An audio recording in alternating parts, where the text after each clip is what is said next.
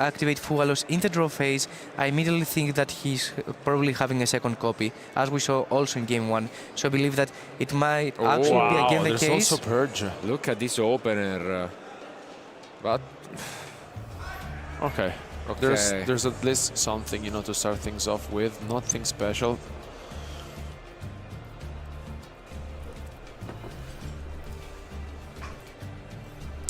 my. Has to feel absolutely. Oh, and draw and Lockbird. Oh, Okay. that's And big.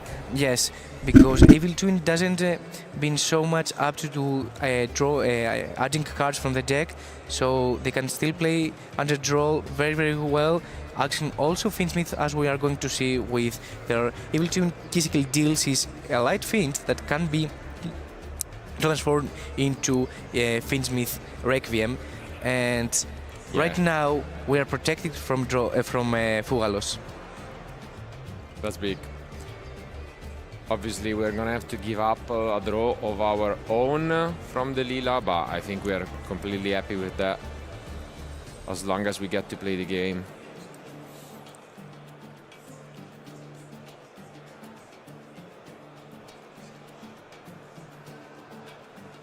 And yeah, as you've mentioned, this is the power of this deck being light fiends. This is the great synergy. And one thing I like about Evil Twin now that Purge has been activated is that you feel safe against Bestials and Diddy Crow, which is two cards that potentially may impact your plays in the Evil Twin and in the Finsmith strategies. So, as we can experience right now, Evil Twin can, as we said, play very, very well under draw because they just give up one draw and potentially add if they have the continue spell. However, as we can experience right now, Santian doesn't care about drawing cards or adding them, so he activated the Draw and Lockbird, which is a direct out to Fugalos and can establish his field. Yeah, and this is what we saw plenty of times a couple just years ago, where this deck was paired with Sprite cards, and it was quite the powerhouse. But nowadays, again, if it wasn't for Fugalos, I'm sure we would see way more of this deck. But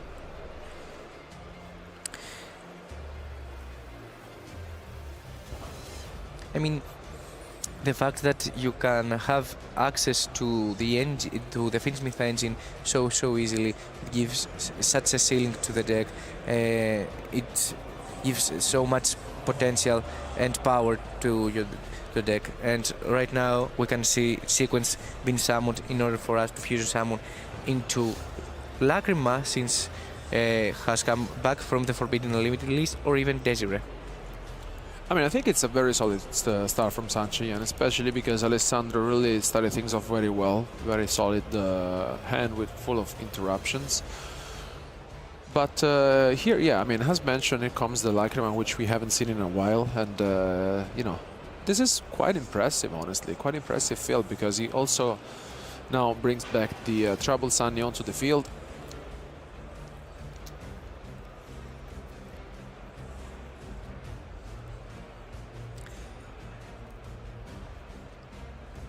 I like decks that can play under draw and have it as a backup plan against Fugalos, because draw is very strong against Malcharmis. However, not every deck can afford to play it, right? And as we can showcase right now, Evil Twin Finsmith, it is one of those decks that they really can play under draw. Yeah, it doesn't really suffer from it, especially because, I mean, as we are witnessing, essentially it did the full combo, and this is you know. I mean, Caesar is quite an option against Yami. I mean, it can be quite an option against Solfagord Engine, but against Yami, if Alessandro has drawn to his Yamis, I think that... oh, or even wow. Luna no more is an out. Wow. I mean, you already have 3 entraps plus the Dark Ruler and the Marshmallow. Oh, what? Hands, honestly, Alessandro is drawing. Okay, at least he's human. He draws the cards you don't really want to get. We didn't access Requiem, right? No, No. So we don't have Lacrima in graveyard. No. And we also shuffled back the Requiem. So, yeah. No Fiendsmith in Paradise today. Yeah, because it will be a good option to play around. Of course. No more. The thing is that it doesn't even have the Fiendsmith in Paradise in the deck. Ah, so- he doesn't Oh. play it. Yes, sometimes when you play 15 round of Swiss to 16, it is one of those cards that you can afford not to play it because you don't want to have bad cards in your deck and hand in order for you to be more consistent. See. Yeah, I mean, it all depends on the choices you really want to make at the beginning of the tournament. We talked about it a few times. I feel like, though, it's one of those cards that may really help you out on the long run, especially like thinking about, for example, punishment. You know, it's one of those cards we talked a lot about this weekend, and it used to be sided in. Now it's pretty much in every duelist's main deck, and I think it makes a lot of sense. But Yeah.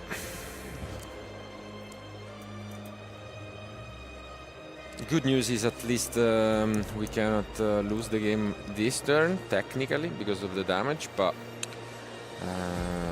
this is the spots where the minion boosting just feels so good, you know, turning these small monsters into beasts.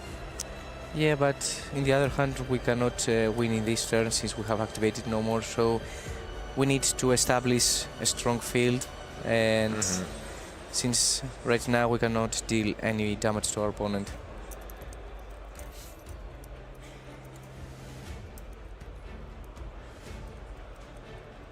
I thought so. I thought. Let me check something, because I remember there was a draw that we might have missed from Sanchen.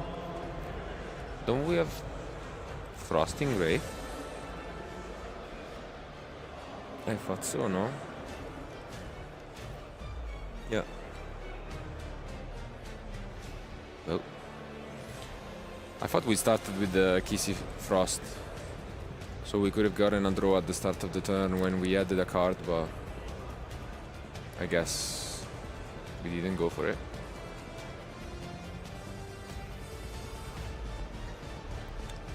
Anyways,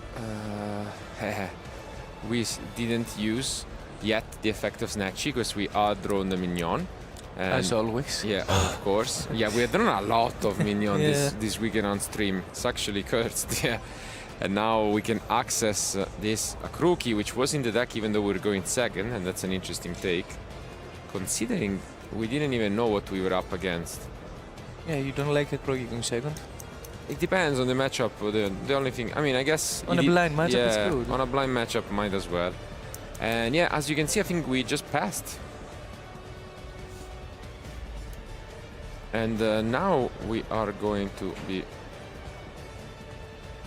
using Lacrima, but that, yeah, might actually be an issue because we haven't used the cookie yet, and that's gonna get rid of our Link 4.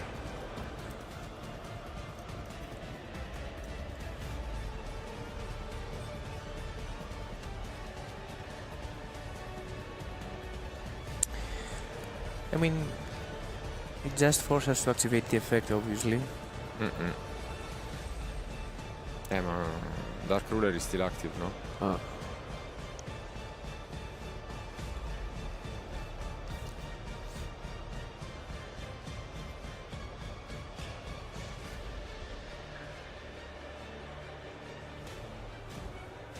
Yeah. So the Link 4 is going to be destroyed by Cookie. Then, as you can see here, we have the Agnum Day, and now finally it's back to Sunshine, but he's staring a full Yami field with the Akruki, and surprise, it's not gonna be easy considering I think we are only on the top deck we just drew. No more cards.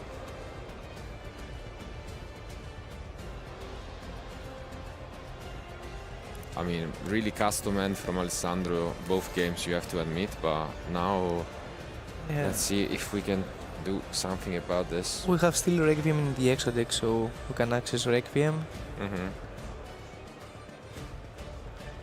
and try to force with Engraver in order to. But Yeah. we have a Croaky and the Cookie on the main monster zone. And every time we use an effect, we're gonna give even more yummies. Do we have a Lollipop also in the graveyard? No, not yet, I believe. I think we have Marsh. Yeah, we don't. We have Marsh and Caps. Capsi. What's going on? Ah, So okay. he was debating because Cookie and all Yeah, the I think he kind Yummy of synchros is up to 2 monsters. forgot that he could have gone for. But also here again, I think we have another instance where, yeah, I think we could have chained the Snatch, you know. So we could have gotten another summon off the dugout, but better late than never. And here, oh, we are actually not gonna use only the Cookie. We are using a Cookie and then a Croaky. That's interesting. I mean, I guess anyways you could have just flipped that face up. Is it really necessary? That's the question. And preventing immediately going for this, I guess we want to set up the Lolly engrave. But no. No. Wow. Okay.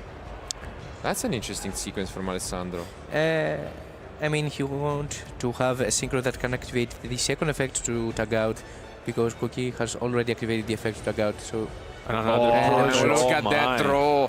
The one draw of Capsi ends up being a purge. Wow. And yeah, now Senshen just checking the graveyard and it's all done, and we know the surprise is there, so this seems a bit doomed for the Evil Twin Finsmith deck, and we could have a very quick future match here. Oh, but did we shuffle it back already? Yeah, we did. Okay. I feel like I missed it. And I mean, this is why we didn't summon before the Mass Mao, because we had the surprise, so we wanted to summon Mass Mao at the correct time in order to take back a surprise from the graveyard.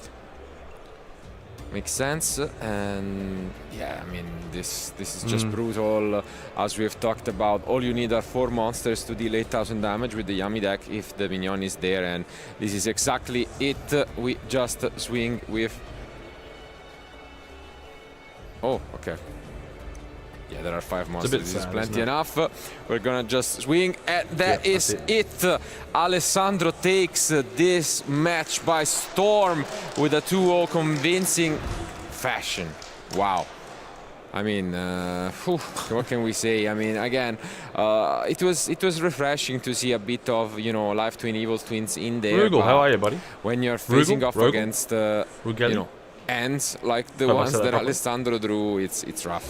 How are you, pal? You good? It is one of those scenarios that they really start the debate, because Evil Finsmith, it is one of those decks that have access to the Finsmith engine despite needing to draw Engraver, for example, by just having engine and going from their monsters to Requiem, since they are light fiend. However, there is a very strong card against the deck, Fugalos, as we... What do you guys think of the stream so far? So it is one of those decks that you're debating if you want to bring into a YCS, meaning that they have a weakness against one of the most representative cards. However, it is one of those cards that can catch your opponents off guard. I mean, I also feel like that we didn't really get to see much of the Live Twin Finsmith potential in general, just because, you know, Alessandro's end were phenomenal, to be fair. Both in Game 1 and Game 2, I really feel like he had all the answers needed, and I mean, essentially, he really tried this Game 2, but I think every single card Alessandro drew, whether just, you know, shutting down his strategy.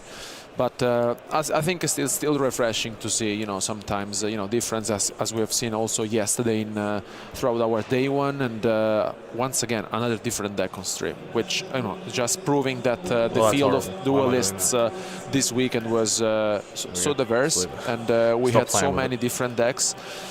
Well, looking forward to the next round as well, honestly. Yeah. So but at the same time, in 2025, Yu-Gi-Oh can be played in a lot of different ways, and that is because if any of you tuned in yesterday, of course, since a couple of events, we've introduced the backup future match, and while yesterday, of course, we were focusing on the main event, today is the first time that in Europe we have a Genesis Invitationals where our duelists had the chance to qualify on Friday or Saturday by going into a 4 rounds event, and they needed to pretty much go 4-0 or 3-1 to qualify. And today they're battling in a single elimination tournament with amazing prizes all the way from the past, and I would be excited honestly to be playing in there, and we will be able to show you guys some Genesis action right after our winners interview, of course. So just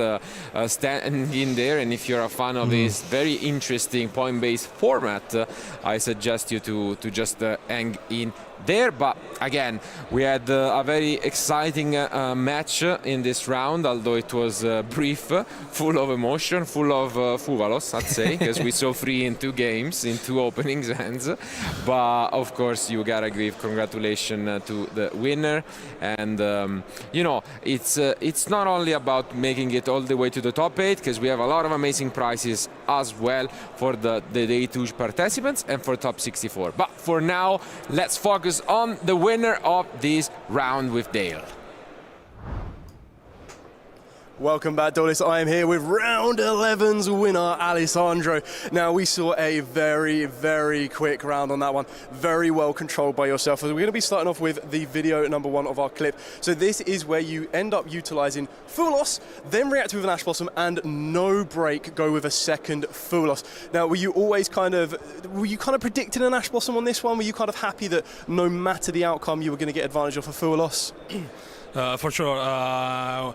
If I have a double Fuvalos, I always do it one in the draw phase, and if the opponent responds again, I chain another one. But if the opponent doesn't respond, when it will activate effect or summon from the extra, I chain the other one, so it stops a bit more than throwing rapidly both. But in this case, I thought it was the best because he used an Ashe, and if he had even called by, that's fine. Put some early pressure on your opponent. And then we're just going to have a quick look at, so still in game number 1, moving on to clip number 2. Now, this just kind of shows play another Ash Blossom from your opponent and straight away activating the Call by the Grave. Now, was that the card for turn, or was that already in your hand and you were pretty comfortable with what you had? Yeah, I was pretty confident. I thought that just by Imperma I would have lost, and with that call by I was very happy on that one. Happy and confident, and he scooped right away. So when something like this happens and your opponent scoops pretty fastly, you don't really have the full information on what type of deck do they play. So when you move into your side deck, he play 40 cards in the main deck, and he threw an Entrap and another one, so I think he played a deck not like Dracotail, so I sided against a combo deck, I thought. Yeah, very. And, it happened. It worked out for you. Deck, yeah, exactly that. So very, very well analysed on that one. So we're going to be moving into, exactly as you mentioned, with a combo-related deck. Yeah, now, this is obviously already presented the field for you. Now know exactly what your opponent is playing. You've already presented them with a Purge and a Full Loss. And then we see the Dark Ruler no more. So that side-in pattern of going into a combo-style deck really did work for you. So when you see that Dark Ruler no more, trying to navigate the Yummy strategy and limiting your opponent's resource, what were your thoughts here? Because you know that they are strong monsters and you need to clear them off bit by bit.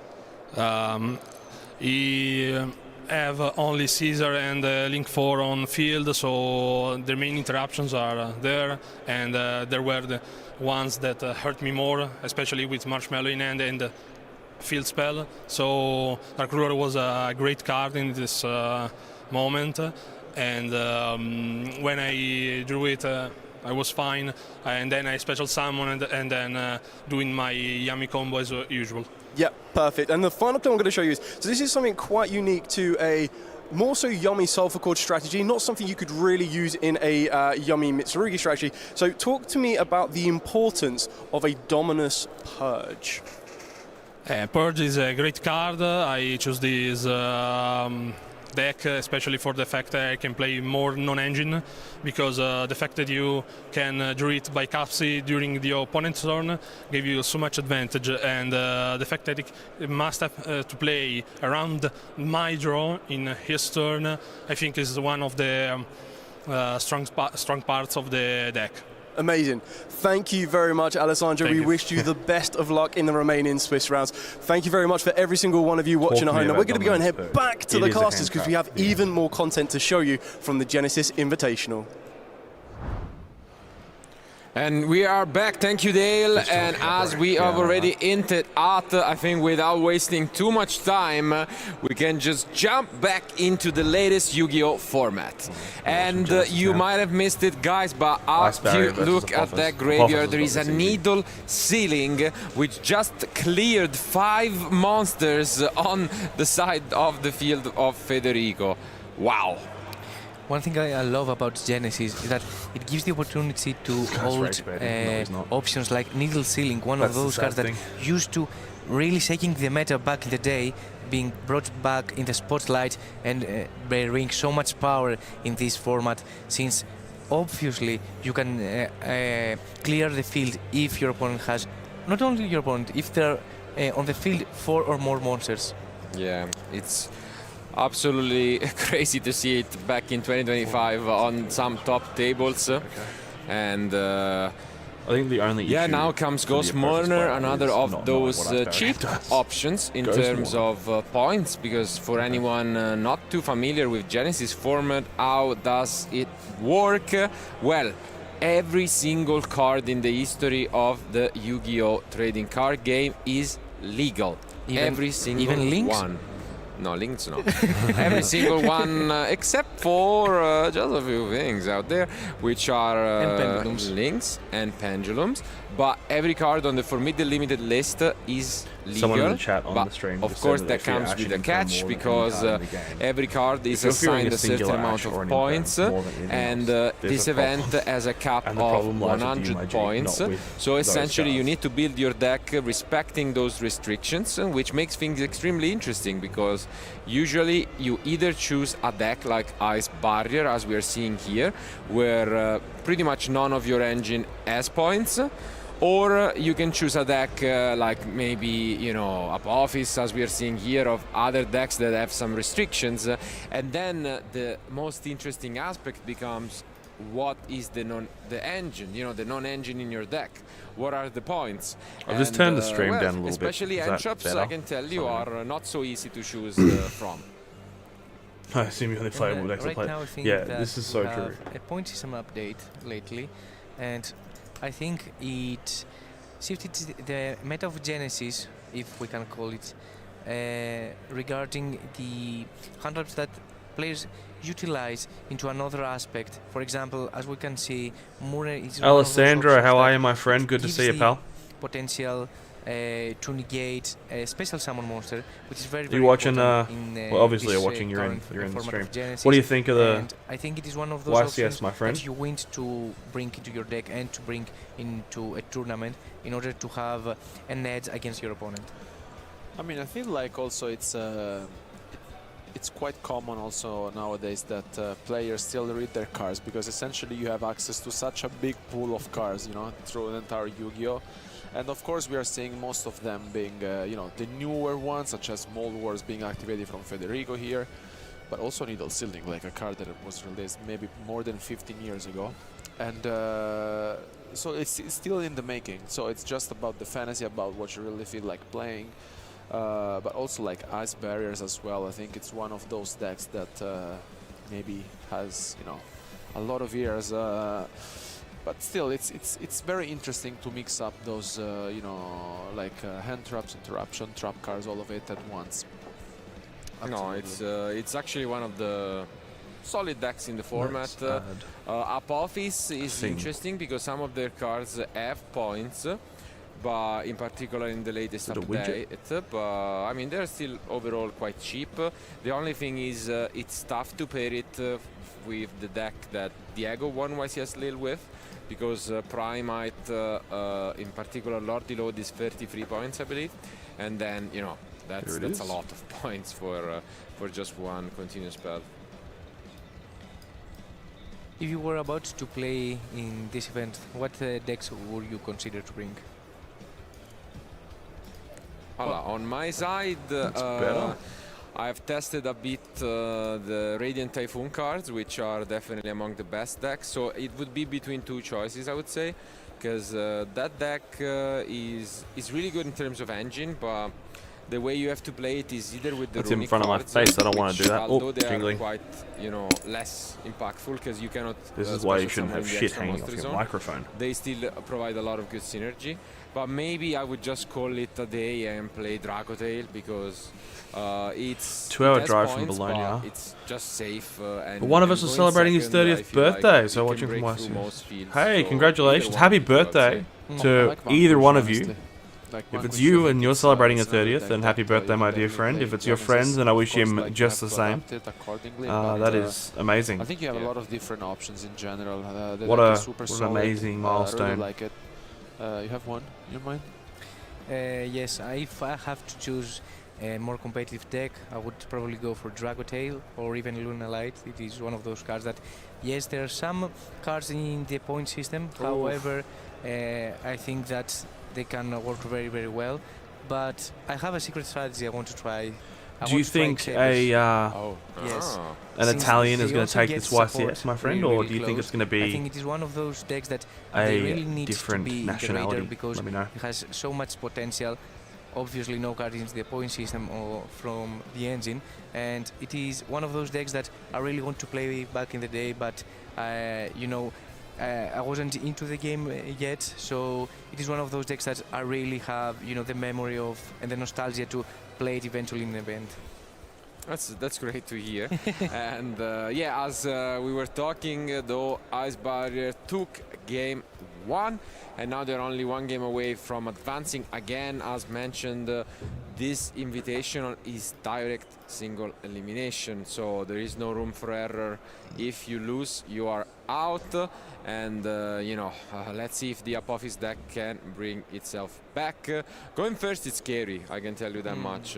You know, it can pretty much do the same. He has access easily to Man with Mark, which has no points. And even Temple, I believe, is only 5 points, you know, something pretty small. So it's, you know, it's a deck that can afford to play a lot of good trap cards, but we'll see. Regardless, yeah, it's quite refreshing to see. I was also delighted to notice that, you know, on Friday, I think that makes a big difference.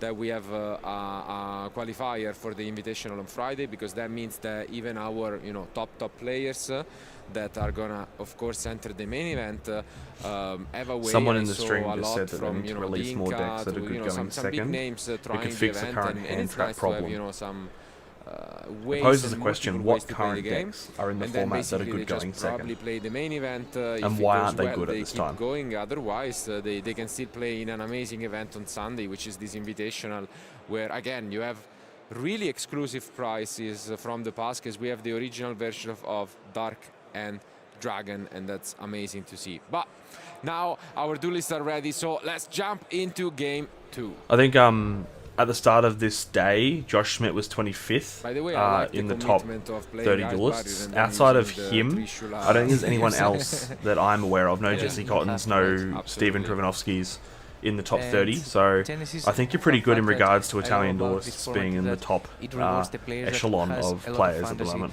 and understand how each cards can work with each other, find its ways to, you know, find the chemistry behind all the potential options that all the card pool can give to a player. And I think that players, for example, as you mentioned, Dinka, that is very, very well known for understanding the game and finding unique choices. He's having a blast. Yeah. And here be good comes at the this. man with the mark.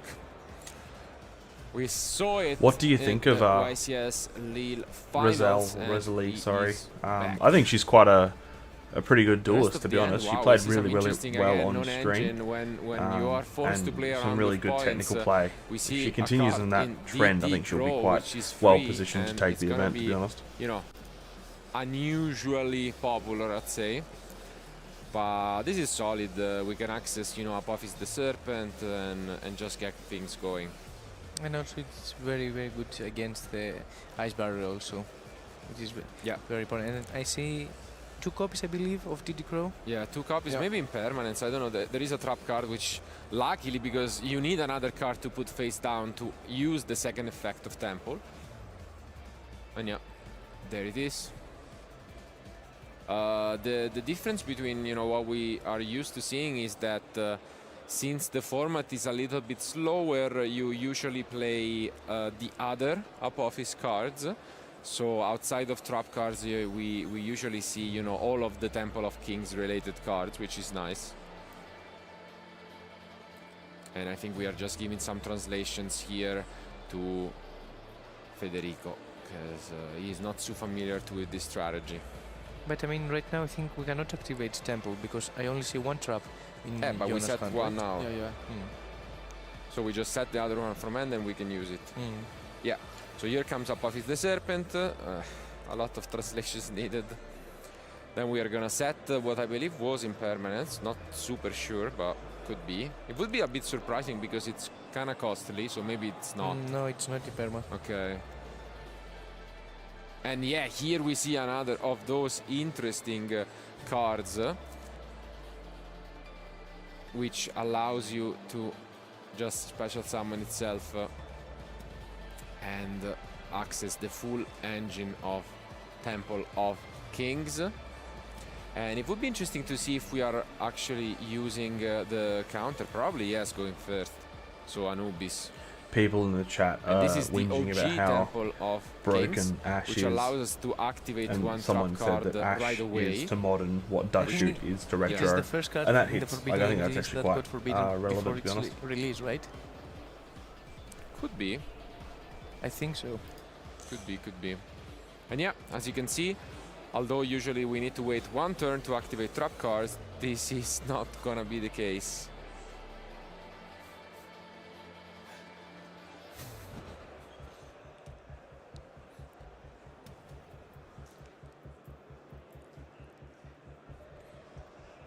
So Alberto, how do you feel about this match?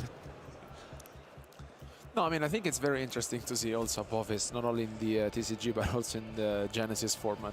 I really enjoyed the deck at YCS Lille, and honestly, seeing it also in the how the deck can be played in Genesis with a lot of different traps. I think while Jonas was side decking, I think I saw 3 copies of Torrential Tribute. There's Needle Ceilings as well. Dark, how are you, my friend? Good to see you, pal. I mean, the deck is consistent. Just one. Yeah, co-streaming with the YCS, just doing a bit of a watch party, just seeing how things are going, hanging out with the boys, you know how it is. Glad to see you here. Hope you're doing well. I would really like to see also. It's a different vibe. I'm not playing, so I can sit here and I can watch and learn and you know, the other decks that are being make snide played comments. Because, you know, there's so much variety. There's so many different stuff that you can play. You know, it's very interesting. And I see one rack 4 that has a lot of history and has not been summoned quite often during the latest formats, but I think it is one of those cards that really has shaped up the meta, and it is Redoer, who has an amazing effect even if it has a trap as a material. Ooh, and a spell, you called it. Jackpot, because we have every single one. And this means that, as you were saying, we get an additional effect based on the type of card, and this way we have all 3. And that makes it so that the Redoer banishes itself and then comes back. It draws a card because there is a spell, and then it basically puts a card on top why I don't of the participate in the YCS, I'm not flying over to Italy. I currently live in Australia, so that would cost me a lot of money.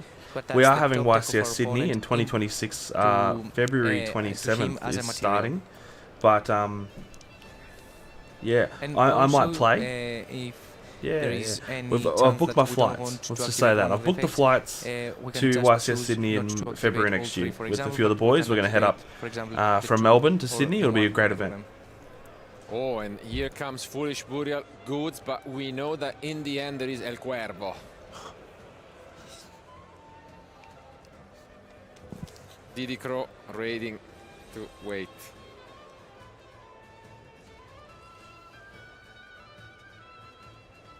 Oh, and that's an interesting one. We haven't seen in a 1 minute. Breakthrough Skill. One of the OG cards. Next expense is booking the hotel. Very popular during the Dragon Ruler format, and it is one of those cards that you want to send to the graveyard with, for example, Foolish Burial Goods, in order to have a way to interact with your opponent, since you can banish it from the graveyard in order to target one face-up monster and negate its effect. But there is a catch. The Breakthrough Skill is not from 2020 onward, and so you cannot banish it the same turn. So it gets, you know, significantly worse from, let's say, Black Gold Laugh, and this means that right now it doesn't really do much. Yeah, but Genesis has given the opportunity for a lot of back and forth gameplay, and we can afford, for example, to establish a field and a graveyard in order to try to play through turns after turns and grind the game. We have a second copy.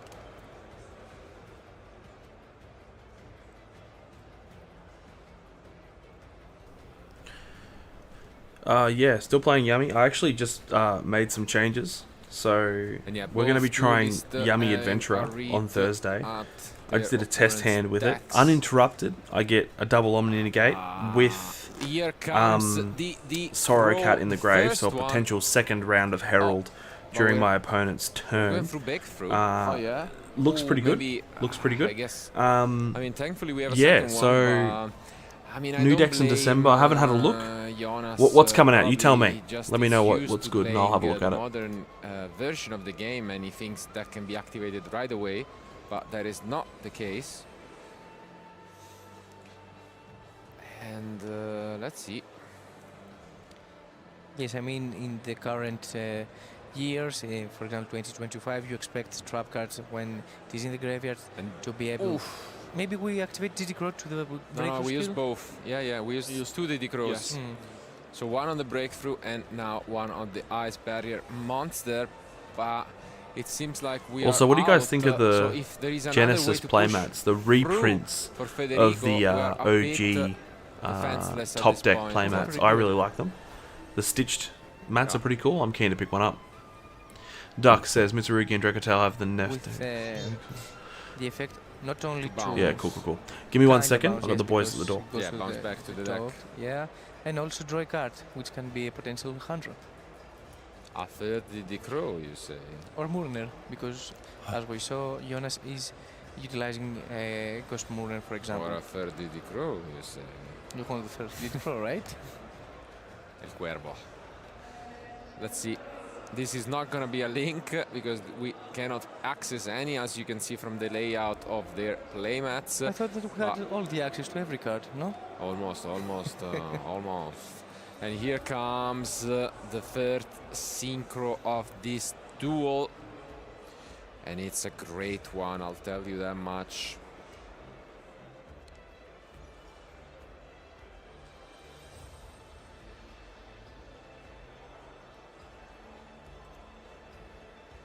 Using Redoer? Yes. Is that gonna be too late is the question. And one thing about Redoer, as we mentioned, is that first of all, detach is not a cost, it's an effect which can play a huge role, for example. What a draw. I think it's a pass. Not sure about what a draw. No, I think we didn't detach the monster, no? Which is also I'm back. interesting. I do apologize. Yeah, I think it's too much to handle for Federico, so he also recognizes he is done with this game, but it's quite the explosive Killer Tune. That's meant to be pretty good, isn't it? And now in game it's like, 3, he will get a chance to XYZ deck, show us all what the Ice Barrier deck is capable of.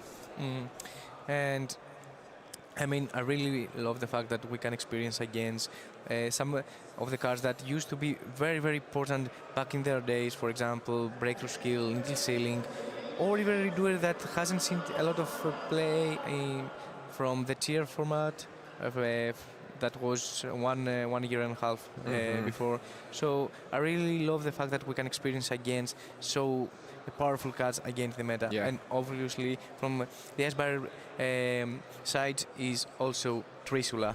Yeah, no, I mean, so absolutely. And you have to wait 2 or 3 months more to get the sets because of that, or as you mentioned, yeah, I think that sucks, I remember man. well because I played it and someone here didn't play it at this table. It was just Lil 20. Do you know what the set is? Like, what's the set called?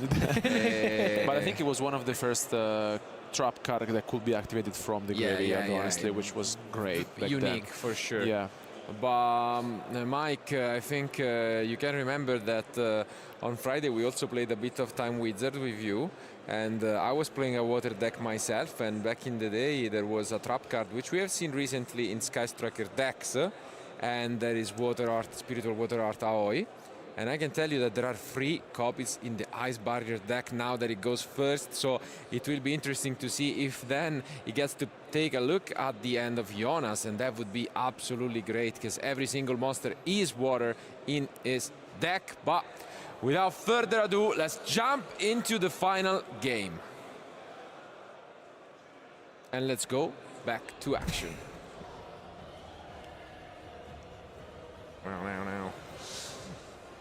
Here we are. Federico, the deck is quite consistent. Again, I don't want to jinx it, but so many starters. Bangless. Yeah, but Jonas utilizes a lot of cards that can give a hard problem to Ice Barrier strategy. Say another Diddy Grow. And it is there, the first card he drew, the first card, Mike, is the Spiritual Water Art. I want to see it, I called it.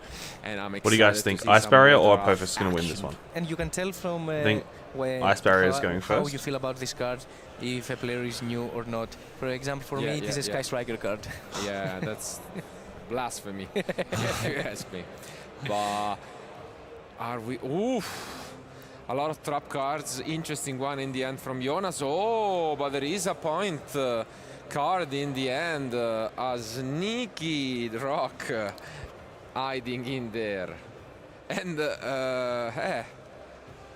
this is a lot of monsters, because this is one of the interesting combos of the deck where you get a lot of tokens, and then if you have wins over Ice Barrier, you can turn them into monsters. That's not quite the case yet. I mean, we just see tokens being summoning right now. We go into Nibiru here. Wow. He can also How many points is Nib in tokens. Genesis? The only instance is, for example, with the token that Sky Striker drones provide, it is not being tributed from Nibiru and stays on the field because so many YCS its own tokens. effect that prevents it from being tributed. So Nibiru can't tribute tokens. Nibiru. Are you 5 points. That's only 5 points. That's not too bad. Away 4 tokens to pick a 5th one instead of just removing 3 and keeping 1 around. I'm furious Federico doesn't play the originals Ice Barrier tokens because they have been released in the OTS 21. Yeah. I believe. I would love to see them in action. Oh.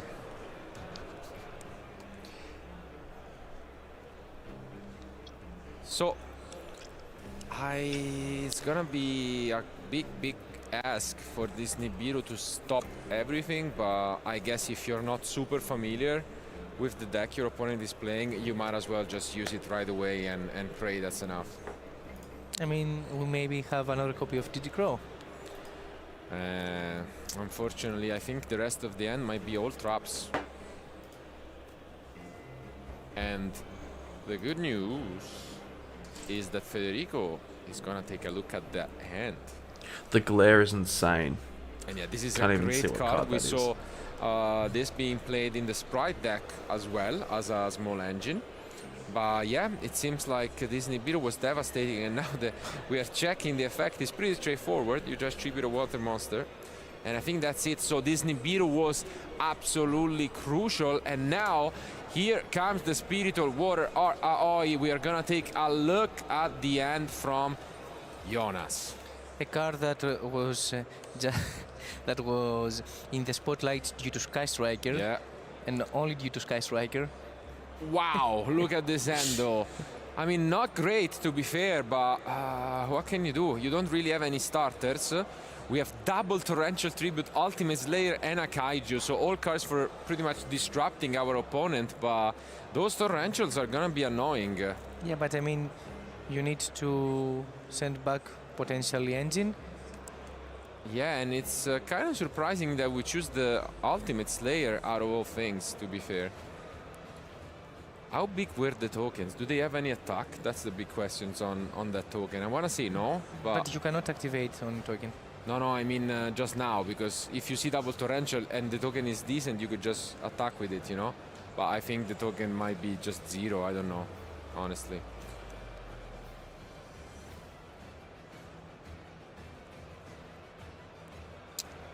And I guess, no, yeah.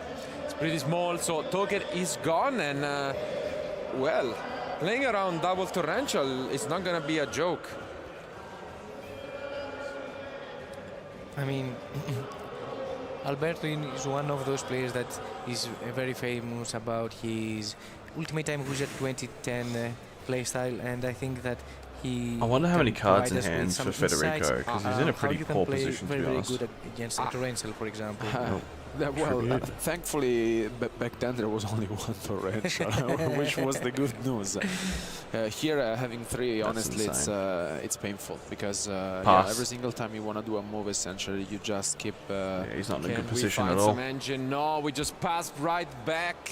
Would love to watch him Very advanced constructed though, unfortunate, not and gonna we draw lie. into a foolish As much as Burial this is good Goods, fun to which is watch, I'm great keen on to news see for the next round of Federico. Swifts. And now he only has to deal with one Torrential, which is a lot more manageable. Would you mind some years ago to say only one Torrential? I know. I have very good memories of Torrential, I can tell you that much. Tom, our dear commentator, not so much.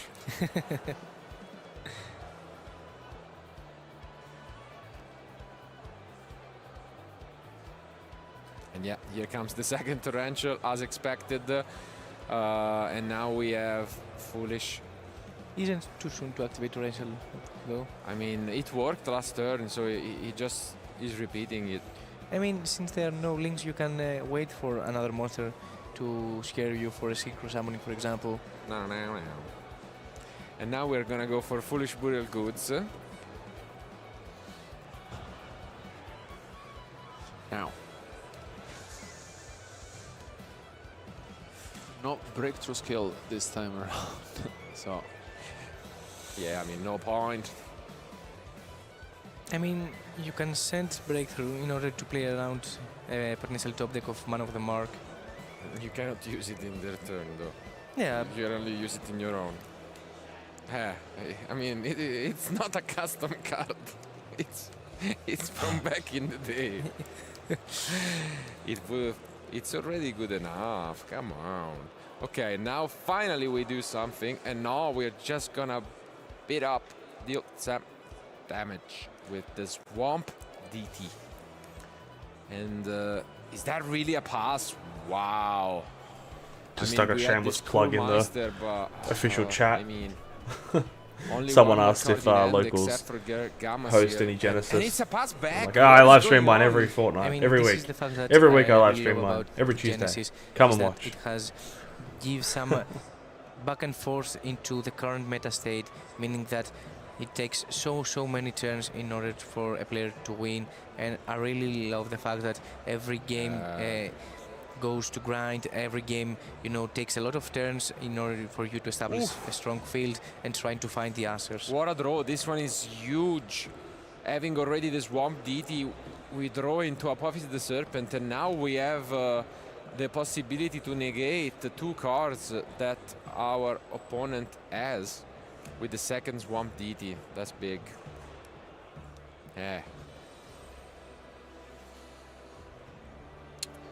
We already passed back, so if we are Federico, we are in desperate need of finding some, because if we do not, we still have access to our fusion next turn for the Apophis deck, and that could seal the game. And is that... Okay. Oh. Okay, we discard.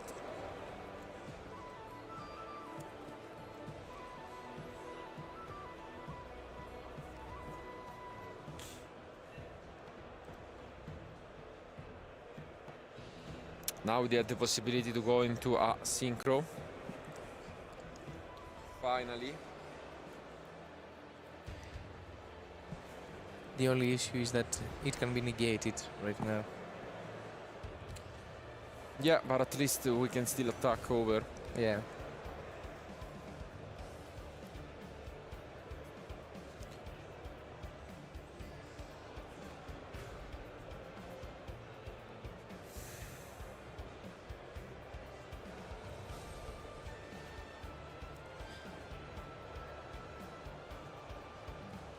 I mean, Lancia is one of those synchro monsters that have provided a very, very good edge into the Ashe barrier through the latest, through the strike deck that was released, and gave the Ice Bar strategy one of those, you know, extra tools in their arsenal in order to deal with potential threats.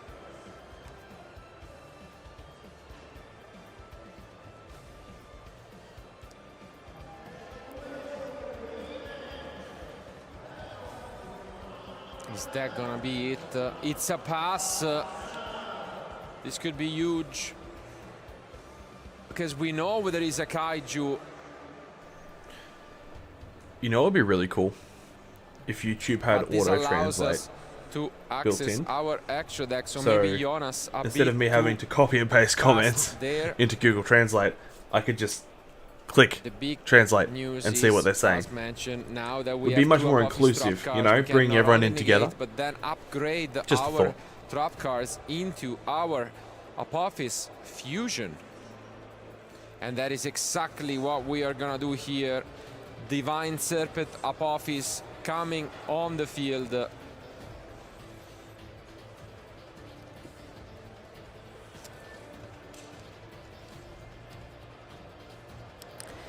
And I think right now, can Federico actually find a win right here? Because yes, we have a Gameciel in order to interact with Lancia. However, we're providing to our opponent very, very strong monsters, and we need to find an access to our Apophis fusion, which we just did in order to reset the traps. And this is quite why the reason the fusion is very, very important, because you can give so much resources back into the Apophis strategy.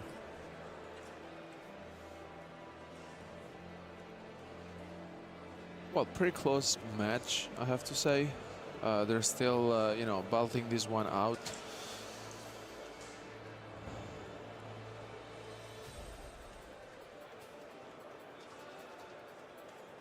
And we see a trade-off of Gameciels right here. Well, they're exchanging Gameciels, honestly. Yeah, it's back then they used to be like that. It still is in Genesis.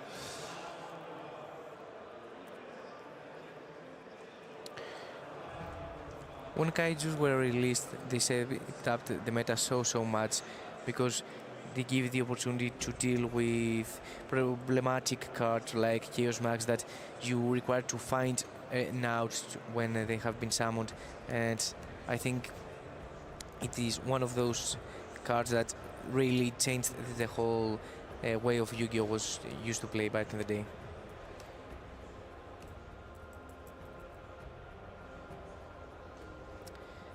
And we can see that only 8 minutes has been left on the clock, which can be, you know, quite problematic. Since it's direct elimination, I'm pretty sure they have different rules. I'm How much not gonna sure pretend, are you? unfortunately. No, I mean, I don't think You think they're gonna have double loss in a direct elimination? No, I'm pretty sure it's gonna be like top cut for us. So similar rules as all back in the day. I mean, nowadays we don't have time in the top 8, so it's quite different, but we can assume it's gonna be somewhere along those lines. But I'm not too sure, honestly. But yeah, it's good to see, of course, such a tight match. Very low margin, as we've mentioned, for mistakes, because it's all or nothing. As you can see, we are here in round 2, but still a long way to go to crown the Invitational champion. And on the other hand, I can also inform you that the main event keeps going, and we already have pairings for the next round. So it won't be a big break before we are able to jump from this match into round 11? No, 12. Yeah, 12, right? Yes. Yeah, 12.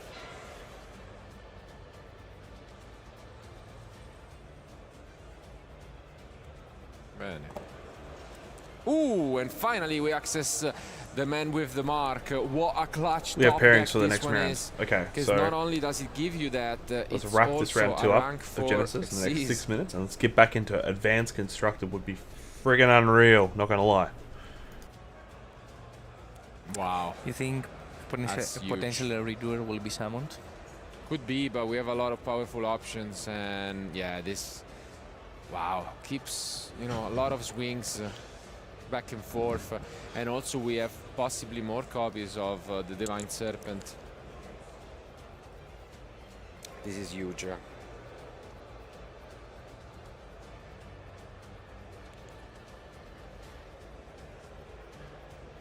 Because also in this game we have not used the other monsters, I believe.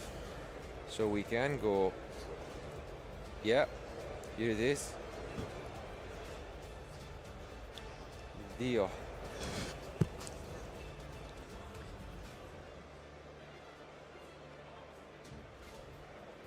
Can we activate the second effect of the temple, though?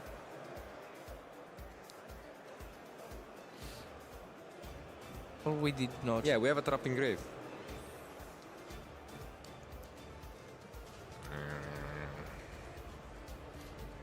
Yeah, here comes the redoer. 5 minutes on the clock, but they might not be needed. Che cosa?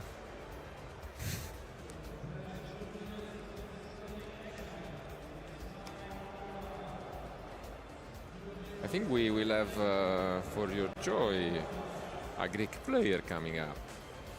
And here it is, the shuffle back.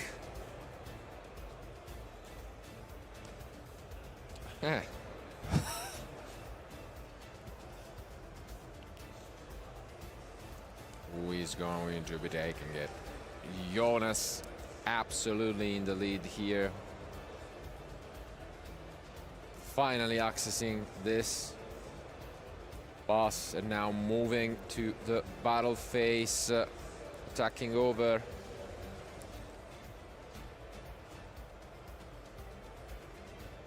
Just don't wanna make a mistake at this stage. I mean, you can activate the effect of redoer only to bounce and just attack for game, right?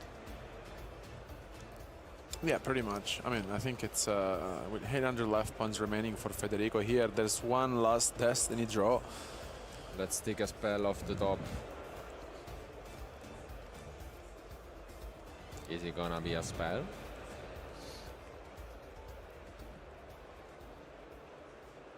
Let's see it. Is it gonna be a spell for the jackpot? Nope, not quite. Another monster. Maybe we don't have a trap. Oh, I thought we did. No, we have, but it is on the bottom.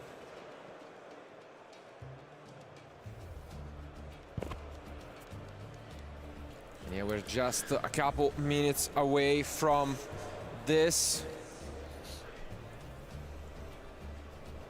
Yeah, I mean, I really feel like Jonas really played it incredibly well, He's patiently waiting and using his trap cards just to take control of the game. And honestly, I really feel like Federico really tried, but Jonas really had all the answers needed. And yeah, I mean, Federico's just with one card in hand remaining. It's going to be very, very difficult, especially because Jonas' field is full of monsters at the moment with cards in hand as well. And I mean, I really liked how honestly the deck has been shaping up for the Genesis format, especially because now it's full of trap cards, full of, you know, other different disruptions and hand traps as well. But about 2 minutes remain, and it's a pass back to Jonas. He doesn't need all that much to find it out, and it's a Gameciel off the top. Wow. But again, we are gonna use the effect in the graveyard to bring out the Trishula from our extra deck, pairing up with those sleeves. I think that you wanted this end, right? You wanted to a Trishula to be summoned with the sleeves of Trishula in the field. Doesn't get much better than that.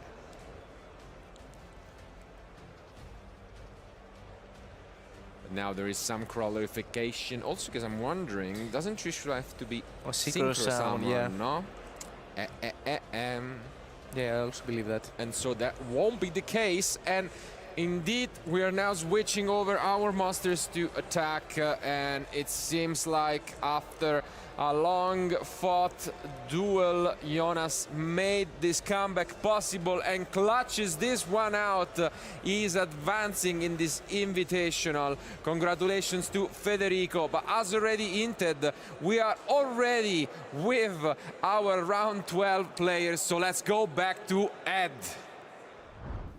So thank you, Marcello. Yes, I am here. We're going to be straight back over with you guys in just a sec. But let me introduce your round 12 feature match duelists. Who's that in the blue chair? Versus Nestoras Savelas. And they're ready to kick things off with a die roll. Who would like to go first? Dinka Bui. Oh, this is going to be sick. For Dinka Bui, we have a 9. So Nestoras, are you going to go first? He's going to go first. I'm going to hand you guys straight back over to your commentators. Going to take you through our round 12 feature match here at YCS Bologna. Long time no see. So we're back. Okay, here as mentioned, thanks to our lovely backup this is going to be really good to watch. I'm keen. I'm super keen. We can just keep going and start things off with the round 12. Oh well, what a matchup we have ahead. He might not have had the best of day ones, but Dinka Bui is still to play, and he will be facing off against Nestoras. So let's not waste any time. Our duelists are ready. Let's go back to action.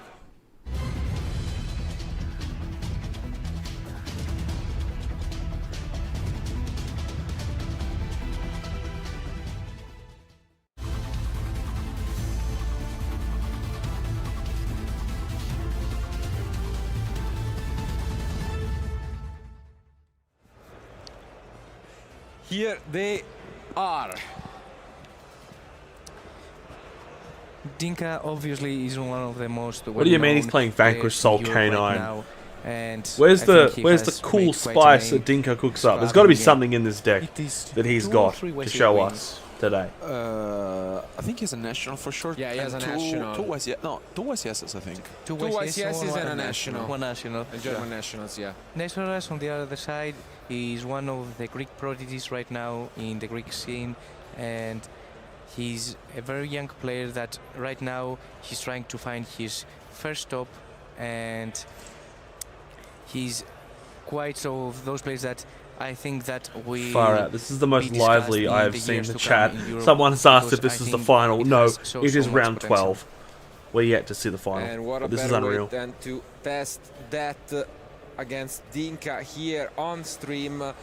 I mean, the Draco Tail against arguably one of the worst matchups in that Vanquish Soul Canine. A lot of players picking it up because they expected Draco Tails. So let's see whether that will be true. As we experienced, I think that Fugalos was changing the draw phase, which is quite an odd because, as we can see, it was not in the main phase in order to play around Femena potentially. And I think it is one of those scenarios that you can take the bet to activate it in the draw phase instead of waiting, for example, for an activation of an effect special summon in order for your opponent to not have 5 mana to chain. I feel like in other decks you might take the risk and wait, but with the Vanquish Soul K9 every single card matters because you need those different attributes, and so it's absolutely important. Even that one additional draw can completely change the game. But here we set up pretty well. I guess 3 face downs, and now do we have Ollie Su? It's the big question, always, or even Izuna. We have Lupis, fair enough. I mean, that's also extremely good because it can get us into the famous, I'd say at this point, Typhon Zeus play, protected. And yeah, that's exactly what Dinka is gonna go for. So this is the one matchup where you don't mind throwing Lupis. Yeah, I mean, I think we talked about a lot how Vanquish Soul K9 plays it very well against Dracodel. I think he has a very good matchup, especially because of all the resources and answers that he has. Someone just said in the chat that Joshua Schmidt is 10 and 1. I think those two which decks is pretty may cool. be the contenders. The fact that he's not on stream is so insane. We will also Like, see he should be on throughout the feature. day the percentages of those decks being at the top Oh, tables. but And yeah. But Nestoras here forgets that the Lupis protects from that horn, and I think it's still worth using, no? Because you need to use it alongside the pop. But you cannot, so this maybe it's not something that Nestoras has seen already against him, but it's quite a famous way to play the game, I'd say, no? I'm surprised he has not faced off against this Lupis. And yeah, that's huge. And also we need to take into consideration that nervous and anxiety all really hit you when we're in a feature match, especially against Dinka Boy, right? And look at this, absolutely brutal. Thankfully, he at least put Artalion in attack so he can get a draw. Oh, the horn. This just clears the whole field. Wow. I mean, this is a nice inclusion. How many copies is he running? Just the one for the branded fusion? Two copies, okay, yes. 2 copies is nice because one can get the second. I mean, right now it is a big debate in the Dracodel community whether you play 0 copies, 1 copy, 2 copies, or even 3 copies. That's huge. Yes, it is one of those cards that you really want to see. Oh, and there is a Fuvalos And then he now, drops Fua. which of course just wants to make sure that the 5 mana gives a draw to Dinka. And now we have Jokul and Dinka is Roy. so good, man. Okay. And of course this is just asking Nestoras for a response. The Fire King. This guy is insane. We are searching through our extra deck, so I believe that a 5 mana maybe potentially be activated. We know that you have that to he do it, had, no? yeah, If he you, has if you 5 don't, mana. Reaper just He's gonna completely respond. shuts you down. Yeah, you're kind of forced to do it. Unfortunately, oof, not good targets at all.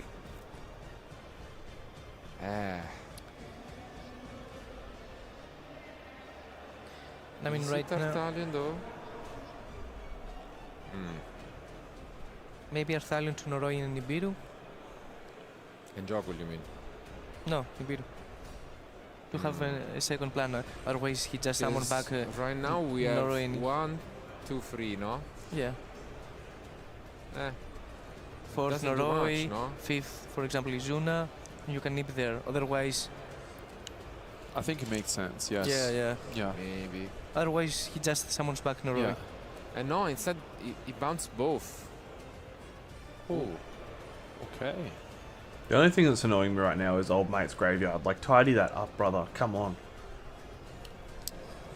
This is gonna be really, really close. If Dinka has other ways to play, he cannot normal because there is only 1 card in the end from Nestoras.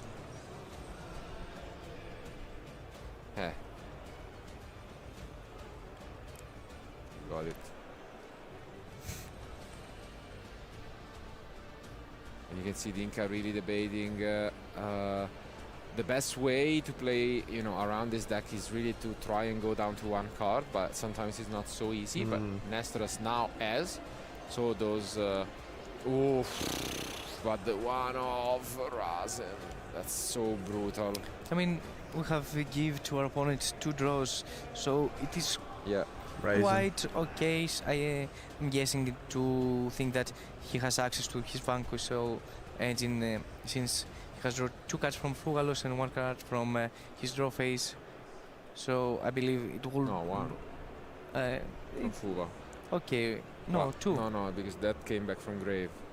It was only a stallion, no? Not right now, in the previous turn. Ah, okay, I thought in this turn. I mean, still, I think that. I mean, you also saw it yesterday with Joshua. Like Razen, I think he outdrew Razen a couple of times, and I think it's the Stake card your of soul. Stake Your Soul. I think it's one of those cards that. Really maybe enjoys being on stream, No, I mean, it's he wants some spot, right? Yeah. It's one of those instances where the deck has been hit in the consistency, aspects. But in terms of power, when everything is drawn, it's still as good as it was before, and it's arguably There's the best rock! decks, if not the best deck, when it sees everything, so...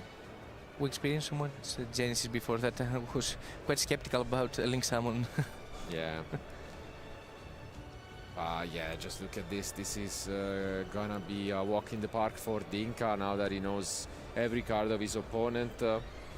You can do so much. Of course, no battle phase because we have already gone for Zeus, but I mean, that's not that big of a deal.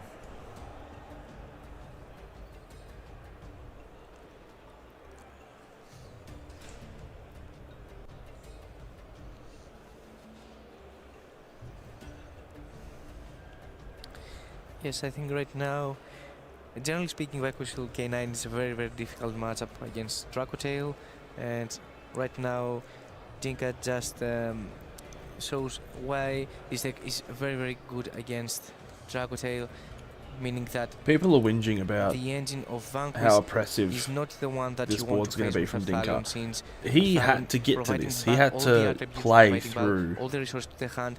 It's not interaction quite the option like this. to deal with this deck.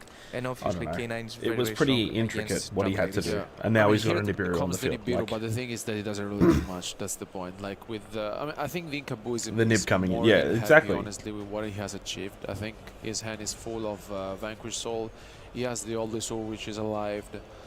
I mean, I think it's going to be very difficult for Nestoras because especially in this turn his entire field was cleared by Zeus. And I mean, of course the Nibiru shuts down a little bit, Dinka's strategy, but his hands are full. Like, Did he draw 3 Nibirus? oh, maybe right, yeah. Yeah, I think Yeah. it was 3 Nibirus. You're right. And the token has been summoned in attack since Dinka Boy has already gone through his battle phase, so we potentially place it on attack position in order for Nestoras to find a way to Dracotail Horn in order to bounce back the token. But he will not draw, which is very important.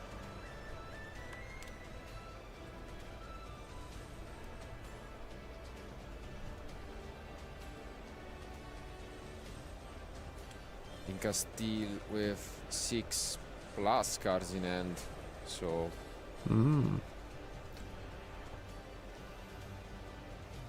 just slightly phased by this. And wow, reveals that he is also playing Bestials. Interesting. So we're That's not even big. going to have the ad from Yeah. Branded Fusion. Albion, yeah. That's massive, actually. Mm. Because I mean, Branded Fusion alone could help a bit. I think the Frixel has been used though, so that makes it slightly more awkward. But It I mean, is still, on the graveyard. yeah. I mean, we can still send Mululu and not activate Lubel, for example. Yeah. And I think that's pretty much it. So it's gonna be a pass back to Nestoras. Can he find something good off the top? Still facing off so much recursion from Dinka. I mean, the ad from Albion was very important because Brand Fusion is the only card in a Dracotail deck right now that can establish a field and find engine without having to discard any card. And right now we have Mululu, but we don't have any cards in hand. So we will need to activate Ketu. That will be probably being dealt with an infinite permanence that it is potentially in the back row. Yeah, that's huge. Second Olisu comes down, making quick work of this Mululu essentially. I mean, as mentioned, of course, the Nibiru being activated from Nestor as in the turn before is not really doing much because Dinka already had a second Olisu and yeah, now we can go grab the Caesar. And yeah, that deals with the last card, and this is a great lesson of how to pilot this deck by Dinka. I think Dinka could also go for Exist monsters in the previous turn, because Lupus was activated in the first turn, so in the second turn that Gulamel activated in the graveyard, we could summon it back and go for a potential Exist play. But I mean, even in this scenario, don't find a way for Nesros to come through, especially if the back row is something like an infinite permanence.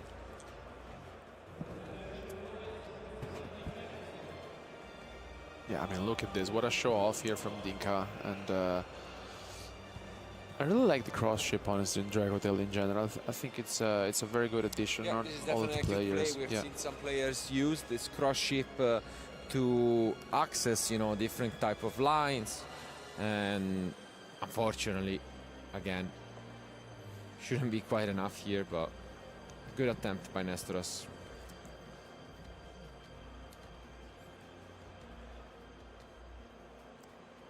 So right now we are going for Nest Knight probably, since Frixel will be summoned to take back 5 mana, but when 5 mana will be chained, we can chain Nest Knight in order to attach, for example, Arthalion or even the Frixel, and there will be no valid target for us to fusion summon.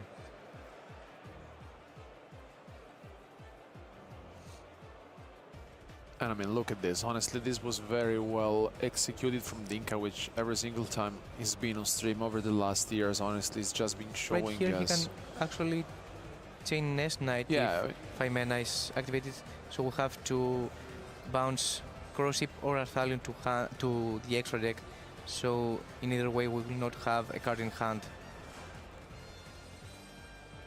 Yeah, makes sense. Yeah.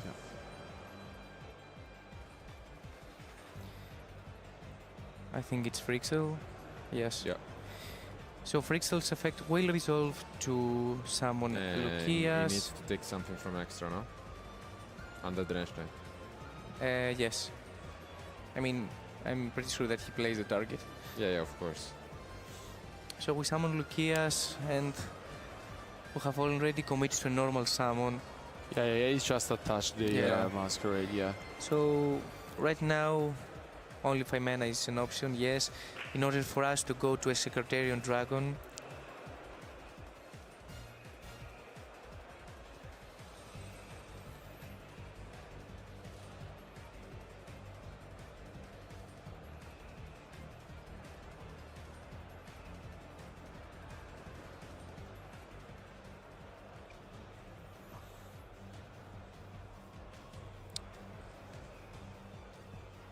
we set Ketu and we have not yet activated, so we can activate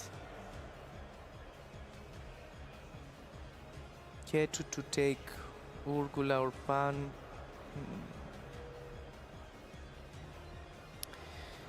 So we can advance our plays.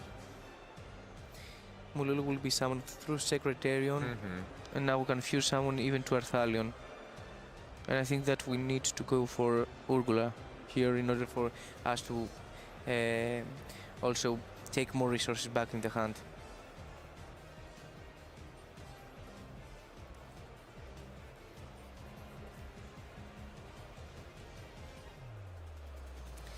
Ketu is one of those cards that it's not only starter for the deck, but also becomes so much powerful when it faces an established field, because if our opponent has one monster or more, we can actually not only add but also fusion summon. Yes, we go for Urgula, and probably we are going for Arthalion because we need to generate resources. I mean, I think Keto itself generates so much value, honestly, with the deck, especially when, as you mentioned, when you're in such a game state in which, for example, you're really looking for resources, that itself just generates a lot. We don't know Dinka's set card, I think, right? No, we do not. Can we also take Nibiru? Have Dinka made for 5 summons? He has made for sure 4. I don't know if it provides anything, but it may be an option.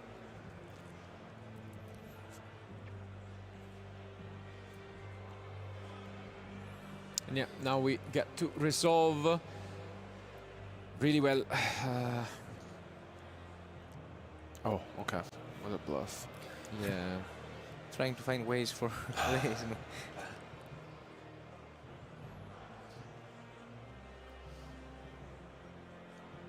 Opening both reinforcement and Razen, but might as well. I mean, you cannot call that this hand was unlucky. No, but I mean, it's relevant to set it because at least you protect the field spell, which by itself then will protect your monsters. And this is the odd part about Dracotail and Ashe against Vanquish Soul K9, is that Dinka yet has not interacted a lot with Neswaras, meaning that he has only utilizes 2 cards in order to interact. However, Dracotail cannot find a real boost. Oh man, isn't that... No, yeah, unfortunate mistake here. Because since we have 3 cards banished, it's 27-27, so he attacked into the Nash Knight, but it doesn't die. Oh, attack with that Stallion, right? No, he attacked into the Nash Knight first, and then Dinka was like, it's actually 27. No, it's 27, because they have the same attack, so... everything good until the end there, with an unfortunate sleep, but it's fine. Maybe we didn't want to attack anything else anyways at this point. We didn't activate Rahu?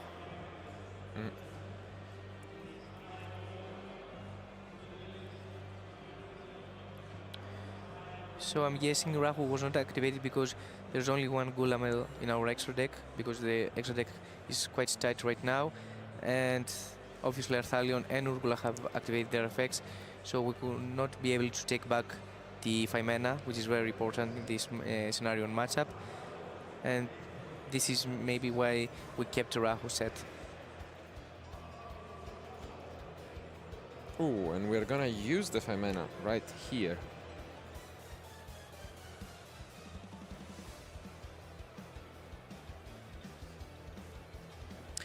Yes, but what are we going to access?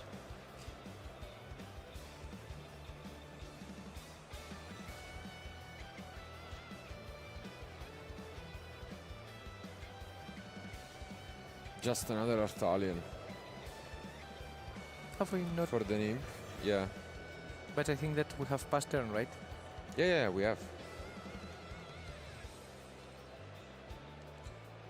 And yeah, so it gets to resolve, so we're gonna grab a Nibiru back, set and negate this Caesar, but I mean, now Dinka knows everything, and this Nibiru is not scary, to be fair. I mean, it's Rahu, Keto and a Sting, and I think Sting right here doesn't provide much. Yeah, but even Reaper keeps Nibiru in check if we want to. So yeah, that's it. I think solid attempt by Nestoras, but the opener was just too good by Dinka, and he takes this game 1. That's big. We mentioned it. One of the reasons why players this weekend decided to bring back the Vanquish Soul K9 strategy was exactly this matchup. Obviously, you're not going to draw ends of this quality every time, but I mean, this worked. I mean, this is the general matchup how it goes, to be honest, because it is one of those matchups that as a Dracotail player you feel that you are still starting comboing off and starting generating resources, but at the end of the day you don't generate advantage because you don't want to give back to Vanquish Soul players their monsters back in the hand.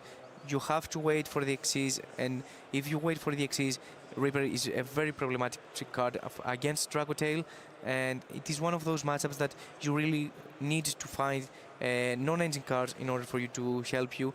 Otherwise, as we experience, yes, you are going to bounce back, for example, Vanquish monsters, K9 monsters, but it is what the deck wants to have more names in the hand. I mean, the more names you have, exactly, the better it is, especially because you can deal with everything your opponent has. I mean, we know how explosive Dragotail is, you know, right? With the Keto and the there's so much stuff going on also with the Branded Fusion package.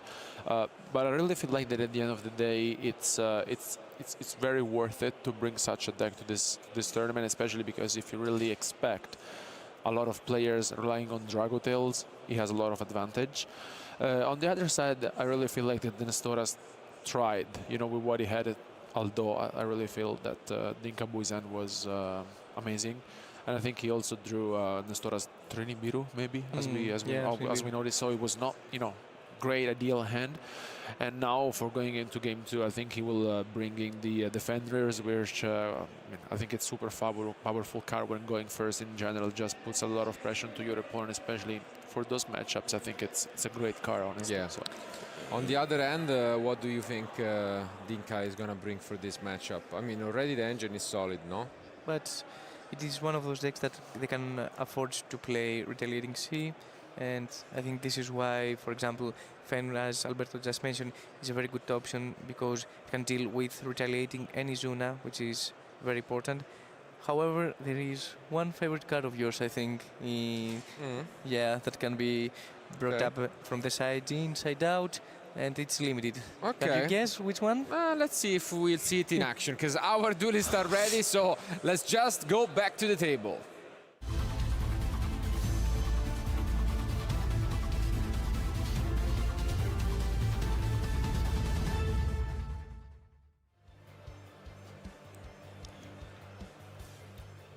Usual pyramid from Dinka. Was never missing on it any sounds on stream. And now Nestoras is going first, so let's see.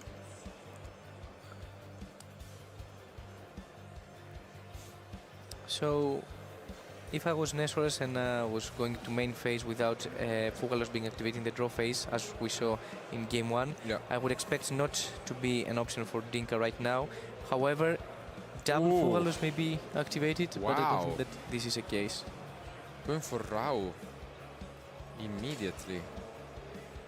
Usually you want to keep it as the last.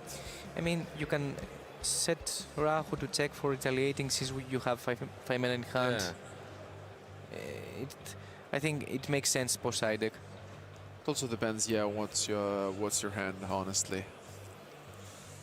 Well, yeah, it doesn't seem like he's gonna get interrupted right now. So we get to add back the 5 mana and then set 2 cards. Should be the Ketu plus one of the trap cards. Which one do you want against a Vanquish K9? I believe that Flame is a very good option because they can special summon the monsters in defense immediately. It used to be better when there were 3 stakes your soul. Now, the number of targets is much, reduced, but it's still really good, I would say. And you can deal with the field spell. Otherwise, you can just summon monsters in defense and you can never be able to activate Horn. I also saw some players siding in against Vanquish today, Anti-Spell Fragrance, which I'm not so sure, honestly, about, because it's, of course there are a few spells in the deck, but the deck is mostly monsters, so... Yeah, I mean, the logical behind that is that since the weakness of Vanquish K9 is their consistency, you try to activate cards like Anti-Spell to, cut them off from cards like Prosperity, Stake Your Soul, Reinforcement of the Army, in order to just make their weakness bigger. But in this case, we can access all of the different trap cards because we just open all engine and that is it. We have 3 trap cards and then we'll be able to add back the 5 mana. Yep. But, I mean, honestly, for Vanquish K9, this field doesn't seem very scary. No.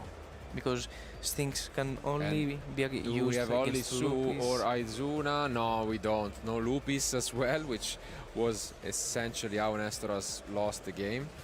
And Dinka now has to face this field. I see spells. Yeah, 3 spells. Yeah. Oh, Anti-spell, yeah. Yeah. You want to take that back? Yeah, I want to take it back. No, I don't think so. I mean, I think... Wait, let me count them. Maybe it's double case, because what is even there? Yeah, Dinka plays 6 spells. Yeah, so that's And he drew 3 of them, so 50%. Yeah, I think he has at least a couple of Ks. Yeah.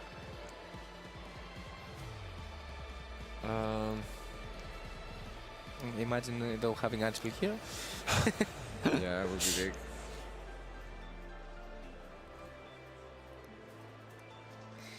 We can address this with Gulamel, but we choose to activate Ashe Blossom.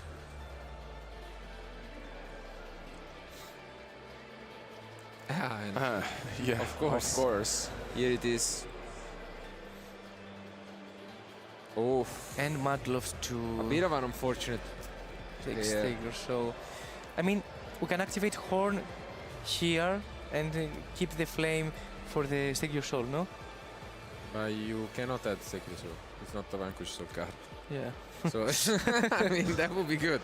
So, You want another spell? I mean, he already has 3, you know? He didn't even activate the Madlove. And yeah, that is it. Very quick game, unfortunately. I mean, we've mentioned you only play 6 spells, but when you do 3 of them and, you know, 2 Stake Your Souls, you're facing off against Flame, is not really a good feeling. And that's why, you know, sometimes that's just how it is. And Dinka is not even going to bother to try and play, you know, against this. You know, double case and then Metal of plus field spell, so obviously going second you're not gonna have the Snow Devil, so that makes it so you can't even activate the effect. That's, you know, really unfortunate. And but I mean, that means that anyways, as we saw in game 1, they need a lot of time to grind things out, and so having 22 minutes is good because it means that most likely we won't get into a double loss, especially at this stage. And now for the first time Dinka will be going first. And I mean, it is one of those scenarios that you really want to avoid playing Dragotail. However, you can feel more safe to go second with Dragotail against Vanquish Soul K9 because you can at least have a Purulia, which is a very strong card against the strategy. I mean, yeah, he has Mult Charmis, he has also Effect Vader, which potentially could bring in. And on the other hand, I really feel like that Dinka is bringing in Cold Body Grave, Triple Tactic Talents, and also the Snow Devil, which I think for going first is a solid choice. Yeah, I mean, I think it was a very unfortunate hand from him, and on the other side, Nestros, I think, just showed off how Dragotail is supposed to be, you know, just fusion, set 3, pass, and then also having the follow-up for next turn. Now, I think there's pressure, of course. Like, this is the 12th round. You really want to win this one out, having your chances to advance into the tournament with only 2 losses. So, yeah, you know, there's a lot to be taken. There's a high stakes, but you know, I really feel like that our players are almost done with shuffling up. So I would say let's jump into game 3.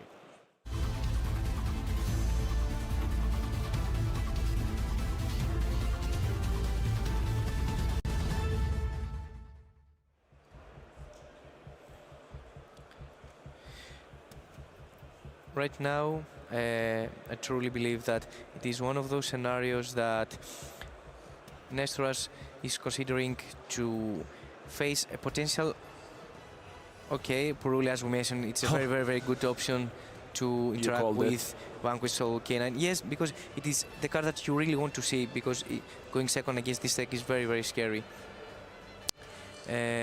However, Vanquish Soul K9 can also play cards like Dimensional Fissure, for example, which will be very scary against Dragotail strategy. I mean, yeah, there are a lot of different ones, honestly, depending on how you feel like. But oh, there's also Fuvalos. Wow, That's crazy, honestly. What's even your strategy at this point, Mike? So, right now, if I was Nestoras, since I have activated both Fugalos and Purulia, I would be feeling okay and pretty safe, but obviously you are playing against Dinka Boy, you can never feel safe. I meant mostly what is your strategy if you're Dinka to play around these many Charmies? Just potentially go for trying to find the field spell, which will be very important, and, you know, trying to give only one draw potentially in order for establish a mini field, as we like to call them, and trying to establish, you know, a field with a potential Vanquish Soul Snow Devil, and in order to play in our opponent's turn, since Vanquish Soul is one of those decks that can afford to play in our opponent's turn. I mean, at least Reaper seems mandatory, no? It's so good.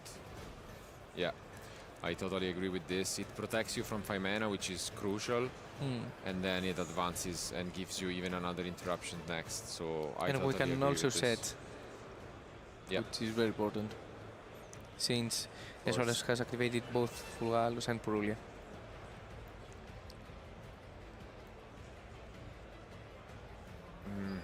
Okay, Lantern. Oh, do we hard draw it? Wow.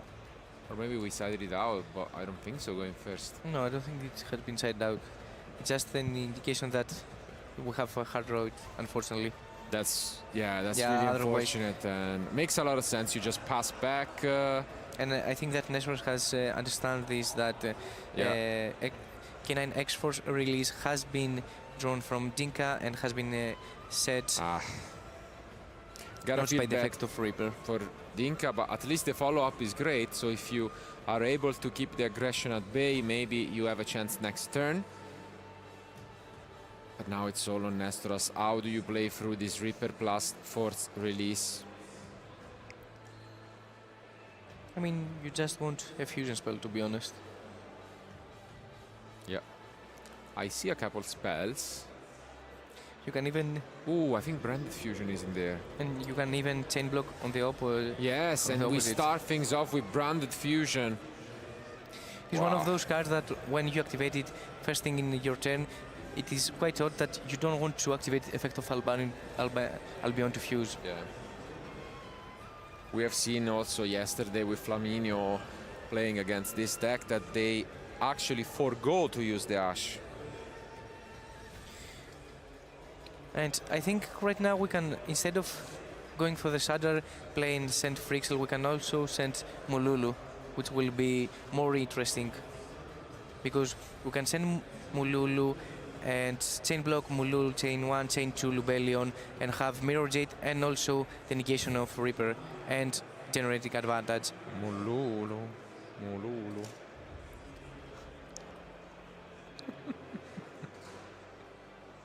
So we are considering our options, or even go for Pan and summon Titanic Lad. It's also another option.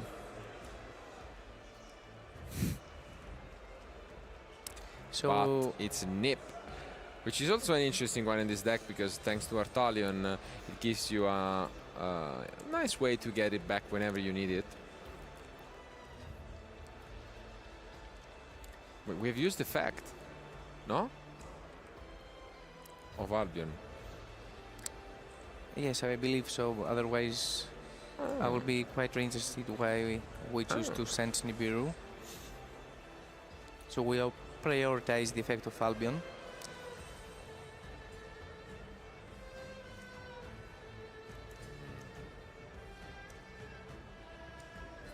Ooh, and here Which is going to be dealt with Infinite Permanence.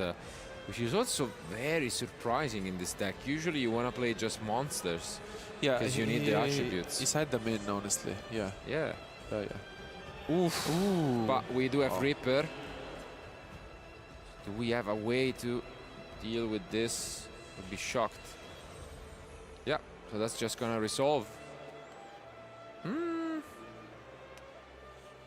Was it necessary to use this 5 mana here? I mean, you know the first release is there, but... Yeah, you don't know, you guessing it. Yeah. I mean, kinda know. Yeah. Yeah, there he goes. Oof, wow. That's huge. Thankfully, we don't play into the Imperm column. And here we see this Fallen and Virtues. That could actually be it if Dinka doesn't have, you know, some bestial, some form of interruption. This is huge, honestly. We've seen this card in action this weekend, and In this scenario, I also like to send Titanic Lad, since Vanquish K9 can establish a field in our turn, Yeah. and can potentially mean a threat to Dinka to think about in the end phase. However, Albaz obviously is in the graveyard, so this is why maybe we chose to. And we have Mululu. Wow. That was the big question. Was there a playable normal summon? And we do, plus another way to field. This is almost a checkmate for Dinka if he doesn't have anything. It's so easy to put up a lot of damage at this point. Wow.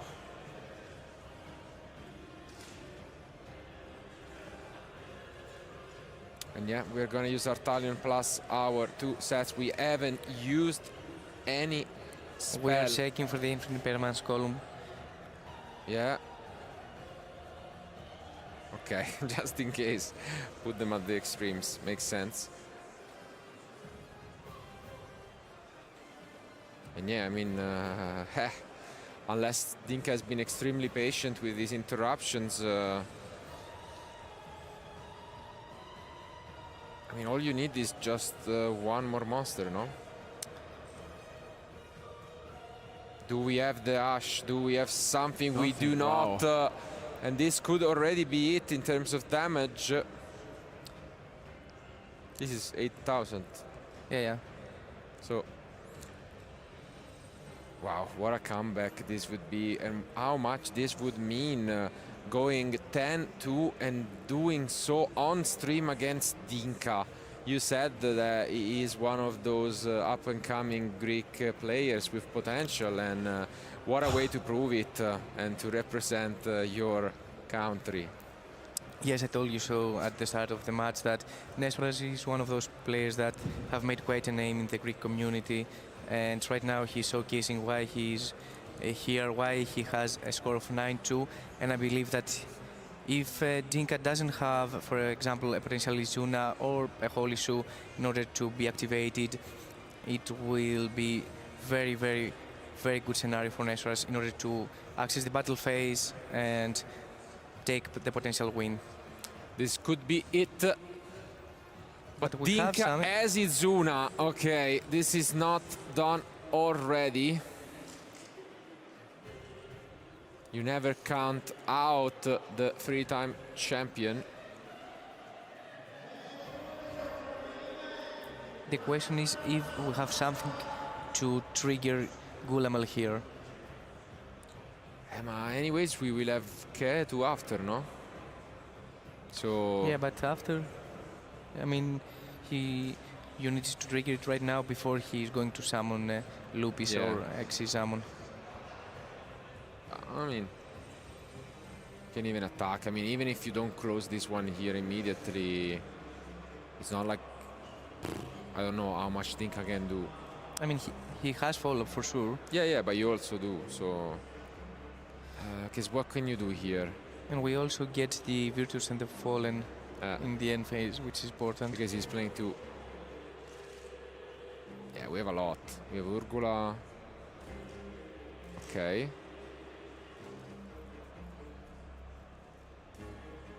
Yeah, so basically now we use the Urgula to try and use the Gulamel, but obviously Dinka's not gonna allow it. Since Lupis was activated in the graveyard and Gulamel misses timing since it's a when. Yeah, but... And right now we don't have activated K2 yet, right? No. So we have one more fusion that's summon. What I'm saying. Yeah, so yeah, ahead of this, yeah. We could chain Gulamel, right? Yeah, but I mean, maybe he doesn't feel like he wants to, because if he does, then Dinka can chain the Lupis after. Yeah, okay, so we just want... The ban is more important, because to the ban you cannot really answer. I know what you mean, but like essentially you're not really doing anything. You're just forcing the Lupis to be activated first. Yeah, and then you that's have an established field. Yeah, as you can see, very well played by Nestoras, but it is too much for Dinka. And Nestoras does the impossible. After losing that game 1, he returns the favor, facing off against the Fuvalos. And then he returns the favor with Purulia plus his own Fuvalos in game 3. I mean, the Mulcharm is just shaping up the meta time and time again. But it's nice to see, you know, Fallen Virtus coming in hot, having an impact here on stream. And I gotta say, you mentioned it in the analysis that Nestoras has been waiting for his top cut finish. On the one hand, congratulations to him, because 10-2 would be good in any event to make it to the top cut, so he should be proud of himself. Unfortunately, we are only down to top 8 nowadays, and so he will still have 3 rounds to go for. But now, as we've been with you a lot, let's just have a recap of what we witnessed with Basti.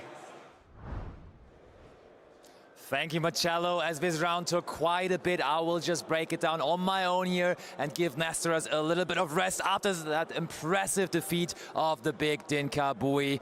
What a match that was. Maybe the 2 decks to determine what is going to win this entire event here at Bologna, at YCS Bologna, with K9 Vankersol on the one hand and Draco Tail, of course, the most represented deck in the entire room and still here in day 2 as well.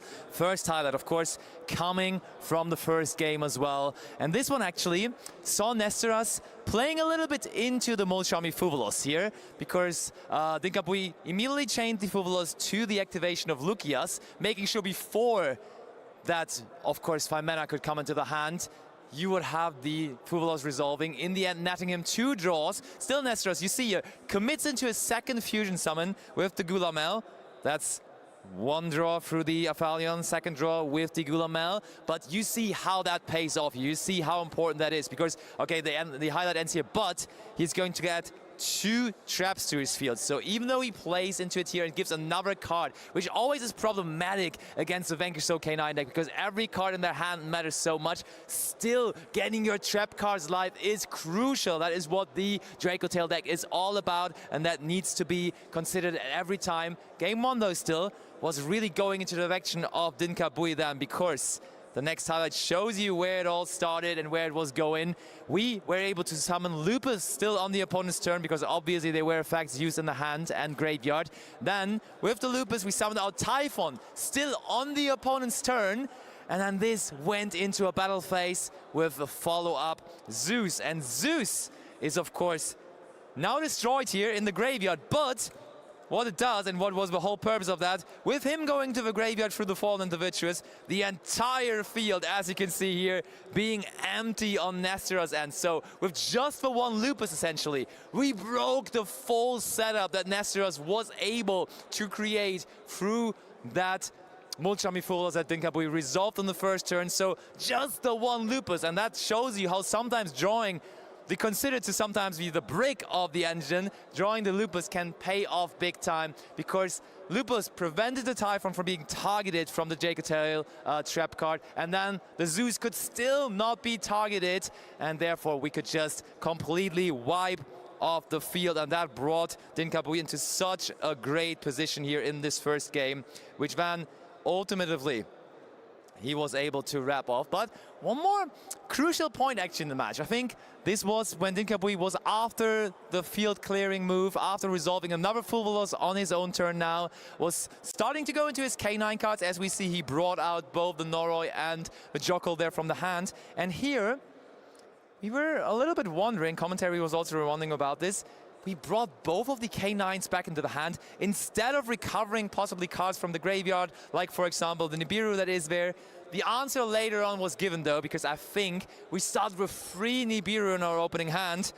That right here is the face of the man that drew 3 Nibirus in the opening hand. Still, it was in the end his opponent that could really well pilot through those 3 Nibirus. I think 2 of them ultimately were resolved, and that wrapped it up for Dinka Bui for game number 1. And I mean, that's a situation to be in, right? Nestoras, up-and-coming player from the Greek community, featured match against the big Dinka Bui. Good start, not the greatest start though, with him losing game number 1 now, but we all know how it went from there. Game number 2 went super quickly, because the setup from Nestoras was good.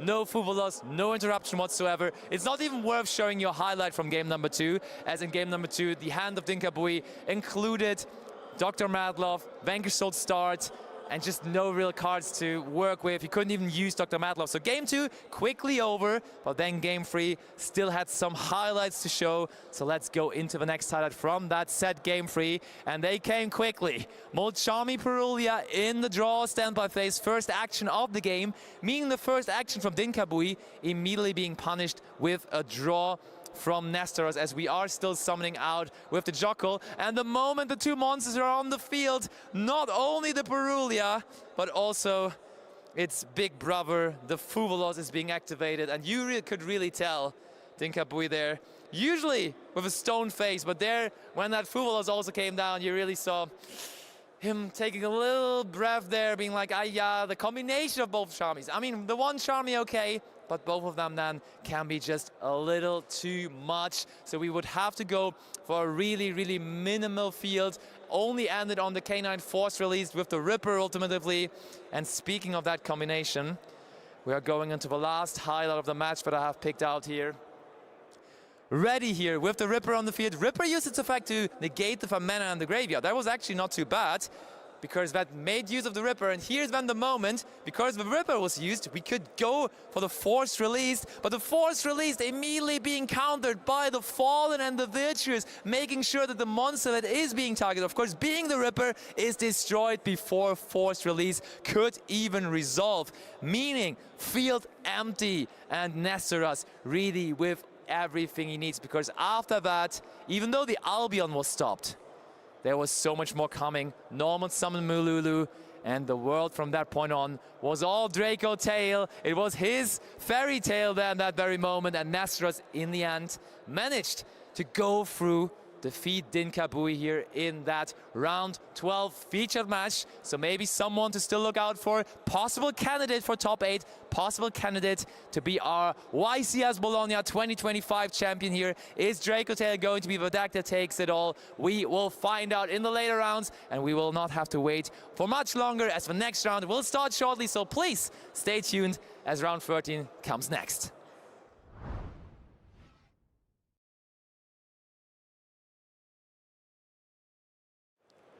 Welcome back, everyone, to the coverage here at YCS Bologna 2025, and I am joined by no other than Danilo Siracusa for a cool Master vs. Caster duel here. Danilo, introduce yourself, because you have quite some tournament records to your name at this point. I'm just happy to be here to play some fun duels with my friend. So sounds about right. Yeah. But don't play yourself down, because I think, how many YCS tops? Do you count, or do you just take it as it comes? I think 5, if you count the UWCQ. Okay, fair enough. And I mean, for example, here in Bologna, you've already been to top 8 a couple years back. You were in that like super decorated top 8 where there was Joshua Schmidt, Dinkabui, yourself, Anthony Lopez. So that was a really, really fun tournament. What did you play back in the day there? I played the Tearlaments. Nice. But a pure, more control kind of version of the deck. I remember that the standard way to play the deck was with a lot of hero, like Malicious, and like abuse Beatrice a lot. The card was really good when it was back then. And I just figured I wanted to play the game in like a slower pace. Fair. That's like the kind of decks that I enjoy playing when I have the possibility to. And it worked out for me. Fair enough. So we are going to play a match of Genesis here, with both of us bringing our Genesis deck, and then we will be talking about plenty more stuff with Danilo here during that duel. So I would say let's go into the action here. Let's draw our 5 cards, and I will give you the dice first. So go ahead. What are we seeing here? I see a 9. Okay, I see why you're winning so many tournaments. And then next to that from my side, I can offer a 6. So I would like to start. We'll be able to go first. Have fun. Let's see what we have here. Okay. Oh, that might work. That's not too bad. I'll try to go into main phase. That's fine. I will normal summon Lucius and attempt to use its effect. Aha, okay, so even though this is Genesis, that is a deck that is still very, very powerful. You have to... The thing, though, is you have to find ways to make this work. So, like, you having 5 mana is pretty unlikely. So, you know what? Herald of Orange Light, discard Keldo. That's pretty good, actually. That's Isn't fun. it? Isn't it? So well, Lucius effect for you. I'll try to use a Raffle. Okay, that's fine. That's still pretty good. I will fuse... Let me think a second about it. Yeah. Drake Tail still so good. Like, you only have 1 for mana, you only have 1 I'll use, yeah, Frixel from my hand. I mean, having Keldo and Grave is pretty decent. Yeah, it's really annoying. That's not too bad. And I'll send the pun from my deck. Okay. And I'll summon a Gulaman. Okay, yeah. I would like to activate Chilling 1 Pan, Chilling 2 Frixel. So Frixel would be summoning back. No, right? no, it just. Oh no, wait, no, it's just yeah. That's fine. Yeah, that's cool. That's okay. Oops. I'll set a Ketu and I'll set. Interesting. Yeah. I'll just set a Sting. Fair enough. So, but with that YCS Bologna success being a couple years back, still, like, currently you're very much involved in the competitive scene, right? Yeah. Because we saw you, for example, at the World Championship Points playoff last season, where in the end, sadly, you failed. You didn't manage to qualify for the World Championship, so you could not go to Paris. But that apparently sparked some motivation again, right? Because you are back on the grind, you're back out there playing many regionals. And I mean, only a couple weeks back, like, you had very successful results at German Open, and like, you already collected a lot of points. Like, what was that like not being able to qualify last season? Did you, like, immediately after the tournament already know, I'm going to go try and back again? I wasn't sure. I wanted to take some time off because it was like a pretty intense year of playing the game. Fair. And I didn't qualify because I played badly, and it was on my end. I see. So I'll just, after a little bit, just relaxed, accepted that it was my fault. Fair. And I'll try it again this year, I guess. Yeah, but I mean, that's a strong ability to realize, right? Like, just saying, hey, this one was on me, because I think it's easy for a lot of players to just say, hey, this was variance, I just drew badly or something. But when you're like, when you're able to say, hey, I made this mistake, so from here on I have to do better. I didn't deserve to win some games because of that. Even if my opponent had better hands or they drew the correct card at the nice moment where they needed it, at the end of the day, if I make a mistake and I was still able to win the game, it's still on my end. Yeah. Like, it's my fault. So I think it's part of the game. Like, for competitive Yu-Gi-Oh, and I mean, you are, like, very much at the competitive top of Yu-Gi-Oh here in Europe. Would you say that's one of the most important things to do, like, learn from your own mistakes? Yeah, like, the first thing I do when I lose during a tournament is not, except when I'm playing against Malice, is not like blaming my opponent drawing good or me being unlucky. It's just what else could I have done, what different plays could have made to, like, play around the situations. And that helped me out a lot. I do see you when I'm walking through the tournament tables and, like, a match is over and you're still sitting there for, like, a couple more minutes and you're, like, in your hat, you're going through the game. I think that's a strong ability, and probably part of why you're so successful and trying again here in Bologna to maybe repeat the top 8 finish or better. But let's continue with what you're setting up here at the moment. You're already doing pretty well. So this is Sting and I'll activate Ketu. Nice. To search. That's fine. Yeah. And this is possibly... I'll grab 5 mana. Where only having 1 5 mana is not even that bad, because you can just search it so easily here. So easily. Oh, I was hoping my Herald would just stop you in its tracks. I mean, I could do something else. Like, I could play more, but I don't think it's smart into that Keldo specifically. Okay. So I think I'm happy with this. I'll let you go. Okay. All right. I'll go draw phase. Yep. Standby phase, main phase. That's fine. I will try... I'll try to use Mudora effect, discarding Vernusilv of the Misting Seedlings. The second effect of Mudora is to place the trap, right? Yes. Okay, is it in my deck? Who knows? Gravekeeper's Trap about to come down. That's fine. Okay, that's fine. So I am special summoning the Mudora, and of course, surely, I'm also going to activate Gravekeeper's Trap from my deck. What does he do again? I forgot. So, like, in every draw phase, I can call the top card of your deck, and if I call it correctly, it goes to the graveyard instead of you drawing it. And also, once per turn during the main phase, I can discard a card to search for one Earth Fairy monster or Gravekeeper card from my deck. Okay. So I would like to use the effect, discarding a Turia Blessing, trying to search for something.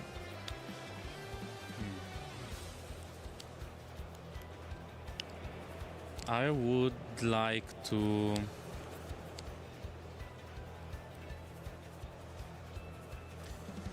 chain my Dracotail Sting, and I'll give you targets of the Caldo and the Naturia Blessing. Try to banish them. And I will chain the Caldo then, targeting my Blessing and also your Pan and Lucius. Think in response. Yes. I'll chain my 5-mana in hand. Yep, that's still a thing. Yeah, that's okay. I'll try to chain Gulamel, try to destroy the trap. Ay. Well, yeah. I'll resolve 5-mana first, so I'll use... That 5-mana is going to work, sadly. That's going to put him some work for sure. Yeah, I'm gonna use these 2 from my hand. And I'll summon my copy of Artalion, so the chain resolves. We shuffle a couple cards. That Blessing shall be shuffled, yep. Do you have any triggers? I do not have any triggers I would like to activate Chainlink 1 Artalion, targeting Frixul and...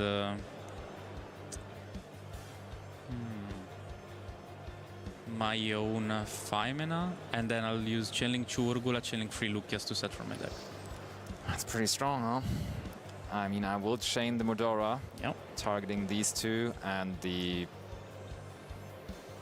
Urgula. That's fine. And then, Chainlink 3, I have a question. Sure. To continue with our interview here from Master vs. Caster. So, you're always pretty well prepared. It seems like you're always finding a good deck to play for a certain event. What would you say for an event like this, for a YCS? How much in advance do you start testing? Like, when is the deck building starting? When is the play testing starting? How much time do you need for that? It really depends. If I'm playing other tournaments, like in this case on the way leading to the YCS. Opens and stuff, right? Yeah. Because the format is evolving like multiple times a week. Yeah.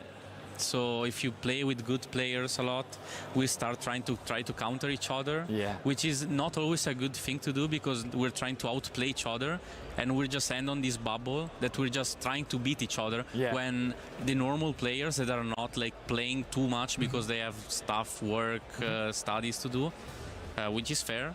They just played the normal deck that was good a couple weeks ago, and now we're trying to beat our new version of the decks that they lose to the old version. Playing, right? So it just becomes a mess. So I think to some degree playing too much is counterproductive. Okay, interesting. That's a statement. I think a couple weeks it's fine. But like, also, with you, I feel like you can pretty easily switch your decks around. Like you have been playing like the one deck, for example. You have been pretty successful with Melis as well. You made top 8 at YCS Birmingham with that. And then like the next week, you're already able to play something completely different. For example, with the Dracotail deck that you're now also here playing in Genesis format, you haven't really been playing that too much. You have played something different at YCS Lille, and then you came to German Open and to that weekend of big regionals, and all of a sudden you were there with that deck. So how much time do you need to switch a deck? Or do you just know all of the decks in the format and then you can just pick one of them? So if you just say, let's say you pick the first deck of the format that you like. We interrupt that video to bring you a duel here at YCS Bologna 2025. In front of me, we have round 13. Unlucky number, but what isn't unlucky are the 2 duelists here. I don't know what I'm doing here, but we have some amazing duelists here for you. Philipp Weidinger, second place at YCS Lille, and also won the German Open, and 2023 world champion for Master Duel, Emre Kizillates. So this is going to be quite an exciting duel. We've already done our high roll, and Philipp is going to be going first. So with that in mind, I'm going to hand you guys over again to your wonderful, wonderful commentators. Boys, take it away. Always a pleasure to see that smile from Emre on the stage, and he is having a good run here at this YCS Bologna too. But let's face it, Philipp Weidinger at the moment, someone that is almost impossible to defeat in a duel. Only one could do it back at YCS Lille with Diego Zillia in the finals.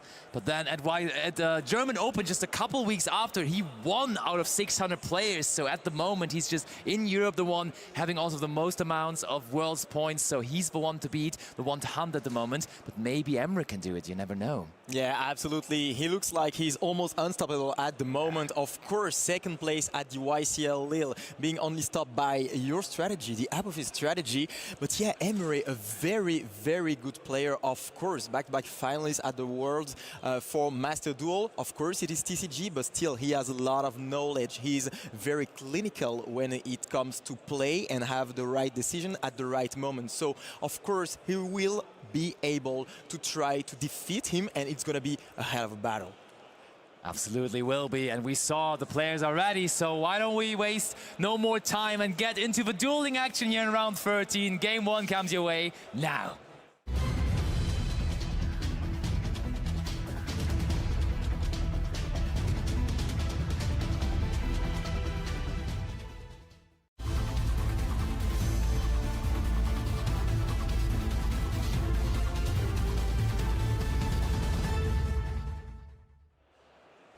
Straight into action here of round 13 for both of these duelists. We already know what is at stake with a 10-2 record right now.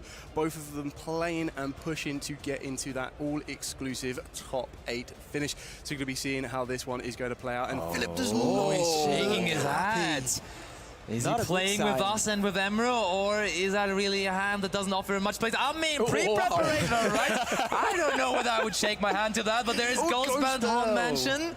This would have been a bluff of all time, because, I mean, if you shake your hand when seeing your first 5 cards, Emre is so incentivized to use that Ghost Bell on the pre-preparation of rides, followed up by Aramasa, so we still find the way into our Habakiri. So maybe Philip, as experienced as he is, as successful as he is at the moment, was just playing with Emre there. Yeah, absolutely, because this is a very good start indeed. The pre-prep and then having access to the Habakiri. We see the Fuvalos indeed, but we know that the Mitsurugi strategy can still play around that. And what better card than Call by the Grave to play around it? This is of course very, very good here. We have the Habakiri which will resolve, and we are in a very good position here for Philip, because we'll not only have access to the Mitsurugi part, but also to the Yami strategy probably after that. So yeah, pretty good position here for Philippe, considering the fact that Emre used 2 cards from his hand and did not do a whole lot. Yeah, I also like that Philippe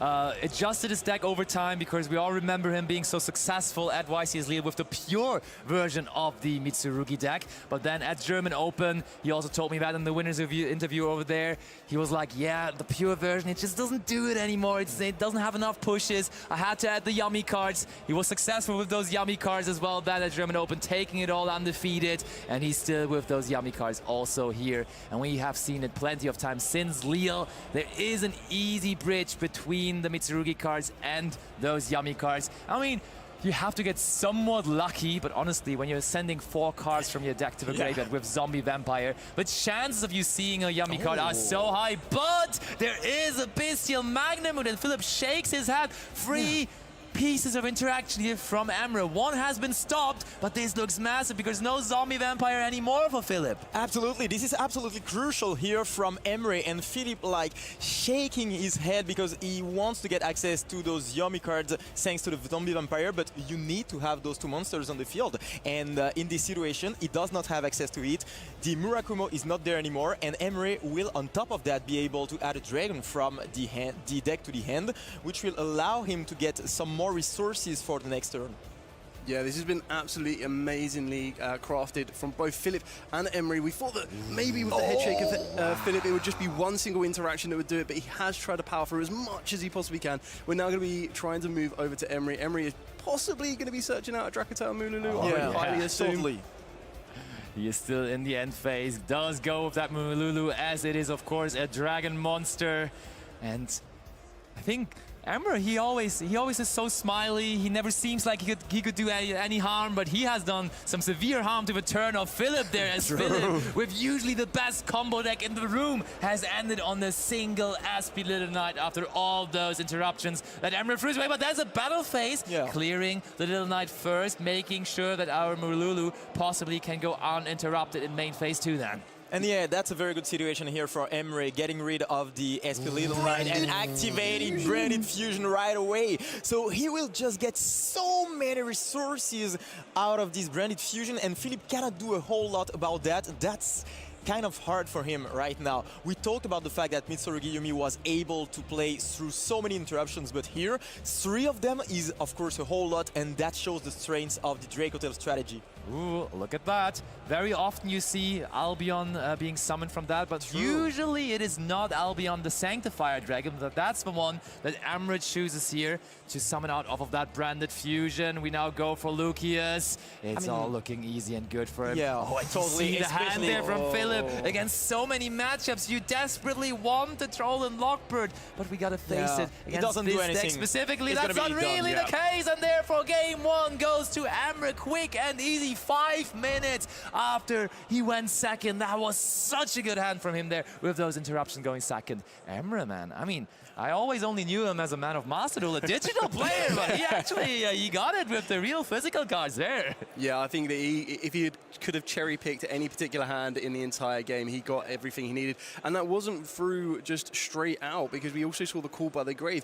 It was very well held by Philip as well, and I think this is what is absolutely amazing when you're watching duelists of this caliber, is you see when you have that temptation of straight away, as soon as someone activates an interaction with you and you have a counter to it, you're instantly wanting to try and react straight away, but holding it back sometimes can make a big difference. Now, unfortunately, it didn't make a big difference in the outcome of this duel, but that still allowed Philip to push that little bit further forward. Rather than protecting the preparation of rights, he was able to go a different style of route, and I think this is very, very valuable. Yeah, absolutely. And in this duel, we saw the strength of the Drake Hotel plays, because, of course, we have so many interactions. We had the Gospel. We also had the Magnamut, which was absolutely crucial because it allows you to get some more engine. Of course, you can search some other bestials, but you also have access to something like a Pan or a Molulu in that case. And the fact that you are able to just get some resources back is very, very good in this strategy. But we saw the Yomi Mitsurugi strategy not do that well against so many interruptions. Usually you still are able to go into something like a zombie vampire to get access to the Yomi cards, and it's going to be very interesting to see in the second game if he's able to just go through all those interactions. Remember, Emre, he had almost a perfect hand having those interactions, but also having some follow-up with the branded fusion and also the Mululu. Definitely. So, but actually, let's face it, Bestials seem to be back in town, right? I think they weren't that popular over the last couple of weeks, but we saw even, for example, in the Vanquish Soul deck that Dinkabui was running in the last round, there were Bestials in there. We see Bestials here in the deck that Emre is piloting. I mean, we saw a Magnum with that one. It's kind of easy to include, but I think there might even be more of them. But overall, they seem to be back into the main action. Of course, Mitsurugi still a huge factor. Also, just banishing maybe an Albion from the graveyard or something like that can always help. Philip will need some help now, but he at least has the favorable position to go first in the second game. So let's go back into the action. Game 2 starts now.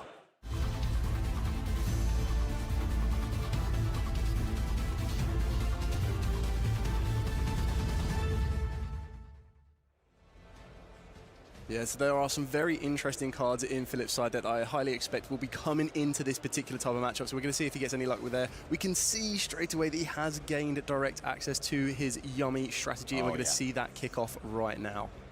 Starting off with the Marshmallow Yummy, and not only there is a way from your Mitsurugi cards to your Yummy cards, but it also works the other way around due to the existence of that Herald of the Arclight, which I'm sure we are going to see here. But first of all, that Marshmallow Yummy makes way for Yummy Snatchy. Yeah, absolutely, and this is a very good start, obviously, because we don't use here the normal summon on the side of Philip, which is of course pretty cool, but we still have the Magnamut, and look at that, Philip smiling, he's laughing, but he doesn't like that, of course. We are not going to be able to use the Field Spell to try to revive this this monster, but we have access to the Lollipop, and we're going to get access to the Synchro too, which is of course very good. We will have the Cup C, which will resolve, so we'll have some more engine, and for now we only see the Yummy, but as you just said, there is some very easy bridges to go into the other part of the deck, and it's going to be very interesting if to see if Emre has something to just cut this other part of the deck.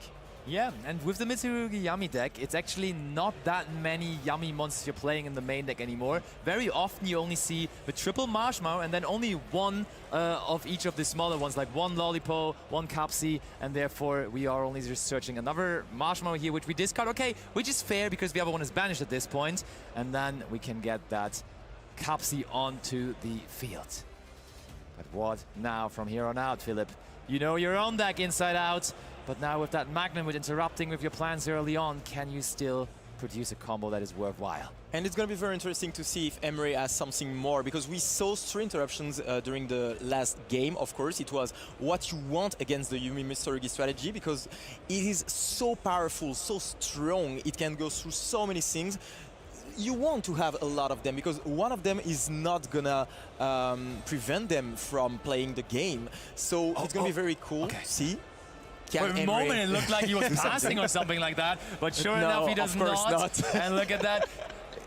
Before those lines into the Mitsurugi engine were figured out, you would be like, okay, that's just Herald pass, but we just link off that Herald of Arclight in the extra monster zone into Gravity Controller, and guess what? There is all of a sudden an Havakiri in the hand, maybe the most powerful ritual monster to ever be created, and that's going to lead to a very, very flourishing way here for Philip.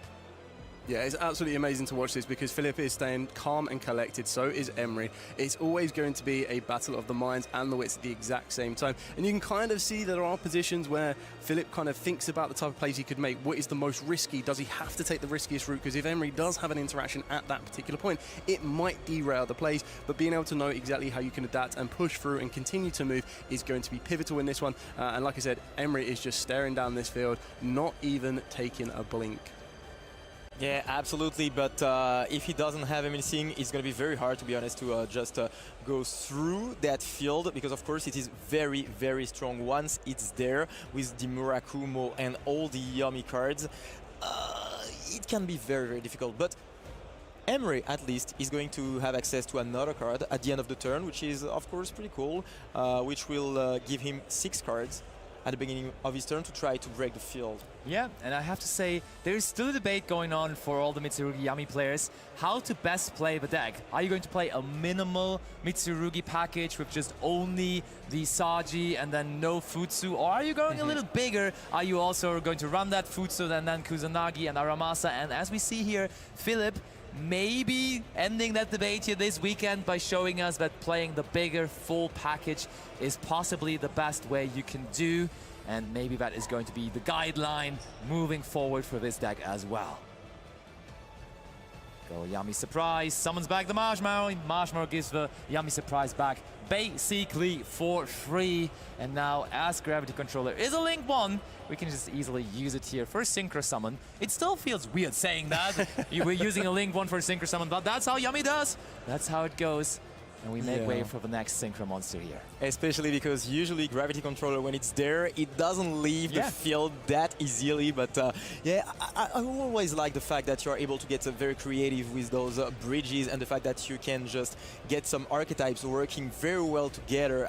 I really like that. The fact that Zombie Vampire in the extra monster zone, you can just get into a Gravity Controller, which is a Link 1, and then you go into your Synchro plays. This is so cool to watch. And here, Philip is just showcasing how strong this deck is. Even with the presence of the Magnamut, he shows that you can still have a very, very strong field. Yeah, I think there's still loads more to be seen from Philip, and Emre is not going to be giving this one up without a fight as well. What I also do like about the Mitsurugi strategy, and it's kind of something utilising the more chummies, is mainly they are used as hand interactions. But what I really like about the Yami strategy is you can use it as not your best starter, but it can become a starter to go into a Link 1 like Salamangreat Almirage. But we're going to see all of this keep pushing through, ending on that all-important Herald of the Arclight, and still continue to go. Ooh, and even Futsu, we got the full setup here. Yeah. You might be wondering, wasn't that Herald of Arclight used for the Link summon of that Gravity Controller? But thanks to that Shamisen Samsara Sorrowcat, we were able to put it back into the extra deck, and now afterwards Synchro summon it for a second time. And that's obviously very strong, because the Herald of Arclight is of course an Omni-Negate, but also it prevents Emre from putting some cards from the deck and hand to the graveyard, and you want those monsters to get into the graveyard. So you first have to get rid of the Herald, and this is not an easy task. Yeah, and it doesn't end there. I told you it's a bigger Mitsurugi package in the deck of Philip, and we were even going that far saying we're playing the Great Purification in the main deck, actually, which is definitely something interesting to see here. There's a Link summon coming our way now to the perfect setup. It's looking dreamy here for Philip. Puts every single card from his hand into his balanced trap zone. This is massive. Yeah, Emre will need a lot of luck to just go through all of this, and he's going to need the perfect combination. During the last game, he had a perfect combination with a lot of interruptions and as well as some very strong engine, thanks to the Burn Diffusion. But this time, I mean, he's going to need like 6 perfect cards.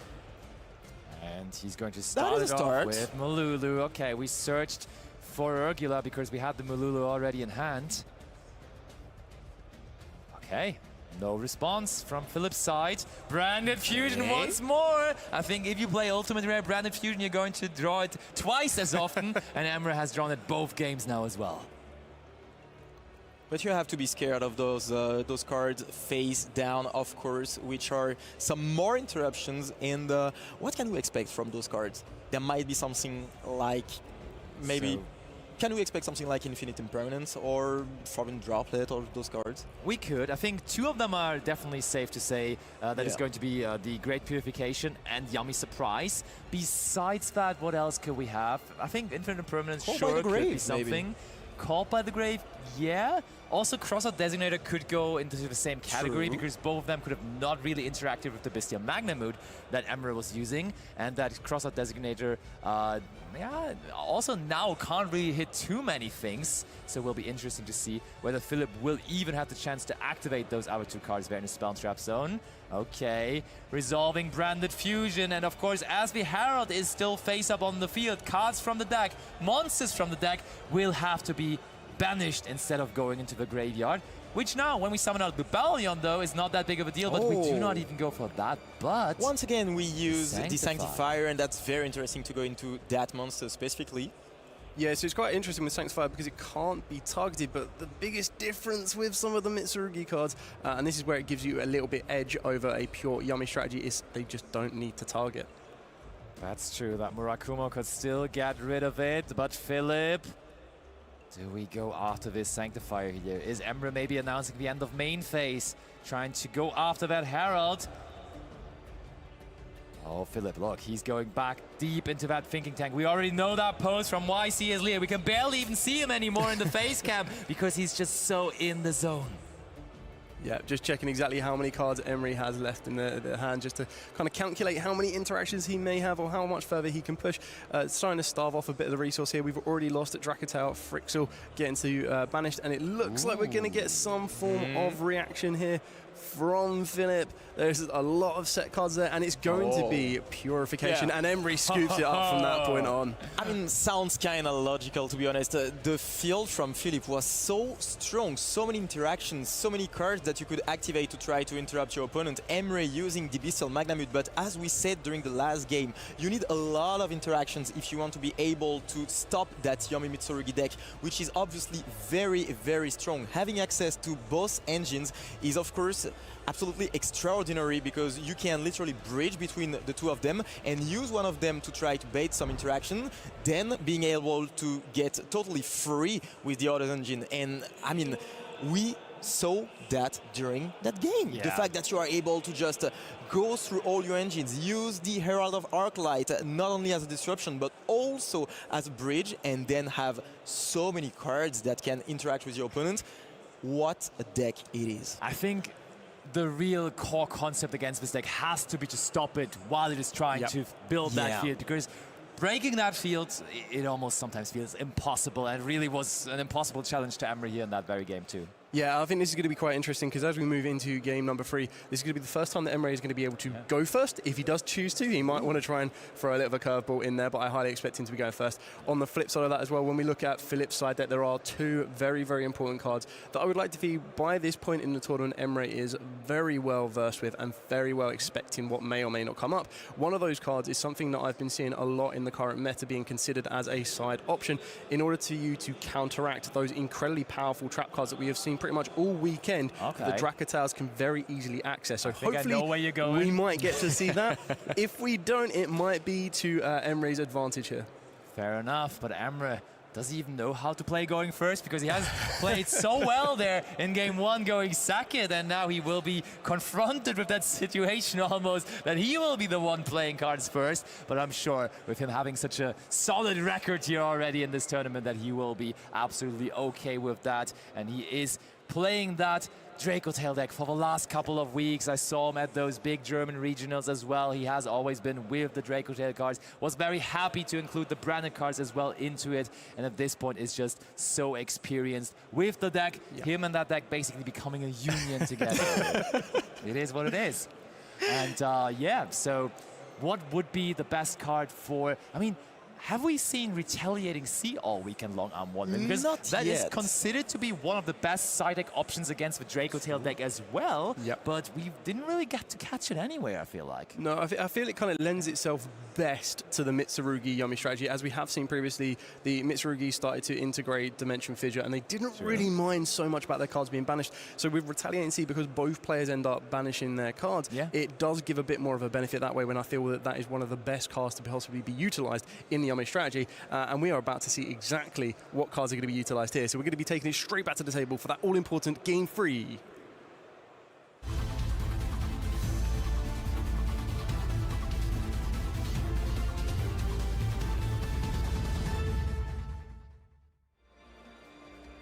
And we are actually entering the Game 3 between those two players, Philip and Emre, trying to get their 11th victory over here and to stay alive in that long-awaited run for the top 8. And we are starting actually with the 5-mana right away, fusing another 5-mana and also a Norgula.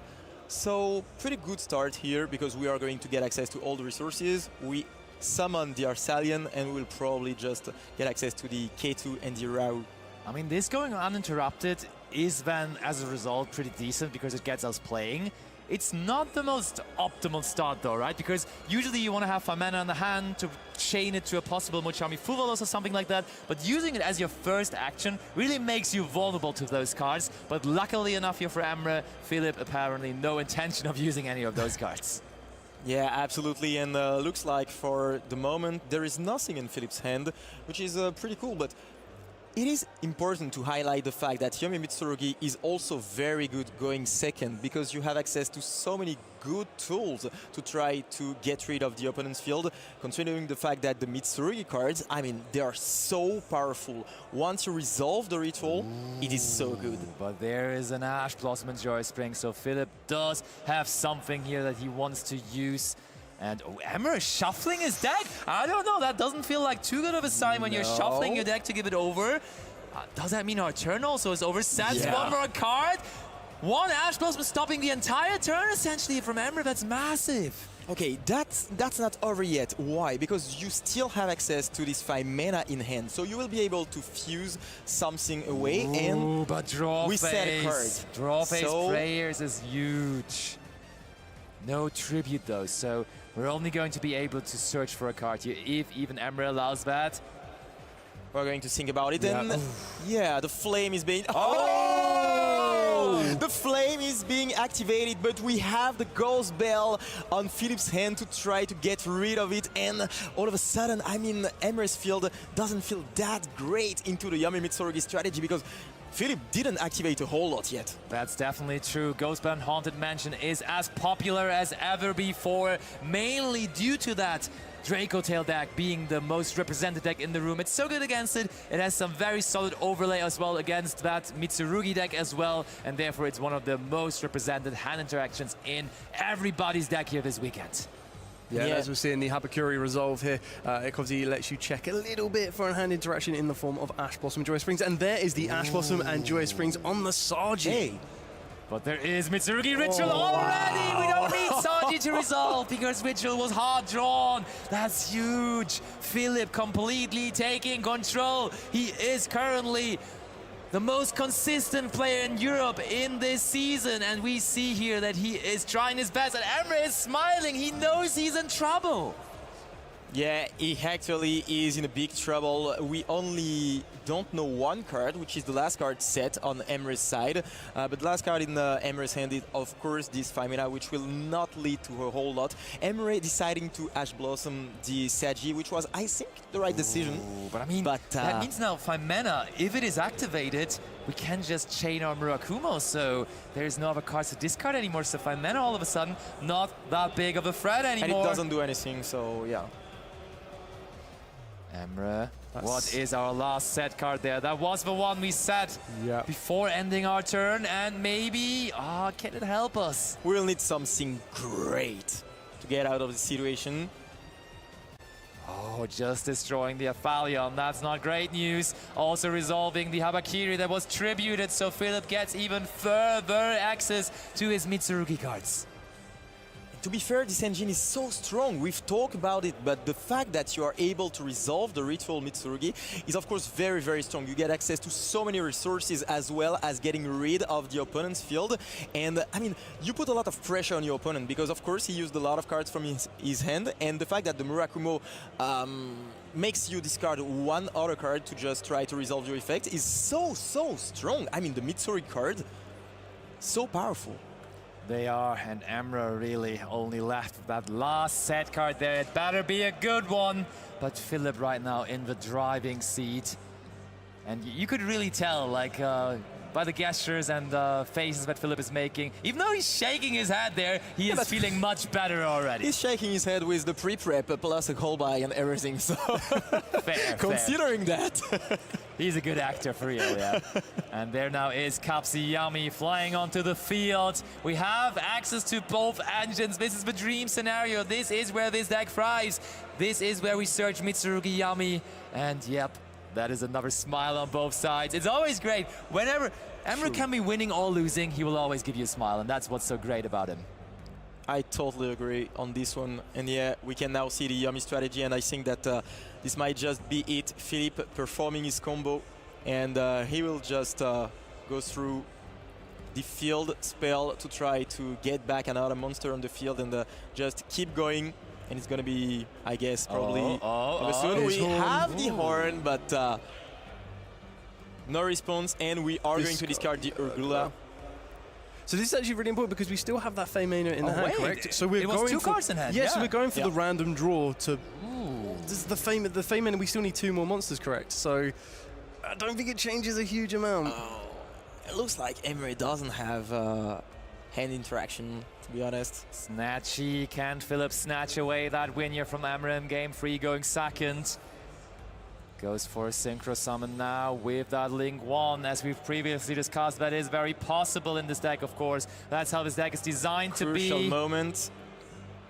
Oh, okay, Aphelion, 2 monsters were sent to the graveyard. This could be huge. Bring back the Aphelion, and then if you have the Femina in hand, which we already know, and the monster was drawn, we could lead ourselves into another Aphelion to recycle some materials. Absolutely. We are going to get back 2 monsters from the graveyard, thanks to the effect of the Synchro, but let's see if Emre can activate the 5 mana at some point.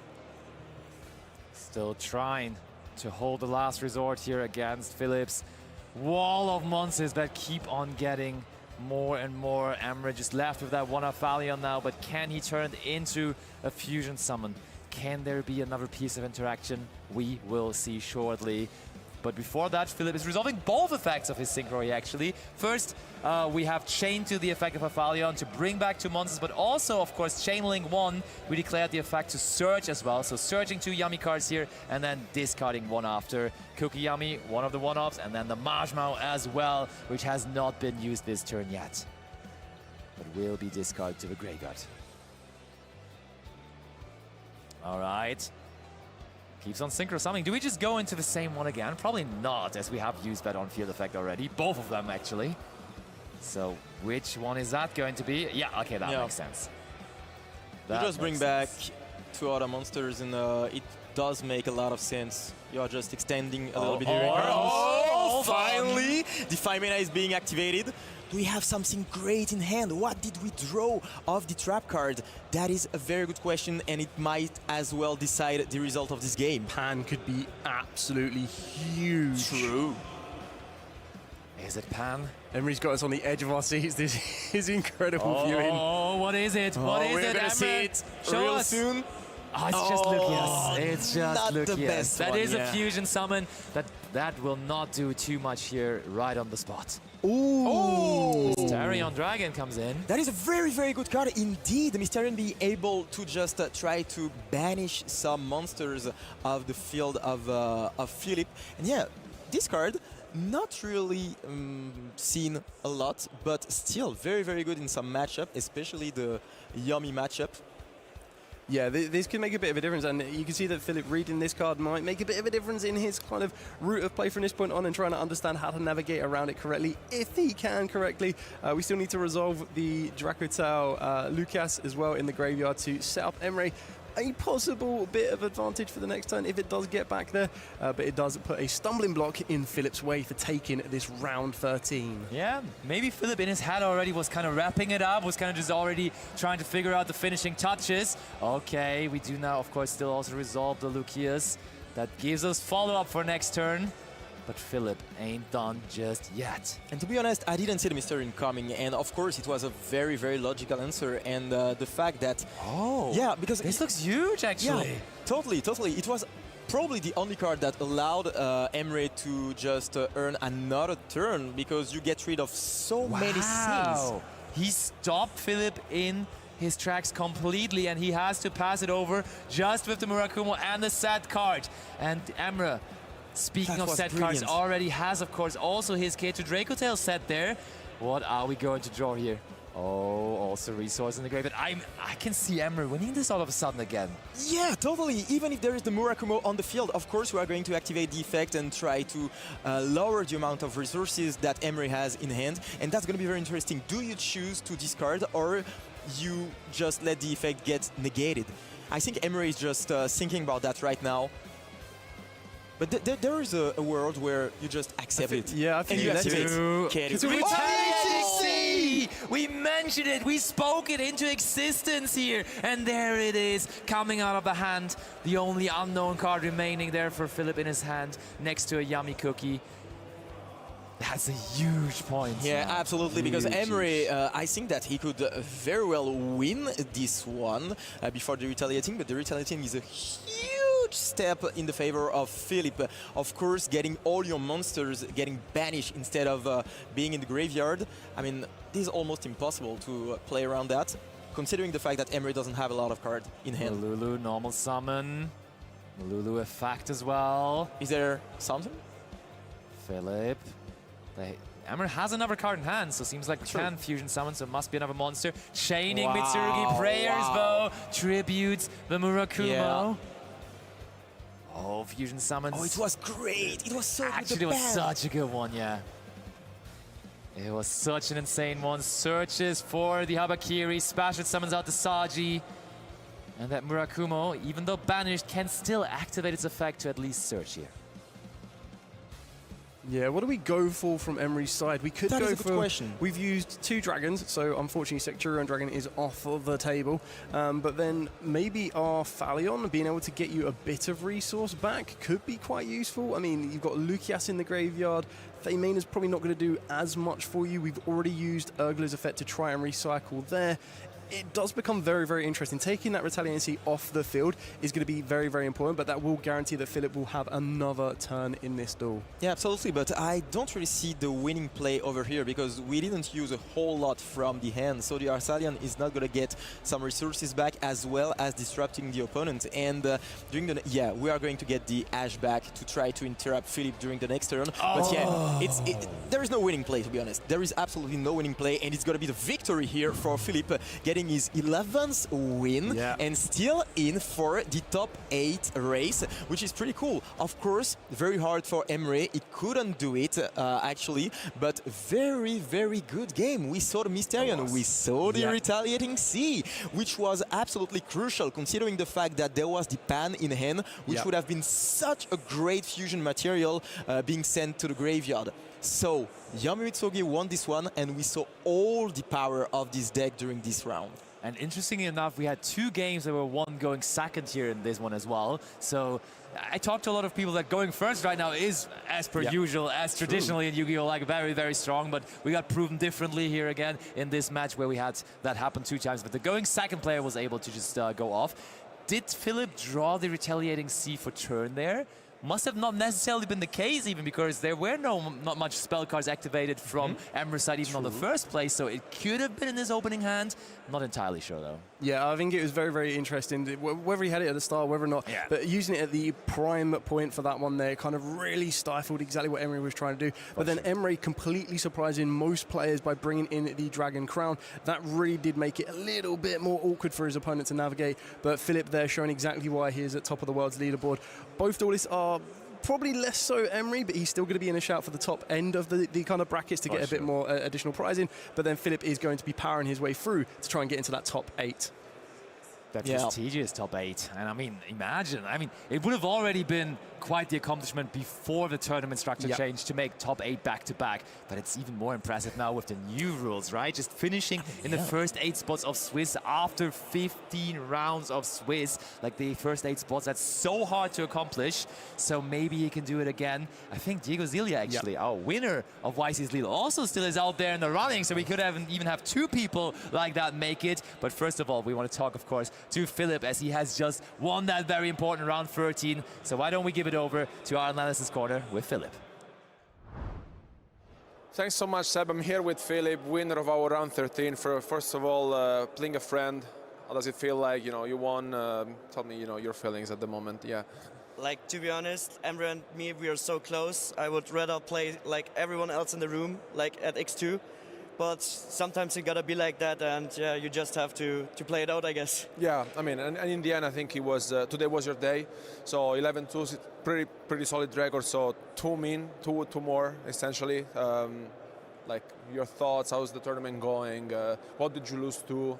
I lost to the Lunar Light guy, the Greek guy. Yeah. He's pretty good, and it was in, I think, round 7. Then I lost in round 9 to Yoho. Okay. So 2 pretty good players. I think both are losable. It's okay. To be honest, I wasn't feeling that great before the event because, I don't know, the format is not in the best spot right now, I think, because like there's no on paper best deck. So it's hard to prepare, but you do the best. So I didn't feel that comfortable, but right now with 11-2 again, I think I just should do my best and get comfortable right now. Pretty solid, yeah. And I mean, talking about the match itself, so essentially game 1. Yes. Yeah, I just want to have a few highlights. I really feel like that's not a highlight. Yeah, I mean, I think the highlight was you shaking your head at the very beginning. I think you already knew what was going to happen, essentially, right? Yes. No, the problem is that I summoned from hand because I don't know why I forgot I normally summon Aramasa, so I had no way back into the full engine, so I just tried it, and like every time you misplay like that, you get punished for it. Punished. So exactly. it's deserved. So game 1, that is yes. I didn't know what I should do because I had 2 draws in hand. Yeah, no, but especially like, I think Emre's end was pretty good, quite good. It also had the Magnamut and. Yeah, here okay. for game 2, he had Magnamut again. Yes. But I mean, I feel like overall, your hand was like very good. This is still game 1. This is still game 1. Yeah, I just want to show you essentially how he closed it out. The game was over at this point. Yeah, I think the game was over. I mean, you were just a witness more than a player here at this moment. And for game 2, essentially, I feel like you redeem yourself. Because I think this is one of the best openers we have seen this weekend, especially because Emre didn't really have a way to stop you, essentially. I think you were pretty much satisfied with this, right? I mean, I didn't understand you. I think you were pretty much satisfied with this. I think there was not much that Emre could have done, essentially. At this point of the game, like I know the Mululu is the only thing that can do something, so I tried to take it out as early as possible. I had, so you can see my sets were Crossout, Droplet, and punishment as well. Yeah. Yeah, exactly. So I was just thinking what I'm trying to use because I didn't want to spend the Murakumo here. But I think at the end, so as long as Harold is on the field, he can't do anything after the normal stun, so it's fine. And so you tied the score, so it was 1-1. And game 3 was a bit madness because essentially, I think there was a point in which I think you had it, and then there was the Mysterion coming onto the field, which is something I didn't expect it. Yeah, I mean, we didn't expect it either because this is something that you don't really see often, right? Yes. Especially, you know, at top tables, I think most of the players are not playing this card, right? Yes. And I feel like, did you think for a second maybe, okay, maybe I can lose this one out, or no? No. At this point, I knew he is just on like one card, so he gets the Keto back. My hand is retaliating Sea Prayers, and the what is it called? Cookie. Cookie. Yeah. So I know I just go over the battle phase, try to Murakumo. So I watch his grave. The Urgula is the first thing that will happen probably. I negate it if he takes it back, so I have the retaliating Sea afterwards and can nuke the field if anything comes down, so I wasn't afraid at all. Yeah, I mean, especially because, as you mentioned, essentially next turn there's the retaliating Sea coming onto the field, and pretty much here Hammer is just left with no more other options. I think it was a very, very well played for both of you here in this game 3. I think you just showed off how both of the decks are powerful, so congratulations for bringing it home, and hopefully we will get the chance to see you again on stream. Best of luck. Thank you, bro. Of luck. And no, don't go anywhere because we will be back soon for the Route 14 of YCS Bologna.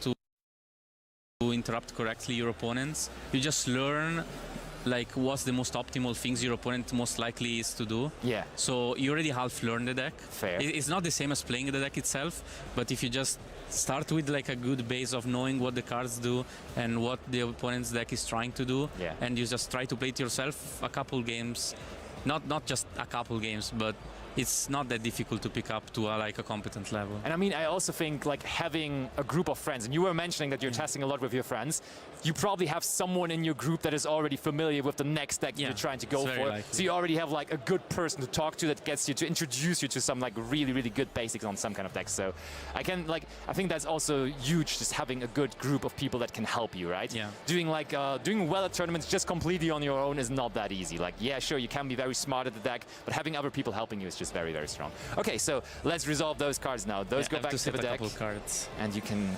set a couple of cards. Indeed. Well. So for sure, I think I will need a Ketu.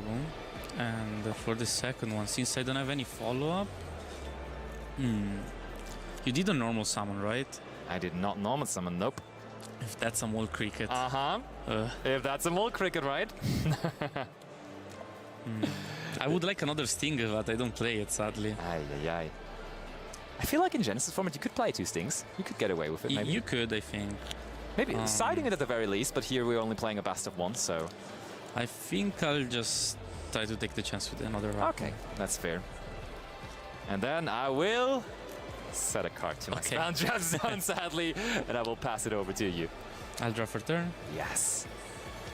I would like to enter my main phase. Yep. Activate Ketu. Okay. And I'll chain Gulamel to destroy your set card. It was just another Naturia blessing. I got all the Naturia blessings, but I wasn't blessed with any other Naturias there. I'll search a Frixu. Yes. And I would like to normal summon said Frixu and use its effect, try to revive my Lucias. That works. And I will return to my hand, I think, Frixu again, and I'll use Lucias to add. That's cool. That's cool. I'll add 5 mana. I'll activate Rahu. I'll fuse Frixu and the Urgula. Well. That is about to be a decent chunk over 8,000 points of damage. Both effects. We don't even need to do that anymore. You got this, GG's. As per usual in Master versus Caster, the Master takes the upper hand. But I want to round it off with another question. So, for the people at home, of course, that are up-and-comers, that are trying to become better at the game, that are trying to improve their game, what would you say is like in a game, in a match of Yu-Gi-Oh!, in a competitive tournament, like a regional, like an OTS championship or a YCS here, what are the most important things to do within a match? Like, what do you need to do in a match to be successful? Do you have any tips there? Yes, so I think not many people do this, and I see the game differently than a lot of people. which I try to play thinking what's the worst possible scenario is for me, and what my opponent has that beats me, and just trying to not lose to that specific things that I recognize being my lose condition. So I just not try to really win the game, I just try not to lose the game, and that by coincidence will end up me leading to winning the game. Interesting. So whenever you do something, you're like, the worst thing that could happen here is them having Nibiru the primal being or something like that. So how do I play around that the best? So yeah, I just rather not leave my opponent a chance to use the Nibiru and not go for game, and just set up a nice half board that has a couple interruptions.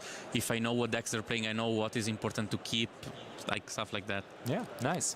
And also one more question. The Italian community, and of course you are part of the Italian community as an Italian, has been pretty strong lately. You guys have been winning the European Championship with Lorenzo Muselli, and then also in Lille we had Diego Zilia winning as well. Is that like is the Italian community just getting better? Are they working harder at the moment, or is that just coincidence? What do you think? I think it's a combination of being lucky, of course, because to win, aside of being really good at the game, you need to be lucky. That's like always, I'm gonna say that. But they're playing a lot and they're playing with each other a lot, so they're just like making each other better every tournament. Fair enough. All right, so I wish you, of course, best of luck with the tournament, and overall, of course, also with the grind that you have this season to possibly go to the World Championship in Tokyo, Japan at the end of the season. Best of luck with that. And also to the viewers at home, thank you for watching this showcase of Genesis here between Danilo and me, Caster vs. Master. We will be back with another live segment very, very soon, so stay tuned, and we will be back.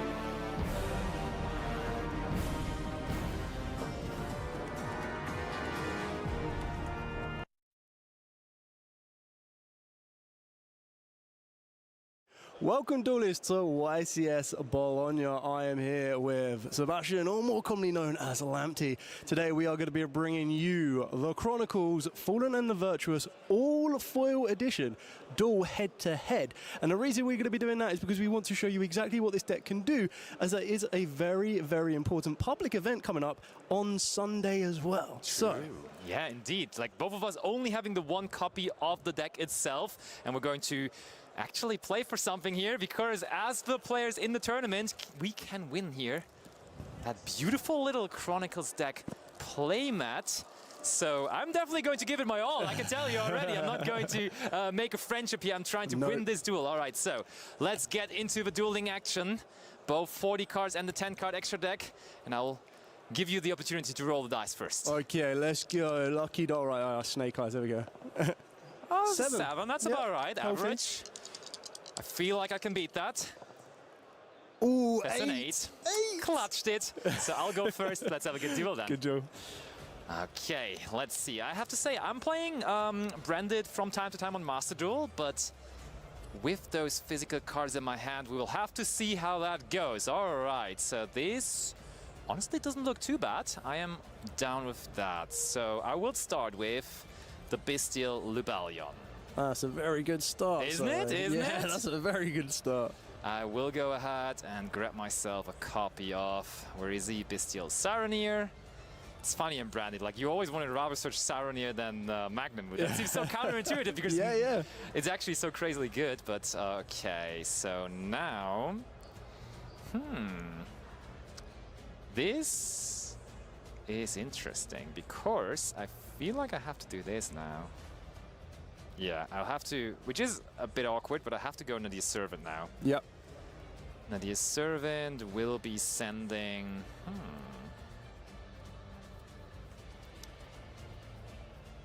Titaniclad. So I can search one Dogmatica monster or Fallen of Albus. And I will search for... Do I want that?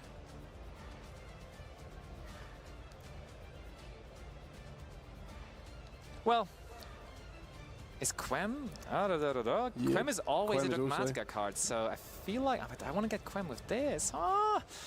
It's all not so easy, as you can clearly see, but you know what? I'm going to go for a standard approach of just searching Dogmatica Ecclesia the Virtuous. Yep. Then we will be normal summoning that set Dogmatica Ecclesia and use the effect. Yep. Go ahead and grab ourselves a copy of Fleur-Delis. And then I will be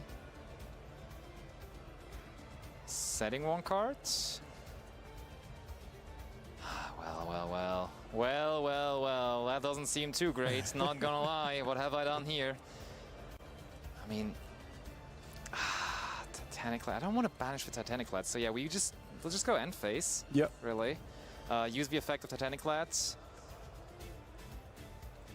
Go ahead, special summon the Quem. Oh my, I'm making a fool out of myself here, but it will be fine. Surely it will be fine. It will all work out in the end, don't worry. This is your master plan. You're playing mind tricks with me. You're like, yeah, he's messed up. Maybe I'm doing that. Can't even seem to find my Quem now. Okay, there it is. Quem effect shall be used. It allows me to summon, send Fallen of Albus or a card that mentions it from the deck to the graveyard. And therefore I will rely on that being... I'll go Fallen of Albus, actually. Yep. I'll send Fallen of Albus, and then I will have to pass it over to you. No worries. There you go. Okay. As you can tell, Branded specialist in action here. Okay, we're going to draw the turn.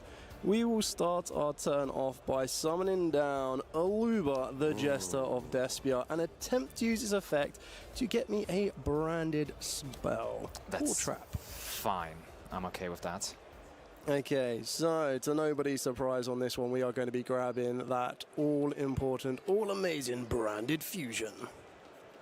You're already ahead of me in that regard. One more branded fusion than I had so far. Okay, after that one, we are going to attempt to activate our branded fusion. Go at. we're going to send definitely Fallen of Albaz, and then we will send our Bestial Lubellion from the deck to the graveyard. That sounds about right. This will allow us to fusion summon the Albion, the Branded Dragon. On summon, we will attempt to use Albion the Branded Dragon's effect to fusion summon by banishing the materials from the field or grave. So, that will allow me to go ahead and use the effect of Quen, trying to bring back Fallen of Albaz. But not only that, I would like to also use Dogmatica Fleur-de-Lis Benighted. Ooh, okay, this is interesting. So, as you have a Dogmatica on the field, that would ultimately non-target negate one of my cards on the field, and I don't feel like I can allow that to happen. So, I'm actually going to use Tri-Brigade Mokoria from the hand to negate the Fleur-de-Lis. That is huge. Well, that is okay. So I will get my Fallen of Albaz. Yep. Then you will resolve your Albion. So resolving the Albion, we will banish Tri-Brigade Mokoria and our Fallen of Albaz. And we will work our way into Lubellion, the Searing Dragon. At this position here, I believe I will go Chainlink 1 Lubellion. We will discard Keeper of the Dragon Magic. And I will definitely go Chainlink 2 Fallen of Albaz, so discarding... I've got the banish effect of Mokoria first. No, that would activate on a separate chain. On this chain. Oh wait, can you activate both effects in one turn? That is a good question. That is a very good question. You can only use each effect. Yeah, you can. So okay, yeah, then Chainlink 3 is. So Chainlink 1, Chainlink 2. Correct. And then Chainlink 3 my Fallen of Albaz, and I will discard Branded in white. Yep, that is all okay for me. Okay, so I will fusion summon here with the Fallen of Albaz itself, and let me see, do I maybe even go for... That could be huge, just taking them all away.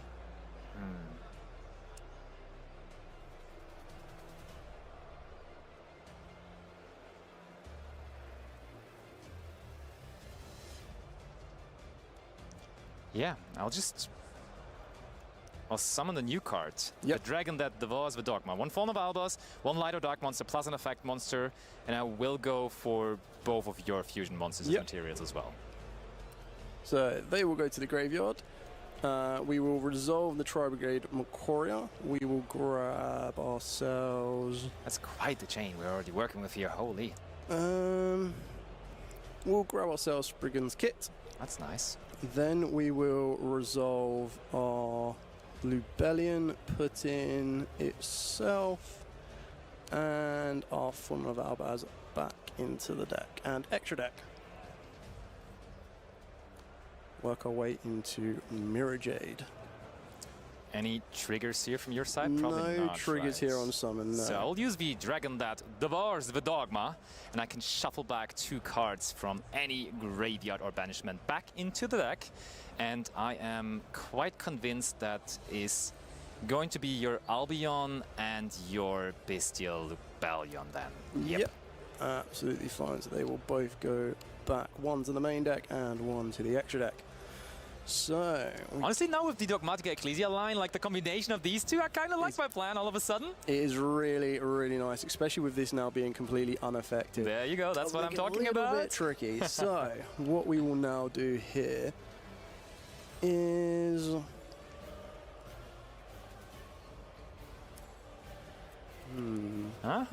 Interesting. Does give a bit of thinking to go for.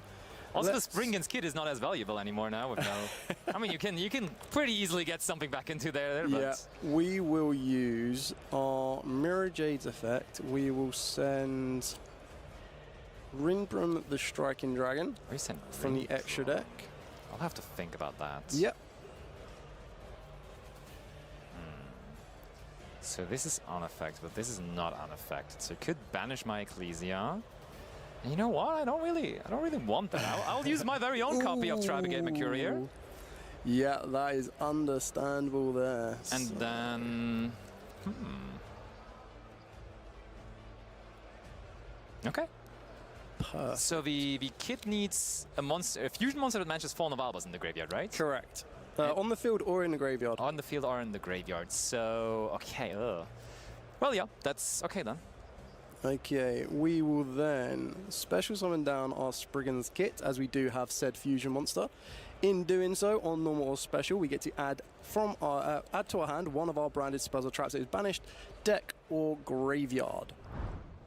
Welcome back to your coverage here at YCS Bologna 2025. We're now in our penultimate round of Swiss here. Our round 14 feature match is right in front of me, and what better than here at Bologna to have 2 Italians facing off. Giuseppe Mara and Samuele Canizzaro ready to kick things off.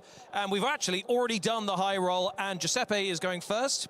So with that in mind, I'm going to hand you guys over to your wonderful commentary trio. Gentlemen, take it away. Thank you, Ed, and welcome indeed to round 14. We are just a couple of matches away for finding out who will be those top 8 duelists fighting for a chance to become YCS Bologna Champion 2025. So, who do we have for this round? And I mean, it's the time of the round that all the pressure, all the nerves are starting to kick in, and it's a very, very difficult skill to master in Yu-Gi-Oh! It has nothing to do with cards. It has all for mentality and all in the mind. To keep focused, to keep it in zone and find the way, strategy and combos to go through all those rounds. That's how you want to YCS, right, Mike? Yeah, job's not done indeed, and we do. Although both have done an amazing job up until this point, they are 11-2, which is no joke at all.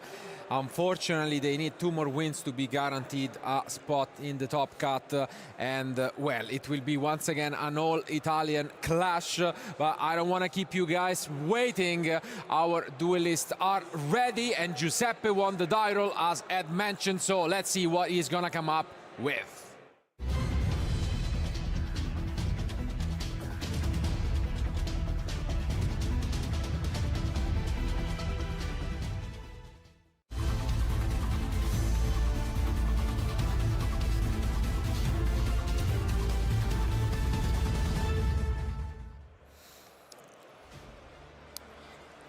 So it is quite an interesting matchup. Mitsurugi K9 against Lunalight. It is, first of all, Lunalight is one of those decks that is quite interesting as a deck choice for a YCS. Obviously, we have seen before, even in the World Championship, Tom piloting this deck with a great success, as we can call. And it is one of those decks that you want to see how it's going to adapt in the current meta state. On the other hand, we see Mitsurugi with K9. Yeah, quite a unique choice, yes, but I think a very interesting meta call. Yeah, no yummies in the deck from Giuseppe, and let's see what kind of opener he wants to go for. We saw some of these decks YCS Lille, but now it's quite different, and wow, we hard draw a lot of Mitsurugi pieces. We are not going to use the Rabakiri effect, instead prioritizing Murakumo from the get-go. Maybe potentially we need bodies on the field, so this is why we may actually went for Habakiri to be used as a ritual material instead of activating the effect, since we do not require to tribute Saj, for example, but we can tribute a ritual monster that is in the field instead and have Saj on the field. I mean, I think it's a very good start here from Giuseppe, honestly. It doesn't really seem like also Samuele is interested in stopping his opponent at the moment, but we've mentioned how powerful Lunalight is, and usually it's a deck that doesn't play many hand traps. It just maybe has some field breakers for going seconds, just Dracula No More, for example. The deck is very consistent, and I think it's very annoying to play against, especially because of the fusion summons. The deck can be quite easily on the field. I think it looks promising, especially because if you're not super experienced, honestly, like the thing is, Mitsurugi with K9s, I think it's not well known as a deck. Like in general, I think this is the first time we see it in action this weekend, and again, as mentioned, maybe you could not even expect it. So it is one of those decks that have went under the radar for quite some time, because we probably are familiar with watching Mitsurugi with Yami, for example, or even Orkost as different strategies. But with K9, it is one of those decks that have seen some spotlight in the meta state. However, for quite some time it was not very popular. But right now, I think K9 really show off and really show us why Izuna, for example, is a very, very good hand trap going against, for example, Dracotail. At the same time, maybe in terms of just raw power and what we can set up, it could be an interesting thing, because I mean, maybe with the Magatama and the Great Purification, if we are on those, it could be somewhat better. Yeah, Purification is there. I mean, I think it makes a lot of sense. We talked a lot about how the card is, I think, pretty much in every single duelist main deck. And it makes a lot of sense, especially because we talked about how important it is to go first, having the card in your deck and having access, whereas, for example, at YCS Lille, the card was more played in the side deck. I mean, I really feel like it's one of those additions which, at the end of the day, can really make a huge difference. And there it is, Great Purification added to the end, thanks to that Futsu. And now we have gone through all of our Mitsurugi rituals effects. And I mean, you can take... Oh, okay, that's cute. Normal Summon Fugalos, yeah. It's level 4. And okay, we're going for Dugares. Okay. Potentially for draw, right? I mean, this in our YCS Lille would have often been Granite to search for either Nibiru, or if we didn't commit to the normal summon, that Fossil Dyna. That's not an option anymore. And so I guess we are just looking for more non-engine, possibly. But you cannot add the Nibiru anymore? Sure, not exactly the sense that you want as that dinosaur. Okay, so I mean, this is of course what we are used to seeing from Mitsurugi. The question is this enough? Especially against Lunalight, it will be an interesting, you know, stare down. And yeah, we set a couple of cards face down, and now the job is on Samuele. Because I don't think we have end drops for Giuseppe. I think he doesn't. He has. Yeah. He does? He has Izuna. Oh yeah. Ah, okay. And the cool part is that he hasn't showcased any K9, so Samuel right now, if he can read his opponent, probably believes that he's into pure Mitsu, probably. Yeah, definitely.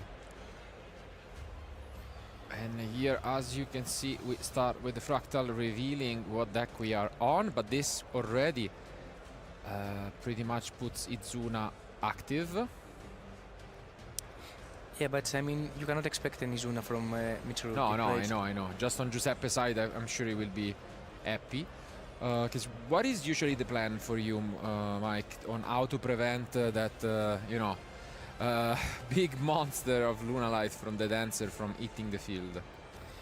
To be honest, it is quite odd to play against, for example, the Liger Dancer, because it is one of those monsters that is quite easily accessible, to be fair, and it is a current boss monster, if we can call it, meaning that it is one of those monsters that you need to be prepared and have an out in your deck. Otherwise, it is very difficult to out such a big monster.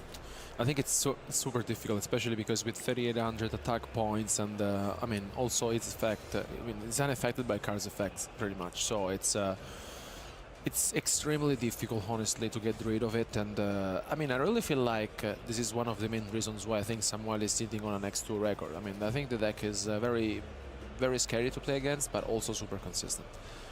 And here, on the other hand, we just see the Izuna. That's definitely a surprise, not something we have seen at all, I would say. And as I saw from Samuel facial expression, I believe that he was not expecting that, and it really caught him off guard. And in Giuseppe's side, it is quite an interesting choice to sacrifice Impulse for K9s, but mainly Izuna. Would you take this trade?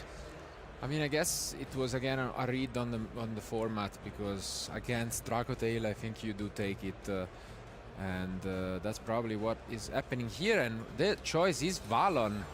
Wow, putting face down the chick. I mean, the only thing that I don't really like about this is that a Nash Knight may be a better option if we play it, because you can still fusion summon. Take a look at that. Samuele playing games here. I was a bit skeptic about using the Murakumo, and he baited his opponent, and now the Murakumo gives him that black laugh to potentially stop another interruption from Giuseppe. Very well played by Samuele. I mean, it can be activated in response to Epic Mascarena's effect to probably call for SP and hope that your opponent is not into Xylothonia. Or also Murakumo. Ooh, there's the Droll is huge. We didn't see it in the end, but probably it was one of the pickups from that Dugares, and Droll is absolutely brutal. We saw it at the World Championship. It was the card that costed Tom the victory, and yeah, we are just now using that Black Goat. Yeah, that's actually quite rough.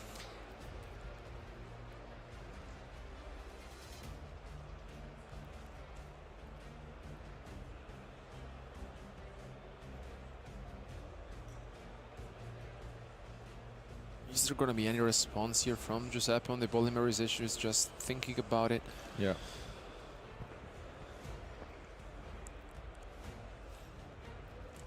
I mean, right now, what are your options with polymerization? It's all depending on what you have in your hand. Of course, the Perfume Dancer is not as powerful because we cannot access the spell from the deck. I mean, Leo Dancer is also threatening if eventually we can go for it.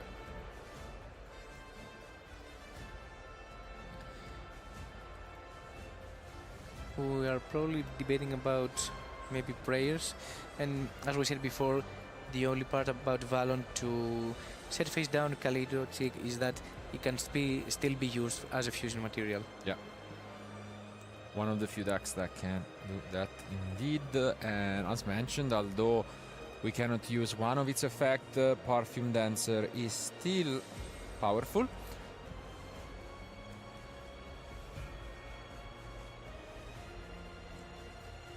Ooh, something that would wow, that's so huge. And I mean, Giuseppe now just asking some clarification, I think. Yeah, the heavy polymerization is something that you don't really see often, and I mean, I really like it. Very nice addition here, which is preventing him from the punishment, and I mean, well played from Giuseppe. Yeah, I mean, we knew about the Great Purification, but he was just trying to make sure that was all he needed to negate for it, waited for the card. It's an absolute blowout. We saw it a lot in the Yami matchups, and I mean, it just works because it's a one card that can get you that Moss Monster, but Giuseppe in the end was just one step ahead, going first uninterrupted, and I mean, he will try to do the same. But for now, the Luna Light deck gets to go first, and we have already seen how easily it can access the Liger Dancer. And I think that one of the problems that Luna Light has to face right now is the impacts that Malcharmis has in its deck. The good thing is that even against the Fugalos, you can still establish a Liger Dancer in order for you to just be protected from enemy engine that your opponent has, since it is one of those monsters that you can sit behind it and just wait to find the outs.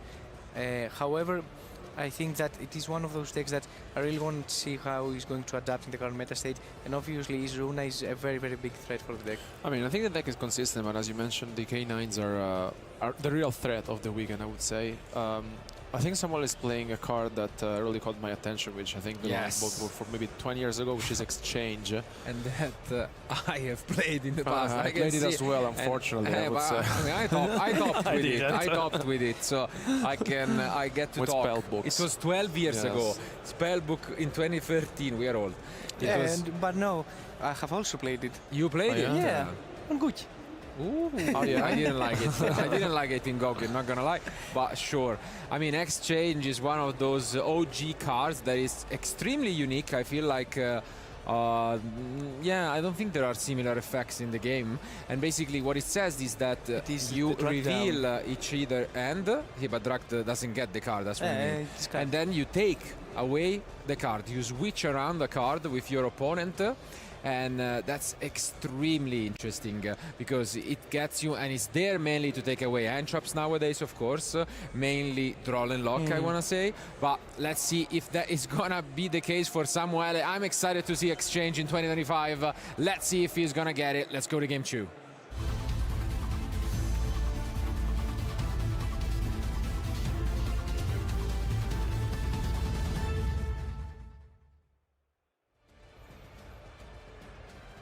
Here we are.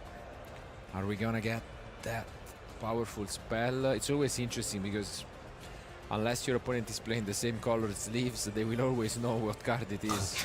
And yeah, that makes it so unique. But I think it's only spells except for this black sheep. But not the one that we want. It's not an ideal normal summon, I'll tell you that much. Ooh, and I think it's a crazy hand from Giuseppe. And there it is! Exchange! Wow! Look at Giuseppe's. That's so hyped. Unfortunately, that's something worth reading, of course. And you can see Samuele looking at the crowd and smiling. I mean, it doesn't work against Mulcharmis because obviously you can chain those, but it works against Drawn and Lock, and that's all that matters. And you can see Giuseppe extremely confused, but his hand is something to dream of, honestly. Yeah, I think he has Droll, Abagiri. I think he has Droll, Izuna, and Fuva. Yeah. I think he has Lupus as well, unfortunately, but... You take the Lupus. Wow. Take a look at this. He doesn't chain Fuvalos, though. Because, I mean... wow. Heh. What do you take? He was got off cards in order to chain Fugalos. However, if he chains Fugalos, you can take, for example, Habakiri or Izuna, and he cannot activate Droll. Otherwise, he will take 2 cards for him. Yeah.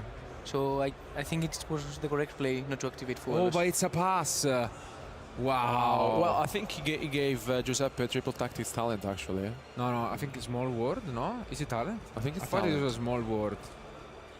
He can activate. Tiba, you need to be thinking a lot before doing so. And wow, it's a normal summon Fuvalos. That's crazy because I think we took Abakiri. Yeah, makes a lot of sense. I mean, Samuel recognizing he doesn't have anything, and so he's like, okay, I'm gonna take the only play you have because since he only has 1 card, you cannot normal summon. What a game! Oh, he went this Fuvalos is. attack. Yeah. Take us back in time totally. Wow. Some old Yu-Gi-Oh. It's absolutely astonishing, but Giuseppe has picked up Artifact Lancea, so he has so many end traps, and this is big. I mean, Lancea works alright here, because you can prevent the effect in grave if you want. Let's see if Giuseppe, but you basically have to bet that you're gonna draw something playable again. And yeah, here comes Artifact Lancea. Obviously here mainly for Malice, but we have mentioned how it works so well against other decks, and this is a good draw for Samuele, though. Finally gets to play the game. Fuvalos is gone. However, Izuna now is live. Yeah. And there it is, Izuna coming down. We are gonna have to use the Lupus as well. And that it is. What an interesting game this is. Yeah, I think we just send an Oroi.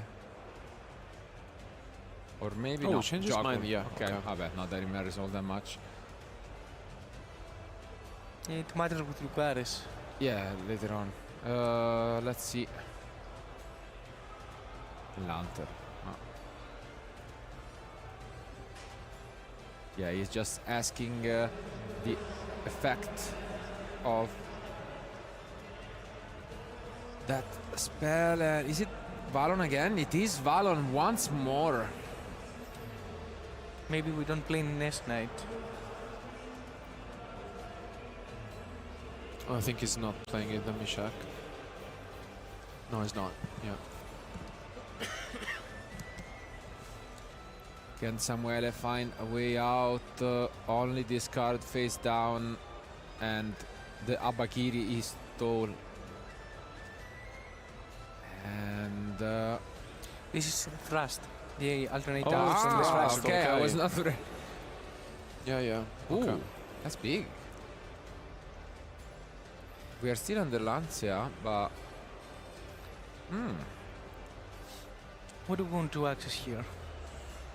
Polymerization is an option. You have poly, you have talent. Foolish. Foolish.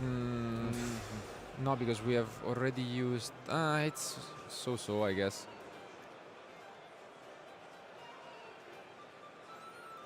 Because heavy poly doesn't. Does heavy poly work? No. Because you have to banish now. No. So yeah.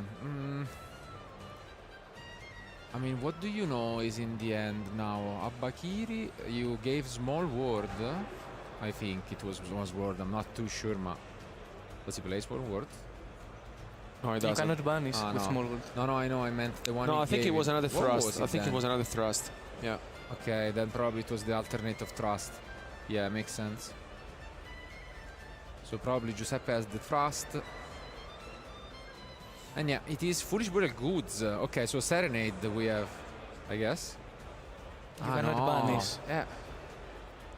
I guess that's it. Pasta. Yeah. What did Giuseppe Just draw? sending a black goat. A ritual Abakiri. Oh, Did he draw the Bakiri? Silvia Bakiri. I mean, if it's not, it's an awful draw. If it is, it's a great draw. Kinda, though, because we can always... Yeah, I guess we can chain Cold Saji. And that makes things a bit awkward if it's a Bakiri. Yeah, it is a Bakiri. Yeah. Wow. Okay. So we have Droll. And that's another trust. So we have Droll, Trust, and a Bakiri.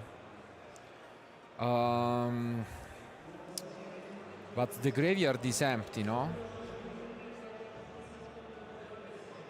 I mean, we can activate Habakiri and make Saji. But then we chain Black Goat, no? Yeah, Black Goat only on the field.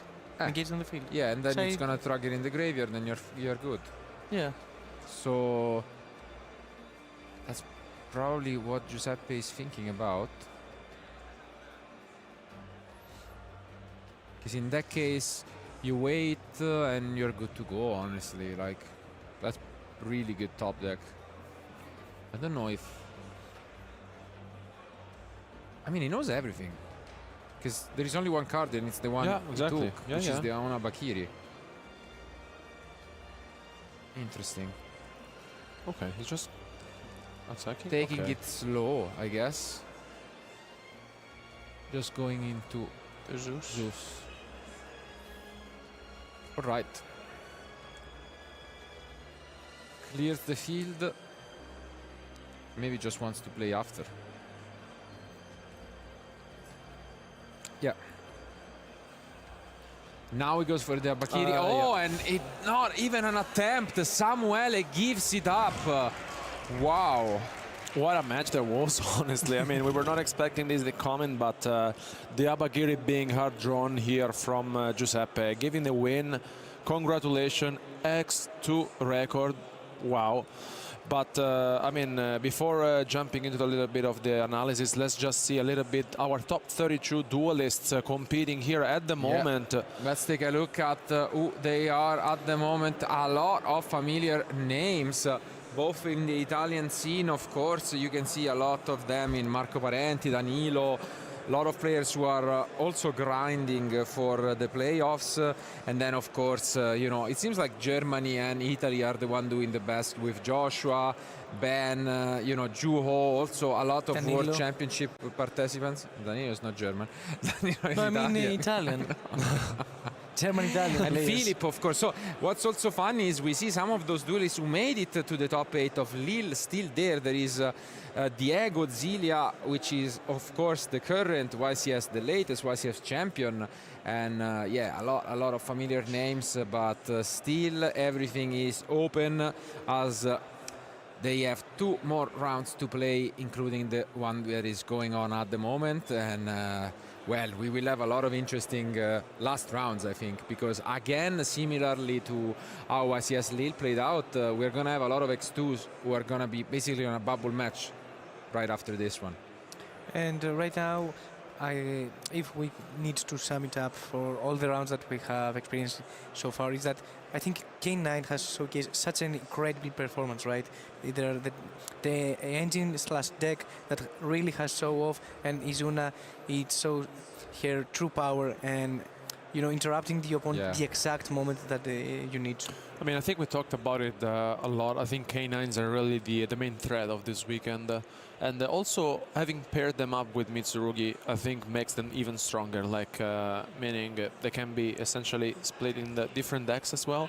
But I think congratulations from Giuseppe. I think it was a very good show-off, honestly, from his deck.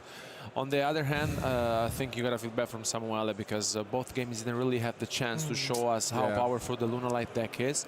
Still, X3 record, it needs to win another one to get into prizes for sure, which, you know, as we already know, there are a lot of very good prizes also for our duelists competing. So there's one more match, and you don't really want to miss that out. But yeah, I mean, I'm really looking forward for you know, Giuseppe in the last round, and hopefully he can advance and make it to the top 8. Yeah. And if you, now that we saw the actual impact of Mitsurugi K9, would you consider that is a better approach than Mitsurugi Yami or pure Mitsurugi? Oof. I mean, no, honestly, I think I still give it to Mitsuyami, just because of the different waves that you can have, like especially since we are seeing today a lot of K9s. If you can play also with the Yami cards, it's great, because sometimes you're just gonna see the Yamis and then they cannot really do much with the Izuna unless you start with Marshmallow Special, no? And so I think it lines up better against them. But I mean, there are some merits, I guess, and I'm just happy for Giuseppe that he gets to showcase another of those other, let's say, decks that would belong in that category at least, because he's not definitely that popular this weekend. Already made the pure Mitsurugi, even less with K9s. So I'm glad that he gets the chance at least to play in a bubble match. So that would be great. And I mean, for me, Izuna, it is one of those cards that was quite off the meta for quite some time. Exactly. And I think that it's okay.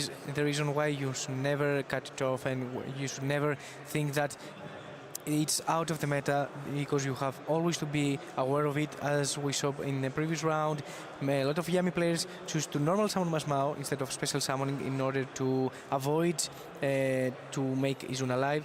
And I think it is one of those cards that you really need to consider it before entering an event. I mean, you really need to be careful, especially because I feel like at this very stage of the tournament, it's quite likely that you're going to be facing them, and if that's the case, you better be prepared, honestly. I feel like I really want to see how many players will advance into the top 8 having K9 cards in their deck. Yeah, it seems maybe like half. It was really the trend for the weekend. So many different decks, even at the top tables. I was looking at K9 cards. Now we see in the Mitsurugi, but even in Dracotail I saw so many taking them in. And of course, there are a lot of Vanquish shown at the top tables out there. And I mean, we have seen a lot of those names on stream already, like, you know, Joshua, Diego, and all of them are on this K9, Dinka as well, yeah. So, you know, it's for a reason, for sure. And whenever Dracotail is the best deck, we knew that K9 was, because the main reason why, maybe even surprisingly back in Paris, we didn't see any Dracotail at the World Championship was because everyone was expecting K9 Vanquish Soul. And yeah, I mean, they just line up very well against each other, and you'll see. We'll see. Anyways, it's still quite open. We still have a lot of different decks, and most importantly, the final round. You know, you fight for so many rounds through 2 days, and then your life is pretty much all up to this one match. I mean, we all know, all of us, I mean, how it feels to both win and lose that final match, but I think we have never played a 15 rounds Swiss event, so I think that's even extra pressure out there. So I can't wait personally to see on stream, and then to see who those duelists will be that advance. And I mean, it is quite a unique you know, moment for a player to finally achieve, after 15 rounds of Swiss, you know, the top cut of a top 8 only people, that gives so much pressure on you, that you have 15 rounds of Swiss, 15 rounds that you need to show up. You don't have a, you know, a momentum that you can relax, because you need to be locked in and focused in order to get one of those 8 spots for the top cut. I mean, it's so much rewarding whenever you make it to the top cut, and I mean, especially after having playtested so much weeks in advance preparing for the tournament. Honestly, that's really what you want to give. So best of luck to Giuseppe for the last round. But I mean, what a better way to hear it directly from him and Gian Alexis. Indeed, we are actually with Giuseppe, who just won with a convincing way against his opponent, playing the Mitsurugi K9 strategy. First of all, congratulations, because of course this is a very good performance, being able to stay here at the day 2, still alive to try to enter the top 8. How do you feel after this victory? Yeah, I'm feeling good. I'm just a bit tired because it's so hard with the new rule. And now it's another match, and okay, I'm ready. You look absolutely ready indeed. We saw after the game, I mean, it wasn't on camera, but a lot of your friends came to just congratulate you on this victory, and it went pretty well for you. Before we go through a few clips, I wanted to ask you about your deck, because you play the Mitsurugi strategy as well as the K9 strategy, the K9 cards, and usually we don't really see that. We see the Mitsuyumi, of course, and the Mitsu with some other strategies. Why did you choose to incorporate those K9 cards? Okay, I choose to play this kind of version of Mitsurugi. It's a pure Mitsurugi with a few cards K9, just for 2 reasons. The first one is there is a problem with Mitsurugi, and it's Droll and Lockbird. And to counter Droll and Lockbird, I have Called by the Grave, but with K9 I can counter Droll more. And second reason is that there is no a very good matchup against Dracotail. K9 help me a lot to fix that matchup, and K9 and Mitsu are 2 different engines, but works very well. In fact, if my opponent, for example, has no card in his hand, I can normal summon Tribute a Ritual and start a lot of chain. I can chain lock. It's very good. And yeah, just for this reason, K9 are very good in this format, and for me, I had to play them. Yeah, actually, that's a very good reason indeed. The fact that it goes very well into the Dracotail is a very good reason. And yeah, I didn't think about the fact that it allowed you to play a little bit more around this Droll and Lockbird. But that being said, yeah, we are going to just jump into the game. And we see that you had a very convincing field going first, of course, the Mitsurugi card. And then we see the Izuna. Your opponent looked a little bit surprised about the Izuna, of course. He didn't expect that. At that point, against the Lunalight strategy, how good are the K9 cards? Okay, so Lunalight is a 50-50 matchup, and fortunately, I won the game. I won the dice roll, yeah. Exactly. And I draw just Mitsurugi card in my hand with the Fuaros. And after I checked if he had or not Droll and Lock, I choose to play a standard Mitsurugi lineup. And with Dugares and draw 2 cards. I draw Droll and Lock and Izuna. after I moves a lot of cards off from my deck. And yeah, I won. But in this matchup, if I won the dice, probably I can play just with the trap to counter their EV poly, for example, and it could be easy. After draw a lock, probably he had a lot of response. Yeah, actually, and we saw that he had a very good thing, because on the activation of the Tenki, you decided to chain the Murakumo, which is something that we usually see, but all of a sudden there's a black gold love in the graveyard. I mean, you must have been a little bit disappointed on this one, right? Okay, so I know that it's not a very good idea doing effect of Murakumo to discard the Lunalight. Yeah. But in that situation, for example, I didn't think he could have, for example, that trap. I thought you could, he could have a monster, for another example, monster or to add another card. And after Tenki with, for example, the red cat, I don't remember the name.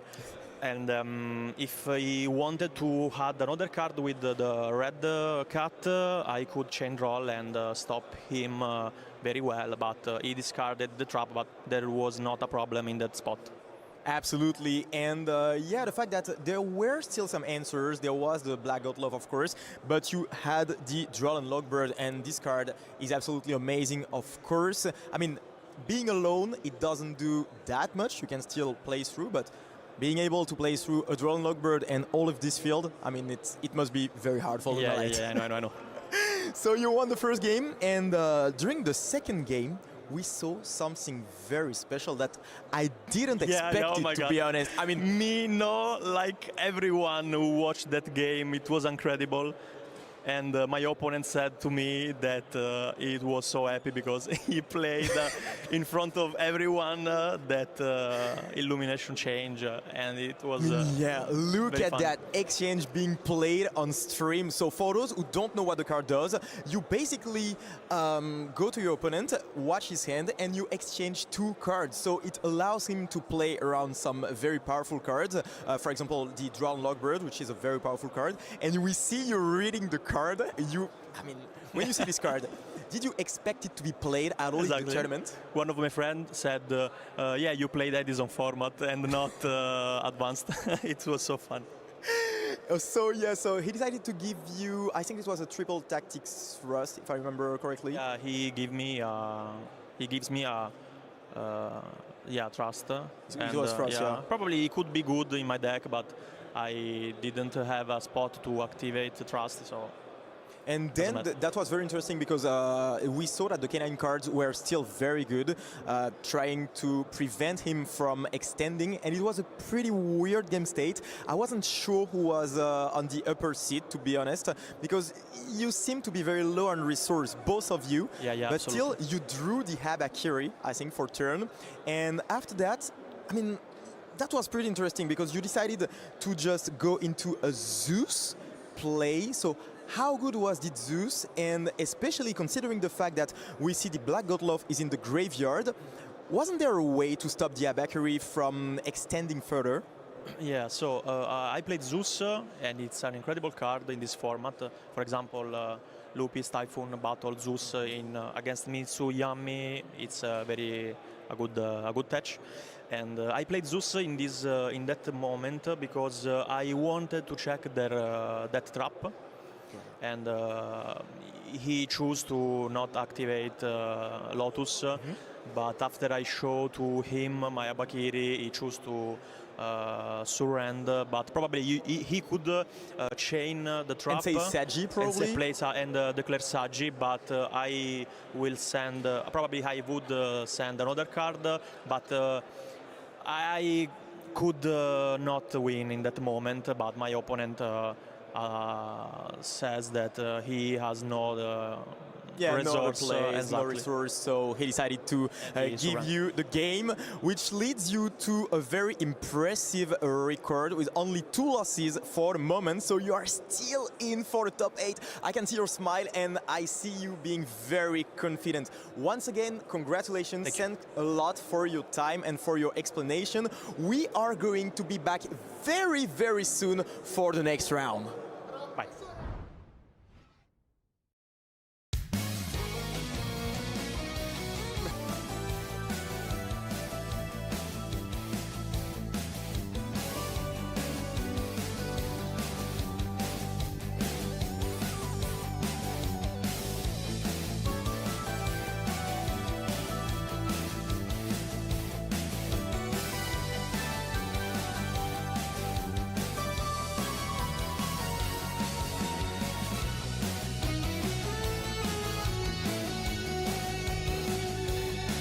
Make sure you guys stick around and tune in all weekend. Don't go anywhere, we've got loads more great coverage here at YCS Bologna coming your way.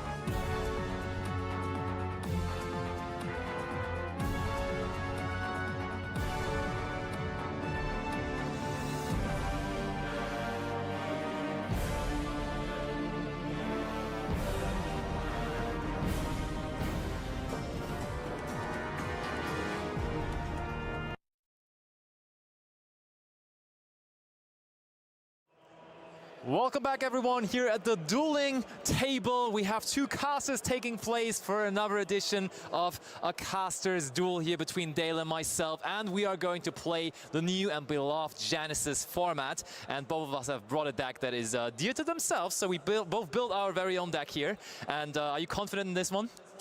Oh, not when I found out what you were playing, but this one's going to be a good one. This is definitely going to be fun. Definitely going to be fun. All right. So I would say let's waste no time and let's get to the dueling. And you can go ahead and roll for me first. And that is 8. Decently high. That's an 8.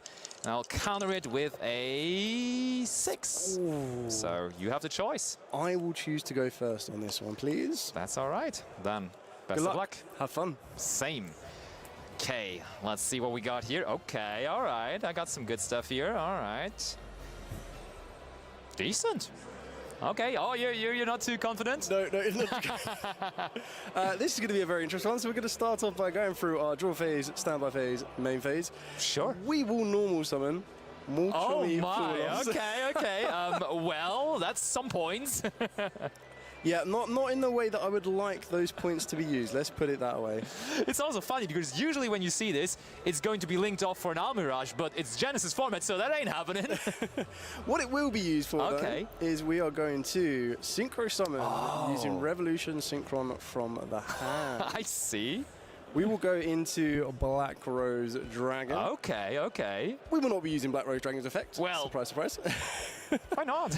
We will attempt to use Revolution Synchron's effect in the graveyard, however. Okay. So we're going to send the top card of our deck to the graveyard.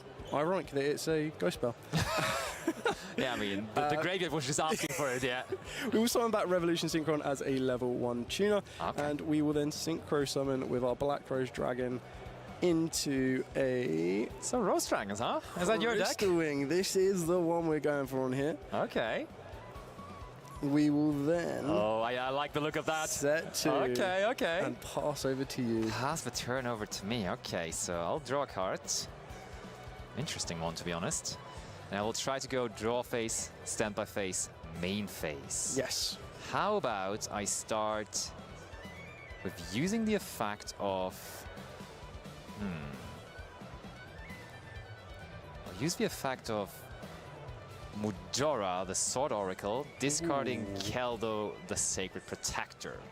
So by discarding another Earth Fairy monster, which clearly this is, it would special summon itself, and then I can place one Gravekeeper Trap from my deck face up in my spell and trap zone if I have it available to me. Yes, that is fine. Oh my, and I do have it in my deck. Let's go. Here it comes. I am now officially going to be able to see all of your top decks that you will possibly have and possibly call them out because I activate Gravekeeper's Trap here from my deck. Okay, next up, let's try... Let's try, I think... Activating the effect of Vulnerable of the Flourishing Hills. Discarding another monster with it, and I will discard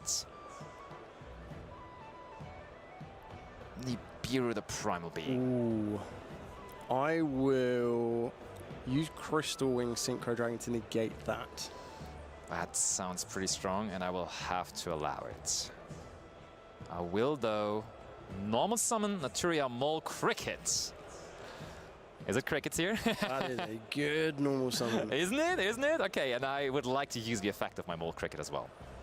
That is fine. So, because you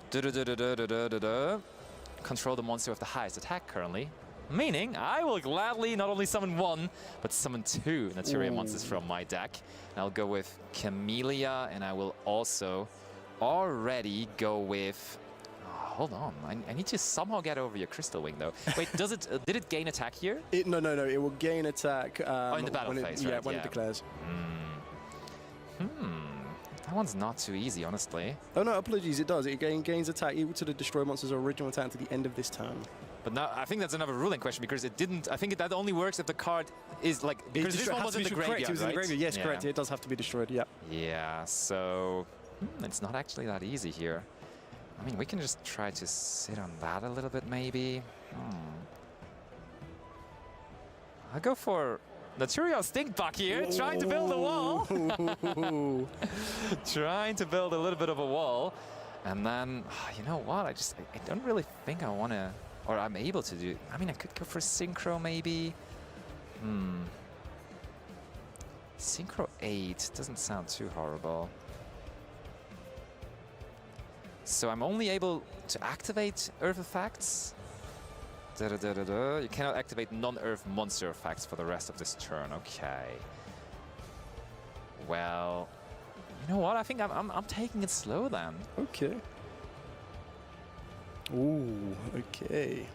Go ahead. It's your turn. And wait, though, I will be able to call the top cards. Let's take a wild guess. So you're playing a Rose Dragons. I will say that the top card of your deck here is surely, as you have already showed those cards, I'll say it's... Is it called... It's... Rox Rose Dragon. Rox Rose Dragon. Oh, if this is Rox Rose Dragon, that's a great call. It's strong. Okay, at least I know. Okay, fair. Okay, so we will draw for turn. One random card, of course. well. Okay, so we have a stink bug that will end the battle phase. It's not something I want to be seeing happening, so just confirm with the extra deck quickly. I could search for another one. It wouldn't have done too much though. That one Crystal Wing is actually not too bad. Yeah, it's causing a few issues on this one. It's not as bad as I thought it might be. 2 set cards as well. Yeah, this is not... Honorable Drone Lockbird in the hand. Not going the way I would like it to go. It's fine. This one, it gains the attack permanently though, right? Not until the end of this turn. And only doing bad. Okay. So, Dale. Show me what you got there. Yeah, very good, very risky. So we've got 1 in the hand. Wait, I didn't use the effect of Camellia. I just realized, the best Naturia game around here. I could have just had another Naturia card for free, but I decided not to. Okay, we are going to normal summon our Twilight Rose Black Knight.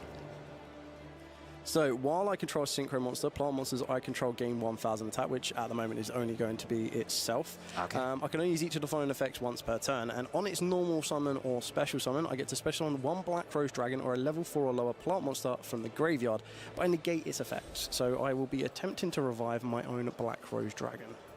I'll chain Keldo, the Sacred Protector, to it, targeting the Black Rose Dragon, targeting the Revolution Synchron, and that's it.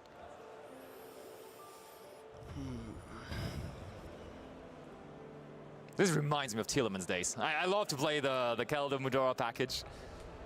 Couple of points only in the beautiful Genesis format. How bad do I want Black Rose Dragon? How bad do you? That is the $1,000,000 question here. So you have 1 card left in the hand. We've got Stink Bug that will negate. Well, not negate, but end the battle phase. So I kind of want to Kind of want to stop the sneak bug, I'm not gonna lie.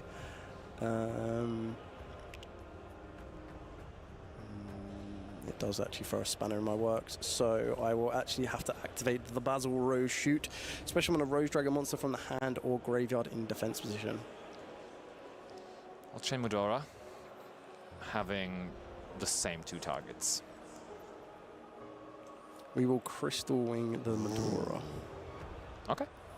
We will resolve the Black Rose Dragon here, and then I think this still, the Revolution Synchro will still go back. That is fine. Is it bottom or shuffle? I can never remember these two.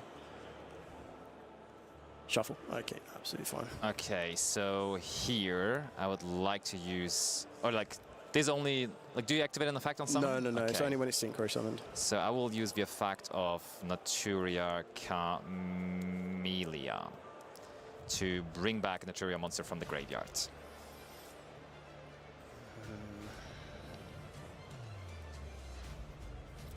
One card in the hand. Indeed.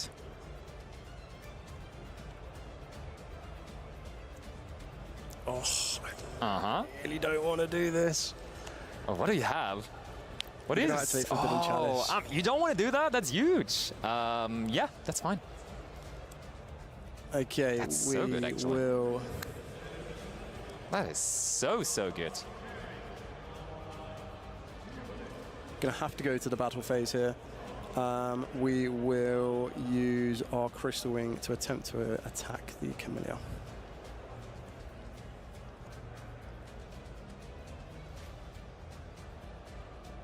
Yeah, I'll use Stink Bug. Yeah, absolutely fine. With that, we will move to main phase 2. Yeah. In main phase 2.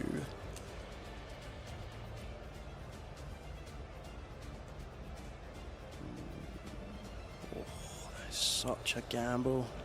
Go ahead, do it. Do it. Do it.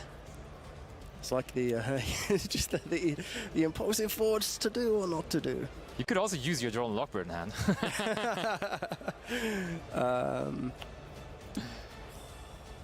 No, we'll play it safe, and we'll either live to regret it or live to achieve it. So we will pass over to you. So, I think in the end phase, actually no, I'll just wait for what I'm drawing, and I will in the end phase use the Gravekeeper's Trap, discarding my very own Drone Lockbird, which I also have there, to search for. Oh wait, it's only during the main phase. So end of main phase, well, that works, right? Like it's kind of the same situation still. And I get to search for an Earth Fairy monster from my deck, and the one of choice here in that very moment shall be Earth Fairy. You know what? Vertisilf of the Mistling Seedlings is quite cute, so I will go with that one. I will go with that one.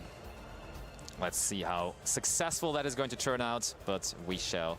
Go ahead, my turn, draw a card. Aha, I see how it is.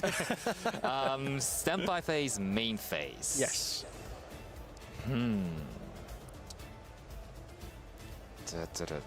So I will go ahead and... what a game we've brought ourselves into here again. I will just...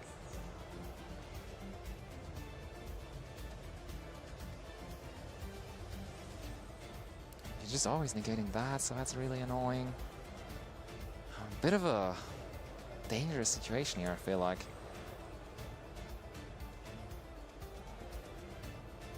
I'll just use Gravekeeper's Trap, discarding the Mistling Seedlings. Yeah. And go ahead.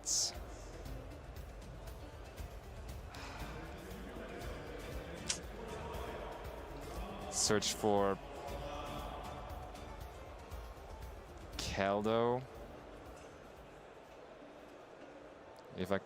Search for Keldo. Then Keldo effect.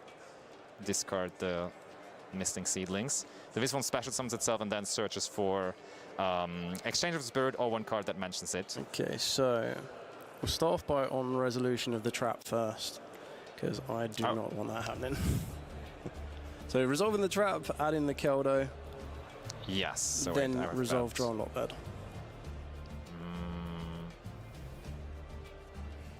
Yeah, wait. That doesn't really want me to activate that Keldo anymore, really. It's rough out here. I'll just go battle phase, really. So remember, this is 2000. Well, yeah, maybe I'm not attacking then. Yeah, let's go main phase 2. Sure.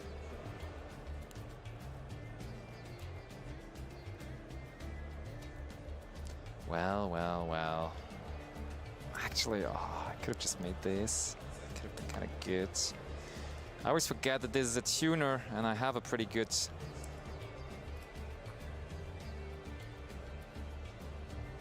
Yeah, I'll set a monster and go end phase. Go ahead. And in the draw phase, this time I'll call it again. Rocks Rose Dragon. Rose Dragon. Aye, it's almost that one. Close enough. Okay, so... As I control a plant tuner in the form of the Twilight Rose Black Knight, I will special summon down my White Rose Dragon. What a top deck. On that, I would like to use Naturia Camellia. I will attempt to Crystal Wing the Camellia. That is fine.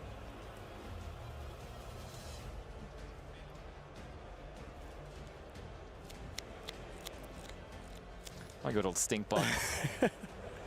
We will Synchro Summon into Bramble Rose Dragon. Any triggers there? As a trigger, we will have White Rose Dragon effect in the graveyard that if it is sent to the graveyard as synchro material, I get to send a level 4 or higher plant monster from the deck to the graveyard. Then I'll go Chainlink 2 Naturia Mole Cricket in the graveyard. To special summon itself back because you summoned a synchro monster. Ooh, that is fine. So each time you activate a monster effect, you get inflicted with 600 damage. So I'm down to 7,400. We will resolve White Rose. White Rose will send...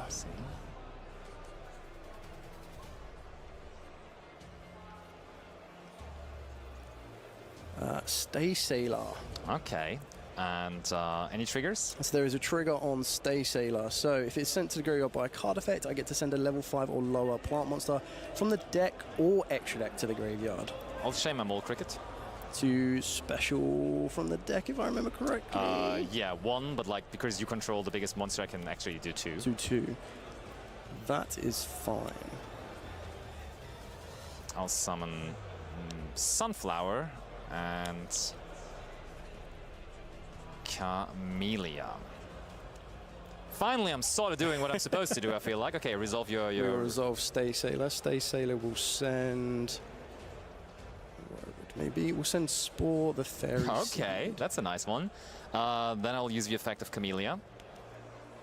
That is fine.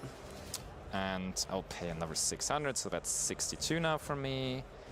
And I will send the Naturia Sacred Tree. I was talking about it earlier, but yeah, here's the Sacred Tree. Use the effect of Sacred Tree, pay another 600, so I'm only it's on... only monster effects. So you don't need to pay 600 Oh, for nice, the tree. nice. So I get to search for Naturia Blessing, which I completely ignored earlier on, but all right. There you go. There we go, there's that. The big question.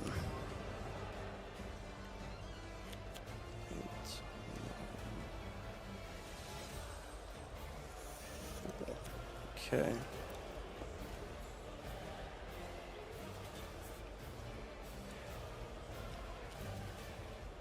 So we've got Sunflower is a spell or trap negate, if I remember rightly.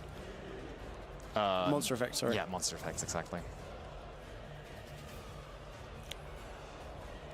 Okay, we will switch our Black Rose Dragon to attack position. Cool. We will attempt to go battle phase. Cool. We will use Black Rose Dragon into Sunflower. That's fine. We will use Bramble Rose into Camellia, and we will use Crystal Wing into the set. Keldo in the graveyard. We will now... Need to control a light, plant, ancient fairy dragon, or beast. So move to main phase 2. Yes. There is nothing more for here in main phase 2, so I'll attempt to pass turn.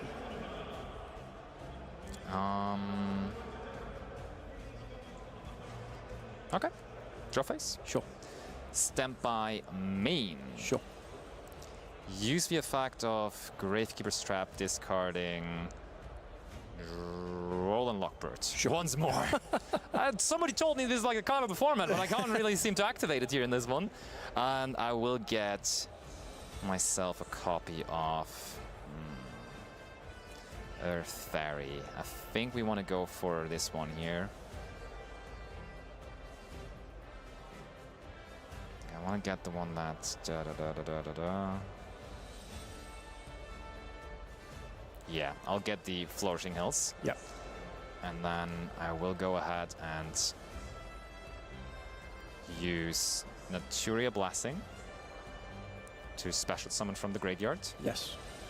I will special summon Mole Cricket. And then I will use the effect of Mole Cricket, triggering itself, trying to special summon 2 again. How many Sunflower do you play is the question. Nobody knows. Nobody knows. So 600 from Bramble Rose. Oh yeah, true. And I will Crystal Wing negate the Mole Cricket. Okay. So I will go on then and... It doesn't take the 600. I'm on... so you don't take the 6-2 because Crystal Wing negates the activation. Oh, okay. Fair. So that's 6-2 still. Then I will activate the effect of Flourishing Hills. So I'm now on 56 men after that. And I'll just go ahead, grab a Venusaur card from my deck to the hand, and I will go ahead and take the Awakening Forest, and then I can special summon from the graveyard. As far as I'm concerned, just any Earth monster. So this shall be the Camellia. Yep. And then I will use the effect of Camellia to send Sacred Tree effect to get me... which one are we searching for here? I think that's just going to be Mole Cricket. Yep. But I have already normal summoned though, of course. But I can use the effect of Awakening Force. Yep. Discarding Mole Cricket. Yep. To this one does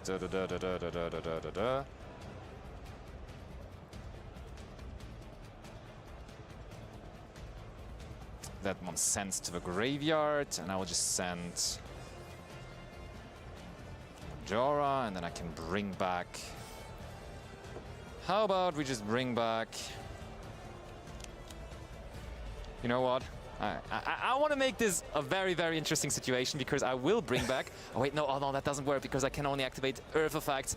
I was about to go into like something crazy. Exeter Knight and then be like, okay, let's make this an even playing field, but can't do that really.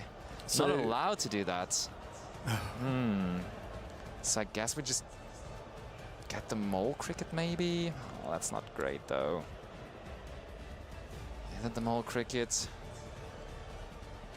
It is the Mole Cricket, and then I will go ahead, go for finally Naturia Beast. Yeah. Oh wait, no, that's no. There's no extra monster zone, but that also makes me activate Mole Cricket to come back. Yep. Because I summoned it. Just to catch up, we should be on 44. 44. And then we're taking another 600, should put you down to 38. 38. We're interrupting that Genesis duel to bring you the last round of Swiss, and there were only a couple of minutes left on that, so let me spoil it for you. Basti lost. Anyway, let's get into this final round of Swiss. Only one of these two duelists in front of me can make their way into the top cut here at YCS Bologna 2025. We have Juho Ahn and Marco Parenti ready to kick things off with a high roll. Gentlemen, who would like to roll first? Juho is going to roll first. That is a 5 for Juho. And for Marco, that is a 9. Are you going to go first? Marco is going to go first. So, one more time for these Swiss rounds. Going to hand you guys over to your amazing commentators who are going to take you through this last round of Swiss. Boys, take it away.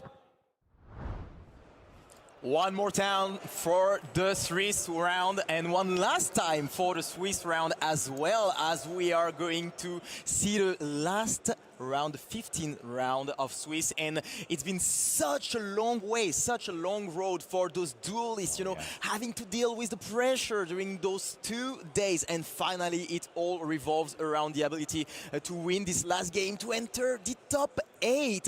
So it's going to be very interesting, and we have 2 very good duelists right there with an opposition of style, 2 very good decks as well. What do we have? We have another classic, Germany versus Italy. On the one hand, we have Ju, who, of course, has been to the World Championship before, so definitely a regular here on the European schedule scene. And then on the other hand, we have Marco Parenti, of course, representing not only the hosting country, but also the country that has represented over 50% of players here at YCS Bologna, of course, an Italian, and they have been so successful in this season with taking the European Championship, taking YCS Lille. So are they also going to take here YCS Bologna as their home country, YCS? Dale, are they going to?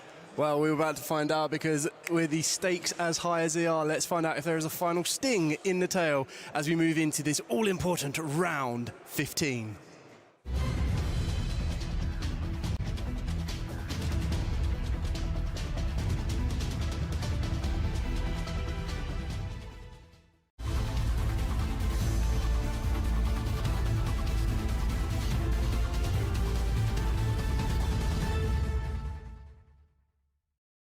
And I mentioned that Juho has been to the World Championship before, so he's also using those World Championship sleeves. He's rocking the World Championship hoodie. He's all ready for another World Championship. His die rolling skills were not very World Championship-like, because Marco is the one leading the charge here, and he's doing so with his Draco Tail deck, and starting it off with Keto Draco Tail here.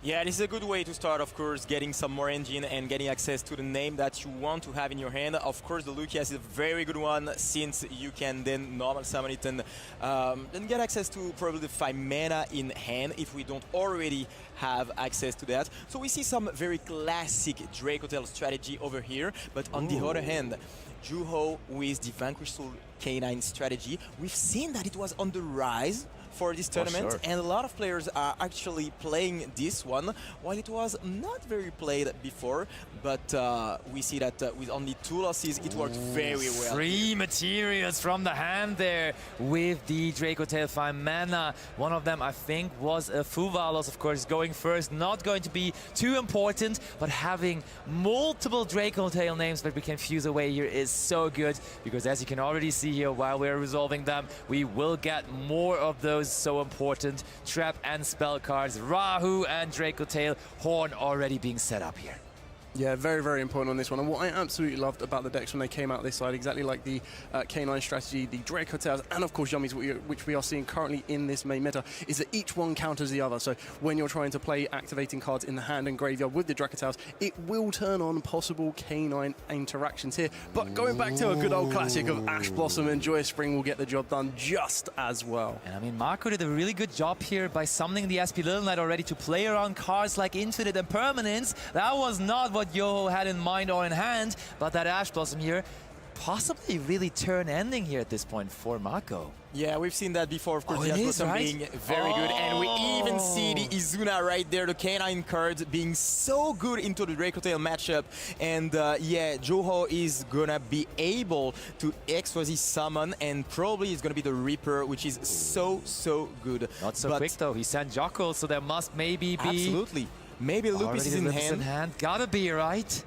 It gotta be. Juho, do you also want to get that one out of the hand? Surely you do. There is also something else. The fact that there is the SP Little Knight on the field, you might not want to special summon the Lupus and try to activate the effect, because if you chain the SP Little Knight, then the Lupus will stay banished, and it's not very good.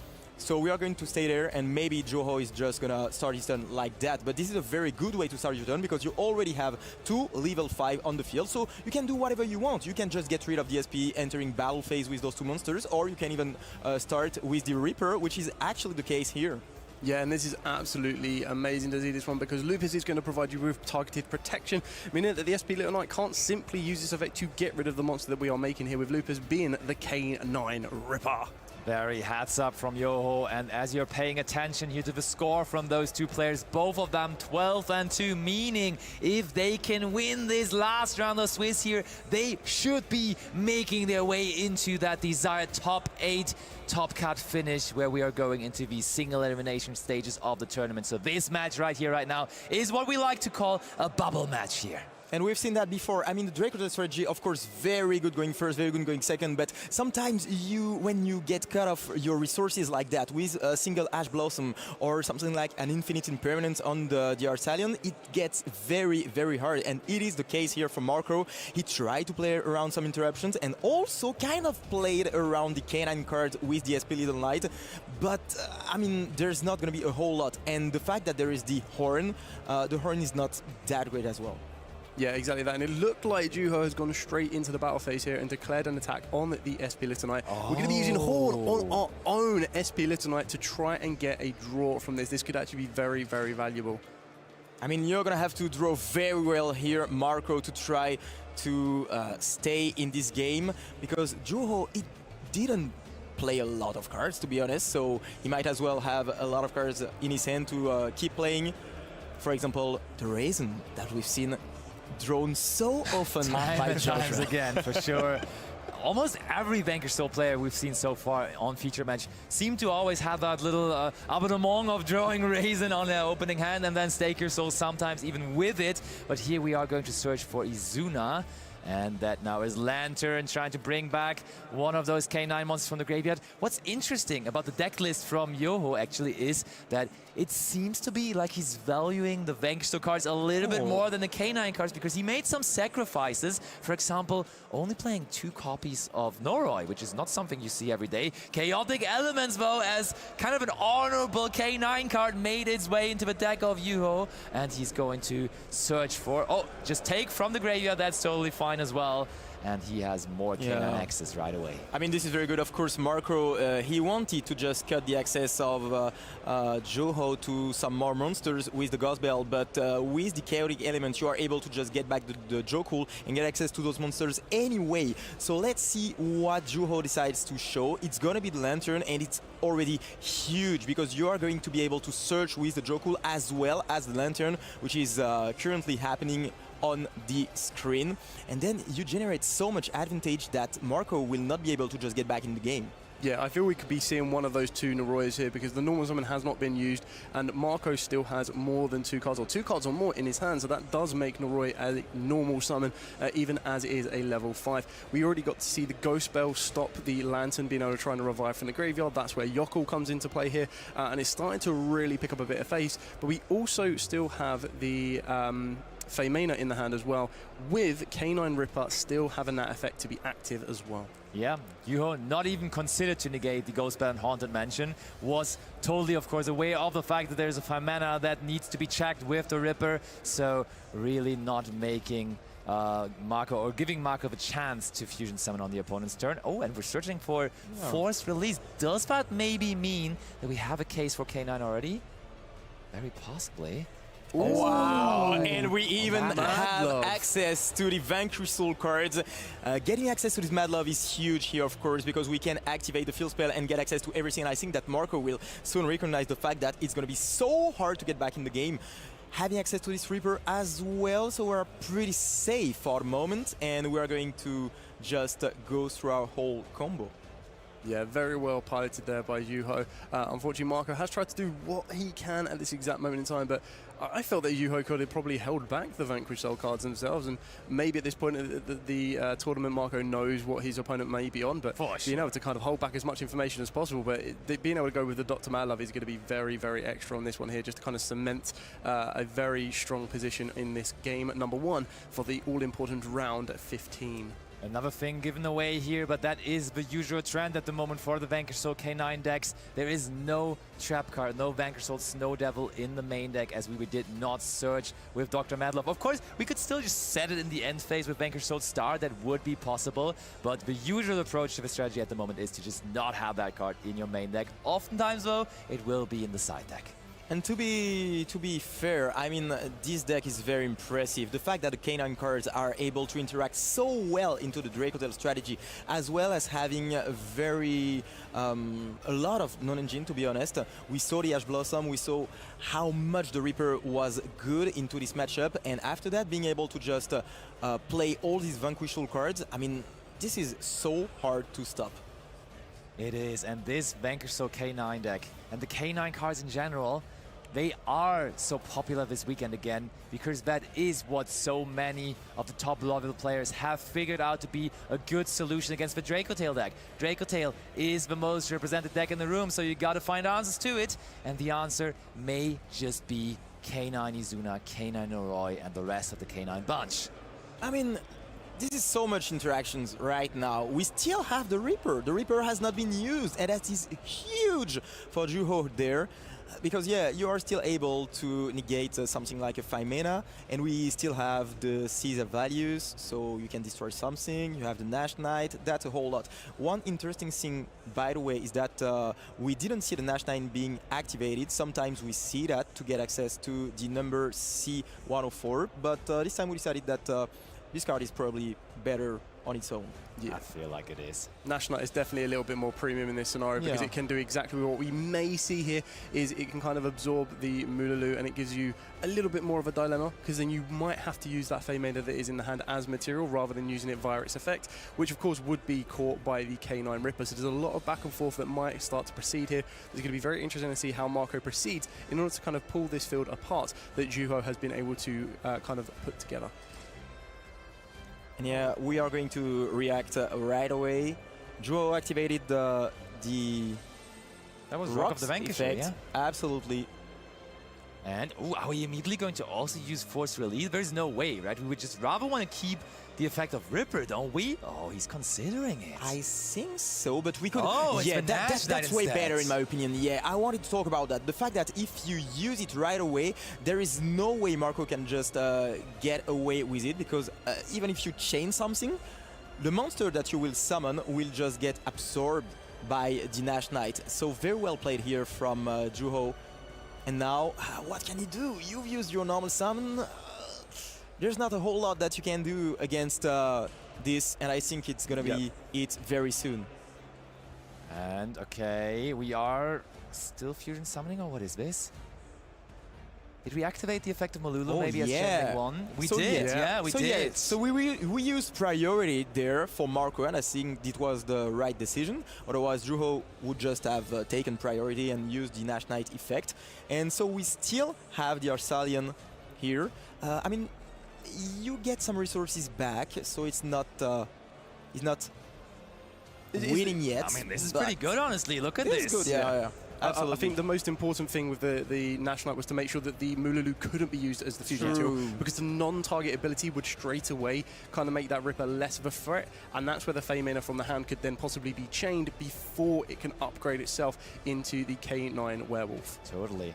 Absolutely right on that, and it looked really like Yo was completely pushing this game into his direction on the last turn, but Marco now with a Chainlink 4, I believe here, is just really pressuring back and may find his way back into this so important match here on the bubble in round 15 of YCS Bologna.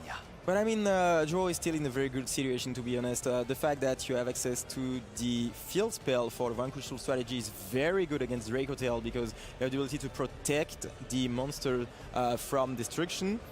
And on top of that, you still have a lot of interaction. Having access to the forced release is very good, because you can then special summon the werewolf from the extra deck and just get rid of one card in your opponent's hand, which is crucial against Marco's deck, against the Dracotail strategy, because you want to have access to those monsters in hand to be able to fusion summon. We're destroying the Ripper, so we don't have to worry about it anymore. Wasn't able to use its effect, now gone. And that means that forced release all of a sudden that you were just mentioning also shot off. So I'm not even that sure whether Yo isn't that great of a situation anymore. 2 fresh spell cards from Marco too. He is getting back into this with no mercy. Yeah, and we've got the Ketu already set up, ready to go.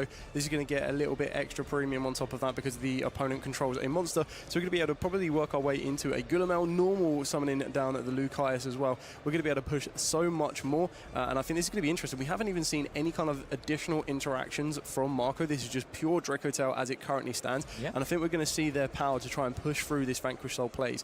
We do know that Juho does have the Azuna in the hand, which is currently active, and now that the K9 Ripper has left the field of play alongside with its material being at the Lupus, that is now in the graveyard, also ready to make an appearance should we need to, and create another Xyz monster that could have targeted protection, which is quite a big and important factor against the Dracotail strategy, considering we've already used the Dracotail pan as well. Yeah, I believe the Lucaeus Bear actually was special summoned for the effect of Frixel, and the Frixel afterwards actually came back into the hand of Marco as well. Now Rahu Dracotail, fusion summoning with the Urgula too. We are just making sure that we are pushing and pushing into this field. Yes, there's a Lupus, but will that Lupus be enough to protect us here? And that's very impressive, to be honest. Like, Marco is playing very well to try to navigate through the interruptions of Juho right here. We see the Gulamel being special summoned, and I believe that apart from the Izuna, I didn't see some interactions in Juho's hand. Yeah, I think we revealed the Raisin and a Lantern. Yeah, possibly the Lantern on this one. But even then, we still have the Vanquish Soul start. Not that it's doing too much right now, so keep that in mind. But it is there. Yeah, it's exactly there. It's still floating around. So if there is a Holy Sue in the hand that we still don't know of, that could cause a few more issues. Ooh, destroys the Force Release, because why not? We could just clear it off. Sets the Sting, sets the Flame, and all of a sudden, the state of the field has completely turned around. It was full of monsters for Yoho just a second ago, and all of a sudden, Marco is the one with 3 set cards and 3 monsters, even more importantly. And still, we have the Ketu Dracotail being activated, and that is actually very impressive. To be honest, I didn't expect Marco to get back in the game that fast and that well. And Juho, I mean, all the interactions that I talked about a few minutes ago, they are gone right now. Yeah, and that should be a lesson for everyone watching at home. Like, the modern Yu-Gi-Oh! Is so deep. It is so about the very little plays, and then a whole situation can just turn around. It looked so one-sided for Yoho there, and out of so little, managing the resources perfectly that Marco had there, he is just coming out so strongly here. Yeah, this is the one other benefit that I quite like about Ketu Dragotail. It doesn't restrict you as much as Rahu Dragotail, making you directly go into a Dragotail monster. So it does open up the extra deck of Marcos a little bit more. And I think with possible spellcasters and dragons in the graveyard, there could be a very good choice here to allow this field to present itself a little bit more and maybe push to take the advantage in this round 15. With fusion summoning, what even is left? What do we even want here? Oh. Is that Secretarion or Mysterion again? I think it should be Mysterion. Yeah, it's Mysterion again. Mysterion is very good into this matchup because you can literally, on resolution of a special summon, banish the monster, and that's very good, of course. I mean... But what's going on? You don't see Mysterion the Dragon Crown that often, to be honest. And now in 2 featured matches today, we saw him twice. There's Ghost Spell to deny the Lupus anyway. So is this just our ticket for game 1? Okay, Izuna to put up some defense at least here from Yoho's side. But he banishes it right away. Is there something else? Marco takes game 1! Wow. And the Italian crowd is celebrating him because that was impressive. That was not to be foreseen after his second turn of Yuhu there. And that is bringing him 1 step closer. 1 out of only 2 steps required for a top 8 finish here. So he must be feeling good after this one. Yeah, it is very impressive, to be honest, because after the first turn, after this Ashe Blossom, I thought that it was done deal, to be honest. I thought it was over, especially considering the fact that Juho was able to bring the Reaper on the field, which is so strong, held onto the effect for so long, even not negating the Ghost Bell while he could have done that. And yeah, after that, the field felt literally unbreakable. but that's where we saw the power of Draco Tail. The Draco Tail strategy was able to literally break everything part by part, single part by single part, and after what was, in my opinion, a very convincing turn, well, Marco takes the game 1. Yeah, he did. That is the absolute beauty of Yugo in general. The fact that no mountain is too high to be climbed, no field is too strong to not be broken. Not even the rock of the Vanquisher, right? Exactly that, exactly that. So it's been absolutely amazing. So both of those players swung it back and forth in their favour. This is what we want to be seeing, especially in this last round, moving into that all-important top 8. We want to be making YCS Bologna just as special as everything else. And these duelists have not disappointed us this entire weekend. And these games we are watching are absolutely amazing for every single viewer to be seeing. Back and forth, back and forth. Do not give up. Full-on determination. This is peak. Draco Tail is the most represented deck for a reason, right? And we saw it here when you can play it so perfectly. There is a very, very big difference between a decent Draco Tail player and a European top-class, world-class Draco Tail player as Marco is, and he has just proven that because he really squeezed every single bit out of his deck there to make sure that he wins that first game. And I think players are almost ready. Oh man, I want to see more of this, and I'm sure everyone at home wants to see more of this as well. So why don't we see more of it? As players are ready, we go back over to the table for this game number 2.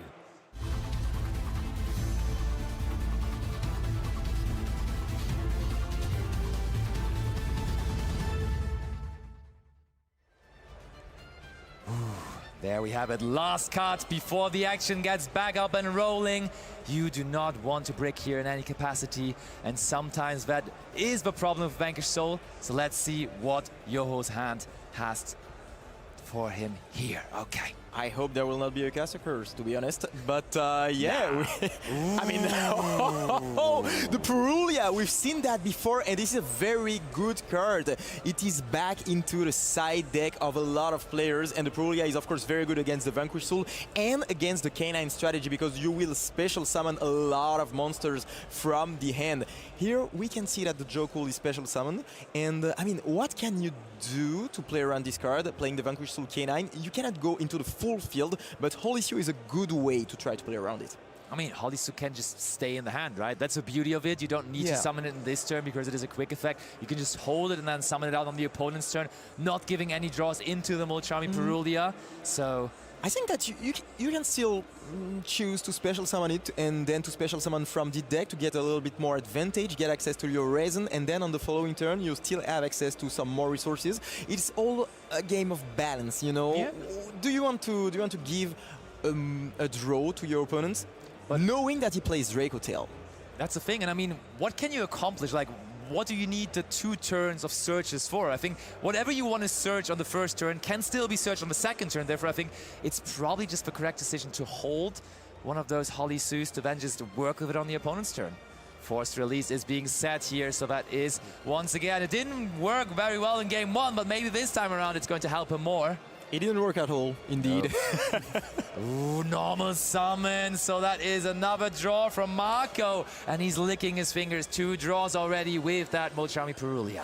Yeah, exactly that. I think this is kind of what we saw yesterday with Leo versus Joshua. So you can kind of push into a Fuos or a Perulia, but it looks like Marco is absolutely confident he's got exactly what he needs, because he's going to draw on Lockbird, which will not only stop Juho Green now to push a little bit further for his searches, but will also stop that Perulia, giving Marco even more draws. So it's very good when you see that happening, because you kind of value and know exactly where these interactions are going to be coming from. And seems like Juho was fine with that as well, because he had the chance to possibly negate, of course, the draw on Lockbird with the Ripper, but he's like, okay, I'll accept the fact that that is now the case. And I mean, maybe we have more K9 cards in hand to actually even profit off of the fact that we can now for free summon from the hand once more.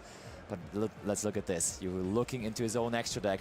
What are the options that we're carefully putting into that before the start of the tournament? Yeah, I believe that we definitely saw a K9 Lantern, so we could possibly see going into a Nash Knight would still be very, very important. And as you mentioned in the previous duel, we could see ourselves going into a C104, which could cause a little bit of issue for Marco here. So maybe the draw was a little bit kind of premature, but we're still going to see how this is progressing, trying to see what could be presented. We kind of should know the Vanquish Soul K9 strategy from this point on, and I feel that Holy Sue being held for the next turn could be a little bit more impactful as well.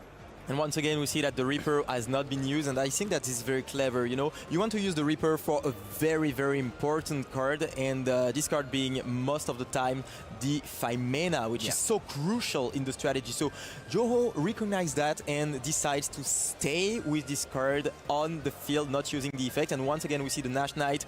It stays like that. We keep the Nash Knight on the field, and I think that this is very clever. I mean, this is way better in this matchup against the number C104 because, of course, you can literally chain block all your effects. Yeah, I absolutely love the fact that we're trying to keep loopers under the K9 Ripper as well. You're kind of saving that, and it looks like we're going to see a Nibiru, the Primal Being. This has to be answered here. Are we going to value the targeting? Yeah, that is going to be instantly answered. Do we have 5 mana after that? That is the question. No 5 mana, but still, Reaper is not here anymore. I mean, it does not have any effect. It is still there for the first release, but, I mean... Starting with a Perulia. Which is actually good. It is good. I was saying that just keeping a possible Holly Sue for the opponent's turn is the way to go. But now you have to deal with the exact same card once more. Branded Fusion. What a way to start to try to break the field of Juho. I mean, this field looks very breakable, but with a Branded Fusion, I mean, it looks very good for Marco right now.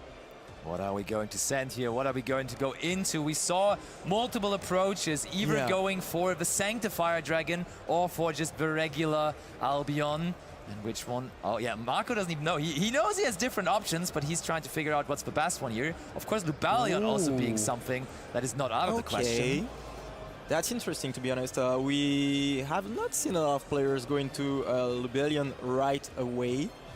But it might be the case here. Marco just trying to think carefully about that. Of course, he doesn't want to make any mistake as he's 1 game away from top 8. Yeah, exactly that. And I think this could be trying to maximize the potential of Branded Fusion if you did open up the Dracatail Frixel, because Dracatail Frixel is one of the materials that wouldn't be used for a Lubellion naturally. You can still discard it, but it looks like the Frixel is still in the deck, so we're probably going to be going down the Sanctifier route or the Albion route. It is the Albion. There it is. We're using the effect. Oh, okay, we're not even playing around the Ripper negation here, so maybe Marco trying to bait his opponent here into negating the graveyard effect of his Dracotail Frixel. Yoho, you want to negate that maybe? So I think we were going to be looking at more so Nash Knight on this one to absorb the Albion. Could be quite important because then it means the Albion can't be used as any material. It doesn't hit the graveyard for this particular moment in time, so there's not going to be a follow-up that we could be seeing in the brand new Fallen and the Virtuous. But it also still leaves those 2 unknowns, well, one of those being force released along Juho's spell and trap zones, but also one other unknown that might need to be considered as we try and navigate this field and to repeat what we already saw in game number 1. And yeah, we're going to set the K2 probably such a strong card going second, of course. And yeah, we can see all the power of Dracotail right now. I mean, look at that. This is absolutely impressive. And the fact that you have the branded cards as well, you literally have 3 Branded Fusion in your deck. You've got Branded Fusion, you've got K2, you've got Raro. That is impressive. When are we starting to add Shadow Fusion to the mix, right? I was thinking about that. More fusions. I mean, in Genesis, you're actually doing that, so it's not that far away. But Marco, not with a Shadow Fusion in his deck. I think his deck is still pretty decent already. I don't think he needs the extra fusions. So let's see what route we're trying to go for here. We have baited out the Nash Knight already, but there is still plenty more to deal with. Yeah, a couple of different options we could possibly go into here. So I think we're looking at the Secturion Dragon. That could be the one that enters the field of play. Remember that we have Albaz in the graveyard, so bringing back Albaz off of the back of this Secturion Dragon's effect could trigger a chain of events, which would be very, very interesting to see. And yeah, of course, but keep in mind that there is the force release, which could deal with the Albion, with the Albaz. Sorry, of course. Correct. Still a very good way of trying to draw out that force release, which is what we might see here. Exactly that. So well called on that side. But it definitely kind of puts a bit more pressure onto Juho now, because now we're trying to pull out these cards without investing as much into the field itself. We're getting rid of the Ketu Dracatail, so this could be quite interesting if we have another one. But it looks like Mululu. That works. So that's very interesting, because this time the K9 Xyz is on the field, and this is very interesting because we are going to get rid of 1 card in the hand, as well as having knowledge. So we see 2 Nibirus and an Effect Veiler. This is not a lot, to be honest. We are going to get rid of one of them till the end of the turn, and yeah, that is very, very important. That is crucial to be able to resolve, in my opinion, the force release, to be able to use the interruptions as good as we can. This was smooth by Yoho, though. I feel like that is completely shutting down Marco, as that important Keto was destroyed, and there is no other one to follow it up. But we are resolving the Mululu still, and there is a Falion, so maybe I was too quick in judging there, as Marco can still extend his plays, and of course can now also add back those Draco Tail monsters from his graveyard. Yeah, I think this is actually quite interesting to see, because this is one of the very few Dracotail games you'll see where Feymena hasn't been easily accessed. So it does rely a little bit more on the Frixel, it will rely a little bit more on the Mululu. So it's kind of going to come down to, do we want to be adding back our Dracotail resource, or do we want to try and think about the next possible turn and add a different hand interaction that could be a little bit more effective for us, depending on how far we want this game to kind of go on for. Yeah, and this game is going back and forth like the first game. That is what is really interesting when you see some Dracotail games. Are we adding back a Perulia? That can't be right with that full field there. I don't think so, to be honest. It must be the Nibiru or something like that, no? Yeah, okay, the Perulia goes back down there in the graveyard. For a moment, I was like, he put it on top, so I was like, nah. Wouldn't make a lot of sense, to be honest. Okay, but here it comes. Also, I think we pointed towards the Rock of the Vanquisher there as well. Has that been used this turn? No, right? No, I don't believe so. I do think it's also, I think this might be kind of playing on the back of Marco's mind right now, because he's still got the Secturion Dragon, and at the moment, with only Mululu and Frixel in the graveyard, they are the only Dragon and Spellcaster that could possibly be used as a revival option here. So that might have changed why he wouldn't add back the Frixel rather than Nibiru, because I now believe we have 3 Nibirus in hand. Lupus. So yes, the Lupus is back on the field, and this is very interesting because we are going to get access to another Xyz5, and it might just be the Reaper, which is so good in this matchup. I think Joho is just considering his options, and he's gonna summon that. I don't think like it could be Jax as well, maybe? Jax would be good. I think Valen doesn't make sense, of course, against the Dracotail strategy, unless you want to book the Secretarian, but it's actually going to be Valen. Okay. So I guess we are going to book the Secretarian, right away, which is going to go face down. So it is still going to be usable by fusion material, but now in the beginning, preemptively destroyed K2 Dracotail in the hope to get rid of it entirely for the rest of the turn, but Marco found a way to replace it, so this K2 Dracotail will resolve now. And what we have seen throughout the entire tournament so far, when K2 Dracotail resolves, it is doing quite some damage. Yeah, I suppose this is going to be quite interesting to see exactly what kind of material you want to use from the hand, because remember we still have Pan. If you want to get Feymena into rotation, you might want to consider that, but it might be a little bit too late to kind of utilize it. The best thing, I think we're going to be eyeing up the Urgula and possibly the Pan, so one of those two might make its way here. I feel that we know all of the monsters on the field. Apart from the Rock of the Vanquisher, everything's kind of been used, so Urgula might be the safest route, considering that one card along the Spell and Trap Zone is still unknown, could be a massive turning point in this duel right now. True, absolutely, and Marco is just considering his options. It should actually be the Urgula, I guess. Oh, it is Feymena. It's Feymena. That's an interesting choice. And we're going to fuse away the Secretarian, so the Valen doing some work, but still we see the Mysterion. So this is the third time we see him. That's crazy. I saw like 50 duels of the Dracotail deck, and maybe once I saw the Mysterion being summoned, and now in the second time for this match here already, Marco really making use of that card. So it is justifying its place in the Dracotail extra deck here. Yeah, Mysterion is the new Arsalion being used in every single game, literally. And it makes a lot of sense in this matchup, to be honest. We are going to special summon finally the Gulamel, and we're going to be able to destroy another card, I guess. Is there a response from Juho? Chainlink won the Urgula in the graveyard, and if there is no response, that would mean the Gulamel comes after. But hard-drawn trap card. Snow Devil, how many reveals do we have? Attribute, maybe? It wasn't free, right? It is 2 for the moment. It was only 2, yeah. He was done revealing pretty quickly, so I don't think it was free at all. 2 would still not be horrible. And just chaining. So this is very important here, of course, for those who watch currently. we don't want the Golamel to be able to destroy things on our side of the field, so we decided to chain the trap card so that the Golamel cannot respond directly to a Draco card activation. So yeah, we preserve part of our field, but Marco doing a good job, to be honest. I mean, Juho doesn't have the full field, but still. I mean, it's a repetition of game one, kind of, right? Like, game one started with Marco, of course, opening up the play, but then Yoho breaking his field entirely and setting up a field afterwards. And this time, we skipped the part of Marco starting up the duel, but Marco again playing into a field of Yoho. You're really, really, really good again. Yeah, so this is quite interesting as well. We've only revealed 2 different attributes. One of them was being Holly Sue, and then another one of those cards. So it kind of shows that there might not be the right attributes you want in the hand to reveal for the Holly Sue as well, which kind of stumps Juho a little bit. It kind of shows the fragilities or the crack in the Vanquished Soul canine structure and armor a little bit, because making sure you have the right attributes is massively, massively important. But we're seeing Marco here very well putting together a field that to try and combat exactly this. And it's very nice because it's 4-3 at this exact moment in time on the monsters against each other. And it looks like we're going to be using the Arfulion to try and tackle that Nash Knight. And that's very interesting because, of course, we are going to enter battle phase and try to just destroy the Nash Knight and every single monster that we can. But we are not going to be able to get rid of the canine werewolf, who is pretty strong, actually. It is, and I mean, that attack, I was just wondering, right? Nash Knight is too big for that attack once more, right? Because the attack points are modified for the Draco Tail monsters on the side of Marco, and therefore the defense points of Nash Knight were not able to be overcome there because it is a healthy 2,700 points of defense. So, as we see there, Nash Knight staying on the field. It is a very strong Nash Knight, actually. Yeah, very solid.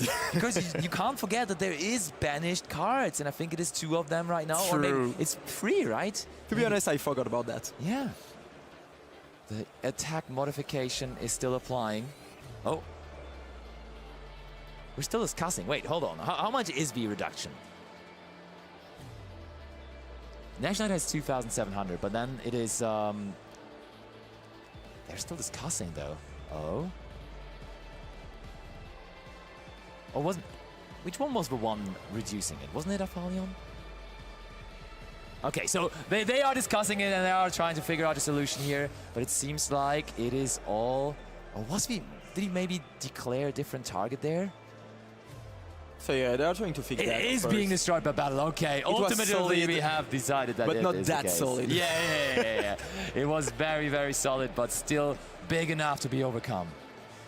Yeah, I think it's actually really important that we probably don't get rid of the Valon as well, because if we get rid of the Valon will take care of one of our trap cards that we have set. What we already know is the Dracotail Horn, which can be very, very important. The other benefit of taking care of that Nash Knight is it puts that Albion into the graveyard for you, which we are seeing resolve here, which allows Marco to resolve and add a Branded Fusion for the follow-up of the next turn, while also getting his Effect Veiler back to the hand, which can be very, very useful should Juho try to use anything to interact with his field during Juho's turn. And that's very interesting because we still have 2 monsters on the field, and as you just mentioned, also the Valon. The Valon is going to be able to use its effect right away to try to get rid of either the Mysterion or the Gulamel. I think the Mysterion makes a lot of sense since you want to try to special summon some monsters, but we have the Effect Veiler. We knew that one, of course. Yeah, and we had to give up on the targeting protection by detaching. But right away, you link them away, and then you are able to use Valon's effect, probably. Oh, so there is a timing where Marco can react. Sting. Oh no, yeah. Horn. The Horn. That makes a lot of sense, to be honest, because you don't want the Valon to go into the graveyard that easily, because it would just take care of the Horn and force it, and also you would be able to special summon something like an SP Little Knight, which would take care of another card. Yeah, and as you mentioned previously as well, it's so important that where you have the ability to chain an additional effect, which we've just seen here with Juho to chain the Lupus from the graveyard, it stops the Gulamel becoming the exact next moment to destroy another card. And what we're trying to do here is limit Juho's access to monsters on the field to stop an SP Little Knight. But hear me out, if the plan was to link up the Werewolf and the Valon anyways, I think from Juho's side, it would have been a smart move to just first action in the main phase, put that Werewolf into defense position. When you plan to link it up anyhow, like it's not about attacking or anything, and then you would have been safe from that Draco Tail Horn there, but you wanted to be quick with it, wanted to link it off, but Marco was like, as long as there is an attack position monster, I may as well put it back into the extra deck. It is actually a very, very good point you got there, but still we have access to Valon and the Madlove, Dr. Madlove on the field. I mean, it's still going to be very hard because Marco is going to be able to just fuse with 5 mana, and we are going to chain, of course, the Dr. Madlove.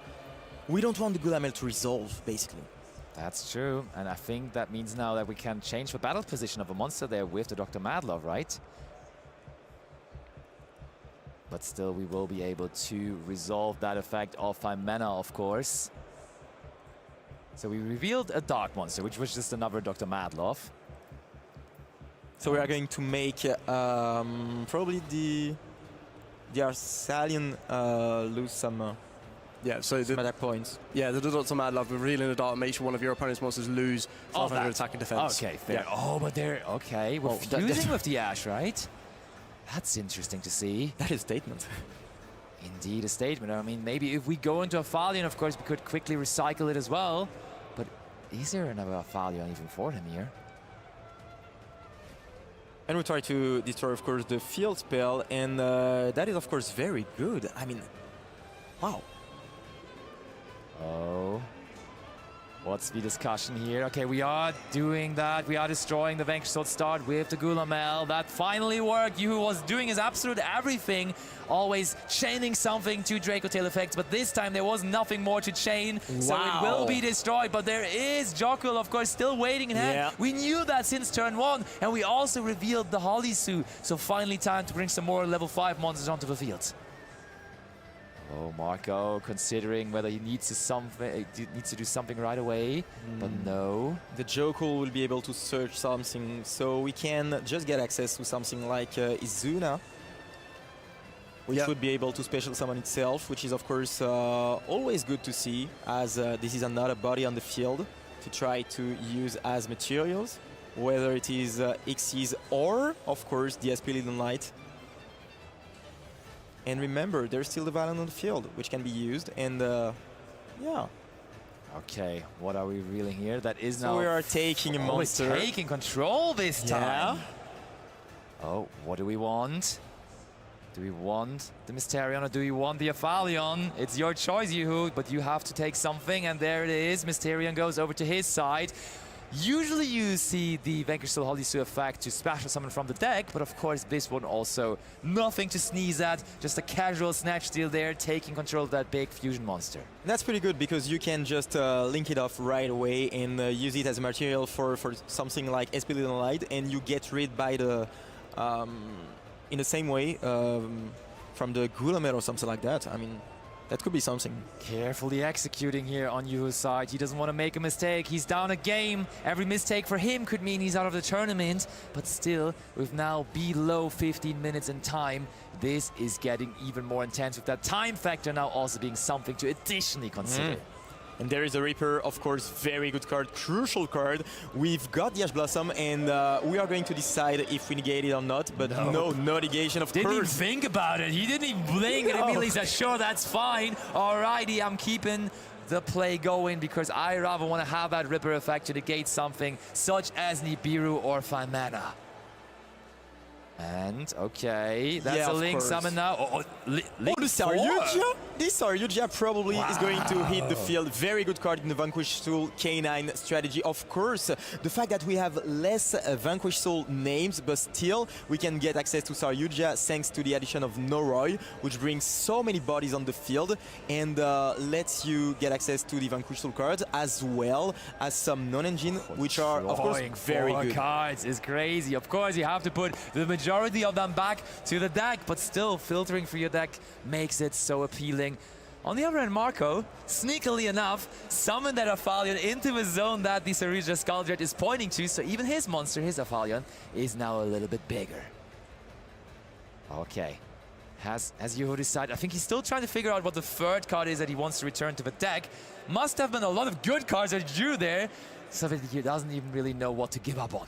Yeah, I think we're going to have to start taking the clock into account right now as well. So this is something that we might want to be pushing as far as we need to try and kind of clear this game up. We're going to go a reinforcement of the army. This is going to directly get us into our Vanquish Soul Arisen right here. So we are going to be able to push a bit more, but I feel that this is Joho's turn to finish it off. That's very good, of course, because we have the ability to special summon the Raisin thanks to the Saryuja, and that is why this monster is so good in the Vanquish Soul Canine strategy. You are not only able to cycle through your deck to try to see a lot more cards, to try to dig into it and to get access to this non-engine, but also you are able to special summon the Raisin even if you have already used your normal summon earlier, like in this example, the Dr. Madlove. Yeah, and that's actually really important, because sometimes the struggle with the deck was whether you wanted to normal summon Noroi or whether you wanted to normal summon the Raisin, because both of them are actually insane normal summons. Why not that both? Is just saving that. That is just a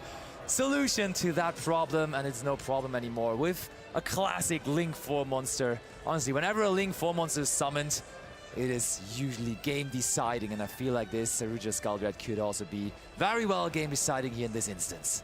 And now we found a way to special summon a Jiaolong thanks to Raisin's effect. Of course, we showed Jiaolong and then we're able to... Nibiru, the primal being, and of course, we've got the Reaper. Gotta be negated. No hesitation. No hesitation this time, of course. You want to negate it 100%. And yeah, we see that Joho is such a great player, always keeping this effect for the right moment, the right timing. And this time it was, once again, crucial. It was, but still with 11.5 minutes left on the clock, Marco, he's touching his deck. Does he want to take his cards and shuffle them up for a third game? Or, oh no, it doesn't seem like it. They're really still playing this out. Marco's like, you gotta beat me really here in this game if you wanna be the victor. Yeah, so we're going for the Caesar Valius here. I think this is the one big difference as it currently stands, is that Marco has some of the stronger monsters on the field, so we have to get access to the Caesar Valius in order to have enough to kind of clear one of them off. Another really important thing to do is two monsters enter or go into the graveyard at the same time, we'll be able to recur some of these Draco Tower advantages. We already know that Marco has that Branded Fusion as the follow-up if it gets back to his turn, so it's really kind of dictating, do you feel now is the right point to go to game 3, or as you're already one game up, do you feel you have enough resource to hold your own and push through for the final 5,200 damage that Yuho currently has left of his life points? Yuho carefully, I even want to say possibly too carefully, just deciding here on which card he wants to destroy with the Caesar Valius. Yeah, so... Oh no, we switched position yeah, first. we switched position of the Arcadian, and then we enter battle phase to try to get rid of some of the resources of Marco here. Very interesting way to just play this one out. And as you just mentioned, we are 10 minutes away from deciding who will go into the top 8. There must be so much pressure on their shoulders right now. It is, and also you can really tell the viewers. There's thousands of people here in the venue in Bologna, and also quite a bit of people now here in the feature match area checking out this match. And still, you could hear someone just slicing a banana in here. I don't know. It's like it's so calm in here, because everyone just is looking at this match and can't believe how close it is. Absolutely, we're all like in the library right now. Yes. Everybody catches his breath, and we are trying to find whoever will gonna come out on top right here. Remember, Joho back against the wall. He's 0-1 in this duel, and if he wants to go into the top 8, he's gonna have to win another one after this one, but one game at a time. For now, he's going to have to take care of all the monsters on Marco's field, and it's not an easy task at all.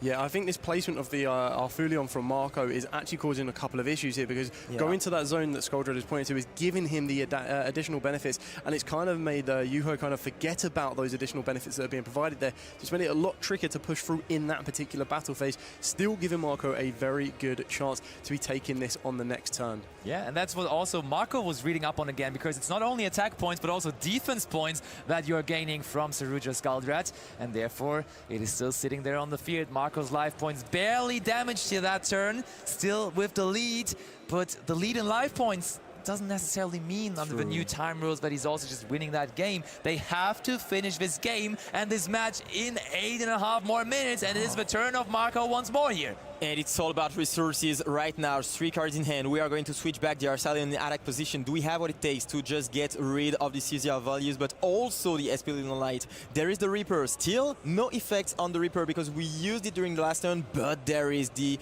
Force Release, which will get activated right now. We know that is very important, of course, because we are able to destroy something on the field, in this case the Arcelion, but also because in Chain of an Effect, you are going to be able to take the information, see the opponent's hand, and remove 1 card from the hand as well. And with only 2 cards left after that, he's passing over though. Yeah. Okay, this must be the writing on the wall for this game, and that would lead us to maybe enough time for a game free. Marco, he's sorting his cards. He's not even picking them up. He does not want to give this one up, but there Finally, we have it. We have the concession, and we will be seeing a 3rd game with very little time remaining. So let's see how that is going to turn out, because it is going to be hard to finish. I mean, they will, I can already promise you, play super quick, but can they play quick enough even under those circumstances? Because that is very little time to finish that kind of a game. Yeah, taking it right to the wire, and I think this is the biggest kind of component as well, because when you're starting to look at side decks during these periods, you start to have to take the clock into account. So where you might want to play some cards that would have slowed your opponent down to try and make it a little bit more difficult for them,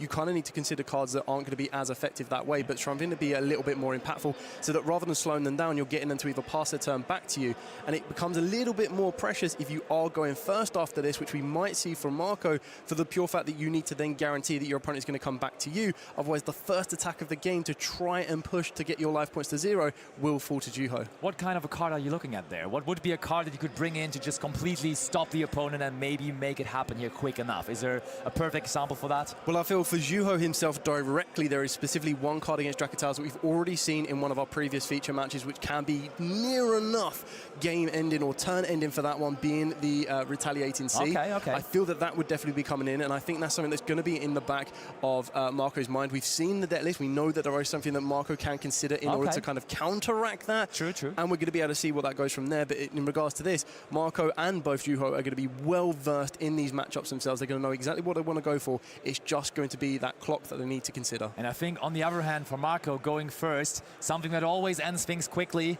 is a counter trap. The solemn counter traps, that could be cool. Just Solemn Judgment on the normal summon or something like that can always end it quickly. But let's not forget, Solemn Judgment limited nowadays, so will not be accessible as easy. But with so little time remaining and players rushing, let's also rush here and go over into this game free, which is starting now.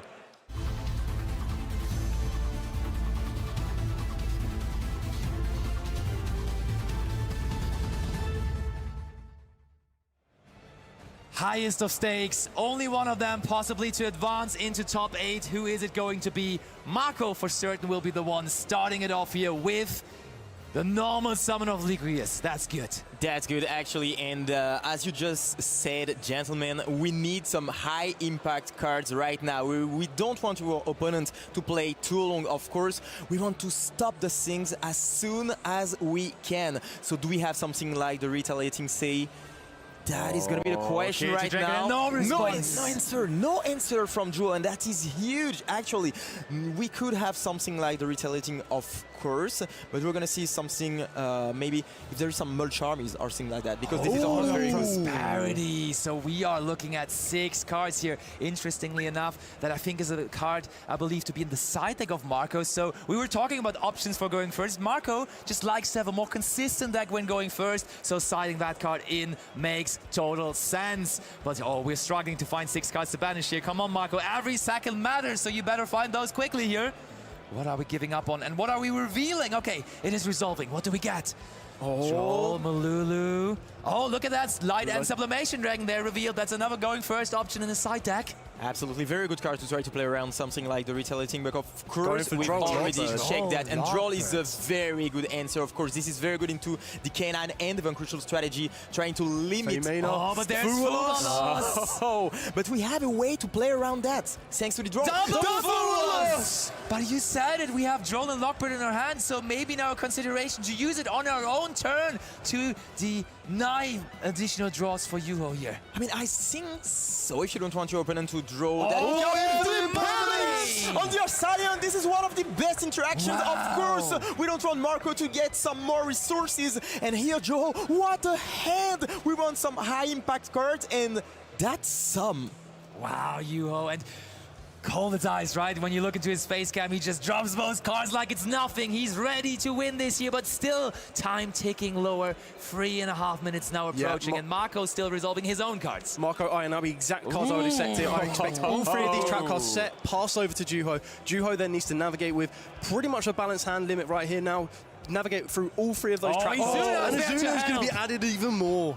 This is huge. This is actually huge. We're going to get access to another XS5, and it's probably going to be the Reaper as usual, as we've seen before. That is actually a very good situation to be in. Does Marco have anything? Nothing on resolution. You know what would be crazy here? This is a very good Zeus line, but I mean, with only 3 minutes remaining, do we want to sacrifice our battle phase like that? A protected Zeus for the Lupus would be huge, but maybe we don't have the time to do that anymore. It would clear up the entire field though, which may make it worth. We're going to special summon the Reaper, of course, and that's very, very good. Getting access to the Reaper at the start of the turn, and Marco, I mean, wow, he still has the Drown Logbird though, but the Reaper can negate it, so it is pretty difficult for him. And remember, Reaper 2 effect. minutes and a half on the clock. Very, very important here, keeping the K9 Ripper in defense position, because not only do we maintain the targeted protection, but we're going to be stopping the Drown Logbird straight away. Oh my, a little over 2 minutes. This is really intense. This is deserved to be our last round. Holisu though! That is huge! That is huge! He will be able to special summon the Holisu in defense position, and being able to special summon something from the deck would be absolutely amazing there. Marco doesn't have a lot of things to try to prevent that. Of course, we know that there are the 3 trap cards, but which one will be really effective against that? Okay, Jalong and Joko revealed. Vela. Oh, that's a good one. The good old Holisu. Marco giving it his all. Oh my, not even 2 minutes remaining. How are you going to do this? And now we know everything on the side of Marco. We know that there are the 3 trap cards, but no more cards in hand. So Joho, he can just play with full knowledge. Does he have what it takes to try to... Oh yeah, Nora is a good one. Bad. Ooh, can we normal summon Noroi? He doesn't have cards in hand. You're right, you're right. There's no cards in hand. True that. And Juho realizes that. 1 minute and 20 seconds on the clock. Ooh, that took some precious seconds off the clock as well. That ain't helping at all. Needs to make the decision what we're bringing down, so it looks like we're going to be trying to bring down the Noroi with the Jokul here. We still know that there is Sting, we know there is Flame, we know that there is Horn as well. Everything needs to go into defense position to try and play around that Horn. This is very, very defensive, but that's not what you want to be with 1 minute left on the clock and ticking down fast. Absolutely, and I think that Marco at some point will try to just activate something like the Sting to try to get a draw and maybe an interruptions to try to stop Joho from extending. And I mean, let's face it, last round of Swiss, both of them want to go into top 8. It's hard to scoop in those kind of games, right? A double loss doesn't really help both of them. No. But also, like, nobody really can tell who's really going to win this one if it goes to full distance. But in 30 seconds, we ain't going to be able to finish this match entirely. I am almost certain. This is so stressful. Knight. Using the Horn or not? Yeah, probably. You can use that on your own Arsalion, of course. But thinking a lot, Marco, and he doesn't take a decision, but he's fine. Oh, he takes it over, okay. Touch in. Oh, okay, keeps on going. Anything that goes into a tap position must be hit with this Horn right now. Going with Lantern for the Jokul, and time is at 0. Is there much more to be done? Sting to stop the Lantern. Maybe we have a little bit of overtime. I think in between we had a slow play warning for Marcos. There is a chance, but there is a couple more moments. But oh, it looks like they have just been told. Look, I think they are debating. They're looking at each other. This does feel like a double loss situation, doesn't it? Yeah, it looks like we're packing up. Right, yeah, let's bring it over to the casters here, because that match has found the most unfortunate ending that you could imagine, with both of them working so hard to make their way into top 8. Quite possibly both of them will be denied of that. There is a chance. I think there is going to be a couple of X3s making it into top 8. We had that in Lille. Very likely going to have like a number from 1 to 3 players making it into top 8 as well here for this one too. But now with the double loss as well, that doesn't help your tiebreakers. It's going to be awkward. Yeah, but let's face it, I mean, we could pretty much expect that. They played really fast during the last game, but before that, I mean, that games were so difficult to play, and you have to think about a lot of things. This is some grindy matchup. Every single interaction is very important, is crucial, and you have to think about a lot of things. So yeah, it was hard for both players to just go faster than that, and during this last game they tried their best to play as fast as possible, but as we just mentioned, this matchup is very grindy. But still, maybe there is a chance for them to be in. We will see that in a few minutes, because we will have the top 8 players who are qualified. But what a day already. And with yesterday having those 15 rounds of Swiss, we had so many things, so much knowledge that we had from that, and I cannot wait to enter the top 8. I have a very interesting piece of knowledge as well. Yoho there with his Vanquish Soul deck, possibly now out after not having the opportunity to win this match. A very prominent Vanquish Soul K9 player in the tournament, though, will be part of top 8, as Joshua Schmidt has won his last round and therefore should be, with an X2 record, locked in for top 8. So everyone at home, I know there's a lot of Joshua Schmidt fans out there. Stay tuned, as he is part of our top 8, most likely, or almost to be confirmed. But of course, I'm not going to say anything. confirmed, as you never know. Everything can happen. But he's X2, he won the last round, so should be pretty safe, actually. Well, that's, of course, great to see. This match, the last one, no real winner, but of course still plenty of things happening. Therefore, I'm sure it is still worth to be discussed, and therefore we have our analyst setting up right now. Marcello will take a deeper look into this match there that we just saw, with all those crazy interactions. So many crazy interactions that in the end, actually, we felt short to even conclude the entire match, with both of them sadly getting that double loss there in the end. Still, though, we will be able to reveal that fully, I would say. But I think he needs a couple more moments. And then we absolutely can go over. fine. I mean, it's been beyond a pleasure. 15 rounds of Swiss. My heart was pounding watching that duel. I cannot imagine what those duelists felt like, being up on that stage and having everyone watching them. So we're about to find out a bit more of an analyst breakdown with Marcello. So we're going to swing it straight over to him to analyse that amazing duel. Thank you, Dale, and wow, what a match it was, truly. 2 amazing champs. I mean, really among the best and most consistent players that the game has ever seen. I mean, Marco is really an institution in Italy, always up there, always trying his best to make it. And I mean, what more can you say about Joho?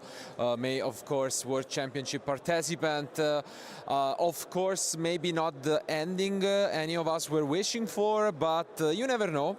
We saw that in YCS Lille some X3s made it, and so they were both really good looking at the standings, and there is a chance they're gonna sneak in. So we'll wish best of them good luck, and who knows, maybe we'll even get a rematch later on. But yeah, it truly was a spectacle, and I think it's one of those matches that you can look at and really take as a demonstration on what separates your average duelist from really the top-notch ones.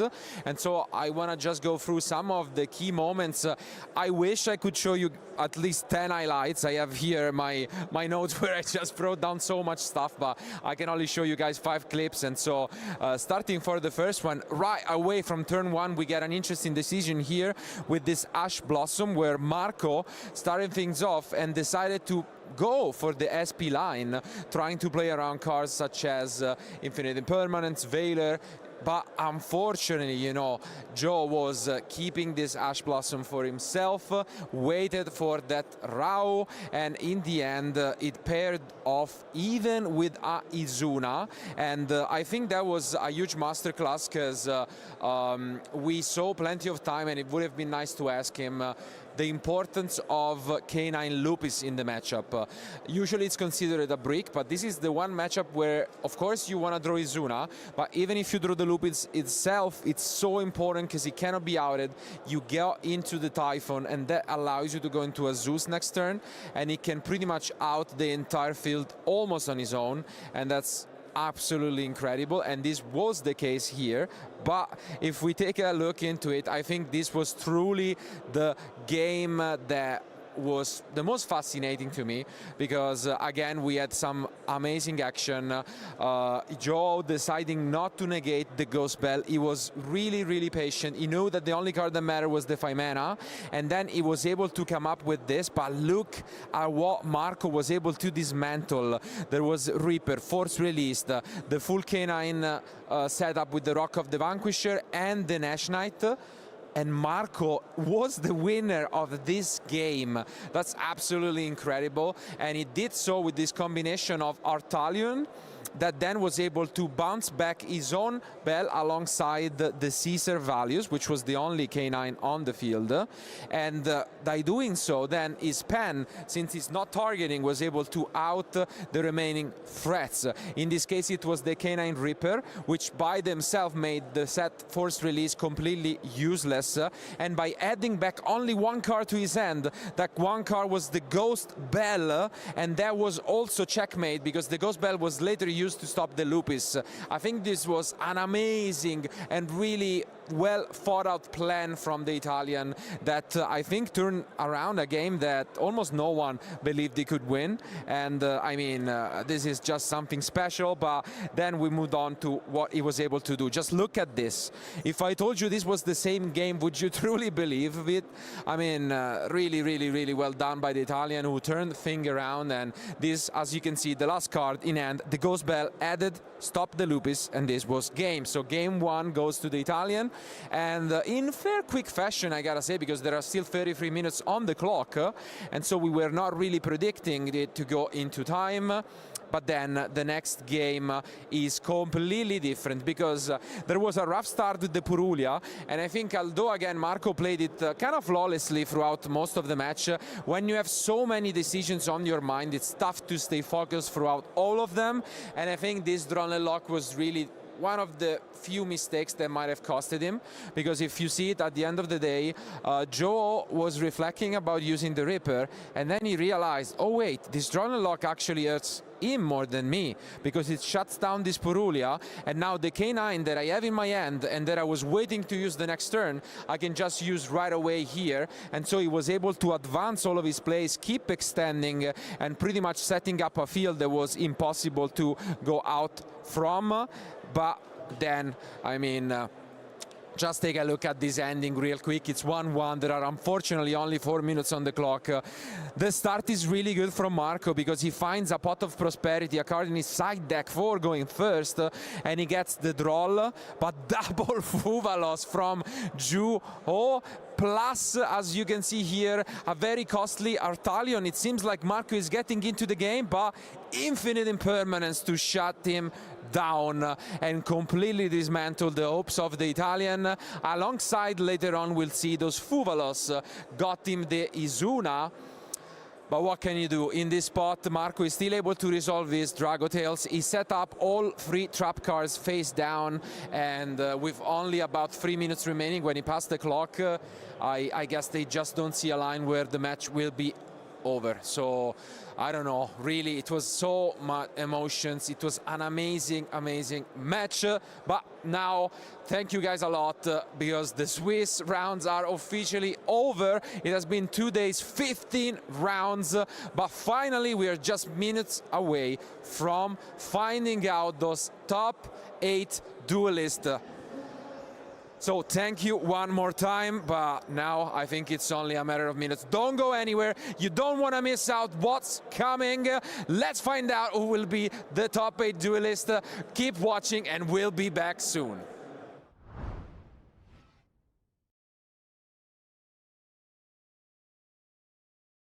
Hello everyone, we are back. I'm with Tom here, one of the players that are really rooting for this event, and I'm hoping that he does well. And I want, as the community, I believe, to get to know you better. So first of all, I would like to know, how many years do you play the game? Hi guys, first of all, very much appreciated that you're rooting for me. I will do my best to maybe win this time and not getting second. How I got into the game? Yes. I've been playing this game for, I don't know, probably my entire life, like I cannot remember a time where I've not played Yu-Gi-Oh! So like, it started in pre-elementary school, then I did it in normal school, high school, whatever, and yeah, never really stopped playing the game. Like I've played it my entire life pretty much. Step back a little bit, like during A-level and grades and stuff during university. But yeah, I basically my entire life. Yeah. So I'm guessing that you have a lot of options for my next question. That will be, what is your favorite deck of all time? Oh, my favorite deck of all time, bro. You're asking crazy questions. I know, right? I mean, it's supposed to be a pretty easy one, yeah. But as you saw, like I've been playing this game for so long. I mean, I should probably take Lunalight, guys. Lunalight. Like the deck I got second at World with. I also like Murakumo, the deck that I qualified for World with. But I also had very much success with Kashira cards, and I love Fenrir, I love Arisat. I have to say Lunalight. It's so much fun, it's so diverse, every hand is different. The deck is so incredibly powerful by only one card, so I will go with Lunalight today, yeah. Did you also play Lunalight back in the day? Or there was an event, I think YCS London 2022, where I got top 4. Everyone was playing Lunalight August. It was so popular, and I chose not to play it. I chose to do that what I did at Worlds. I chose to bring Infernoid. So another niche deck as Lunalight at Worlds. But I obviously was familiar with the cards. I had the entire card set up in my boxes at home. All I needed to do is like grab the new stuff. So yeah, I did play it back in the day, but like not at like a level like YCS. I see. So right now, if you have to choose one card, what would be your choice for that? My favorite card? Yeah. Oh, that's probably Ghost Ogre and Snow Rabbit. Yukyosaki, I think it's a Japanese name. I don't know, I think it's the Japanese name, like a card. I don't know the Japanese name of a different card, so that maybe tell you why it's my favorite card, but I don't know. I just have it in my heart. I don't know why. Honestly, I don't know why. Like, I've never played it that much or whatever, but I just love Ghost Ogre. Yeah. Should be like it, answer, guys. Don't blame me, but. And how do you feel about this event? And generally speaking, about YCS as an event, meaning that it is one of the most prestigious events right now in Europe. And how do you feel about attending a YCS? What does it mean for you? I mean, like, I schedule my entire year around YCSs, so my vacation and stuff, just so I'm always able to pretty much take place and play the event.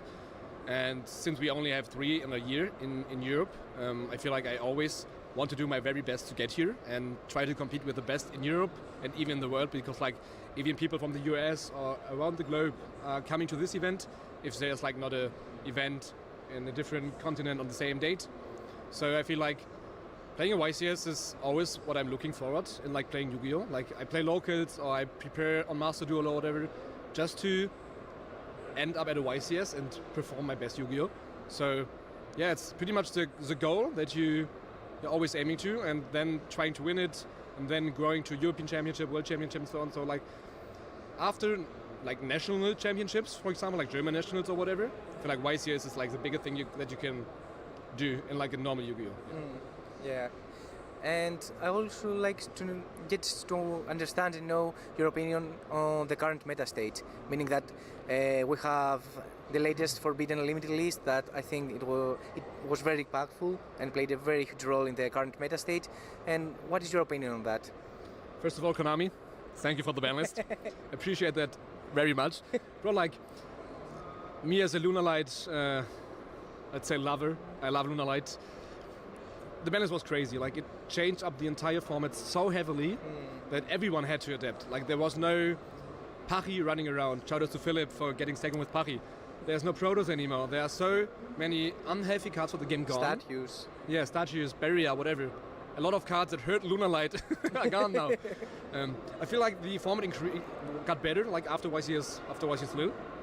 But it changed. It is changing so much every 5 minutes. You have to adapt so quickly. That's pretty much going to be a coin toss whether you do well on this event or not, like depending on your matchup that you're playing against. So right now it's pretty hard to make a meta call like in Worlds playing Lunalight, because you never know what you're actually facing, because there are like 5 decks right now that could win the event. So we've not had that for years, I think. So I'm very hyped to see how I'm going to do it this weekend. And I mean, I think it is one of those events that you're trying to outsmart your opponent, meaning that you're trying to understand what the side deck patterns will be, if he's going heavy for a Dragotail, for example, if he's going heavy for Mitsu, and trying to adapt your deck list on that. So I definitely believe that it's a very big mind game before submitting your deck list. But I think that you are a master on that, and I truly believe that you are going to adapt very, very, very well to the current meta state.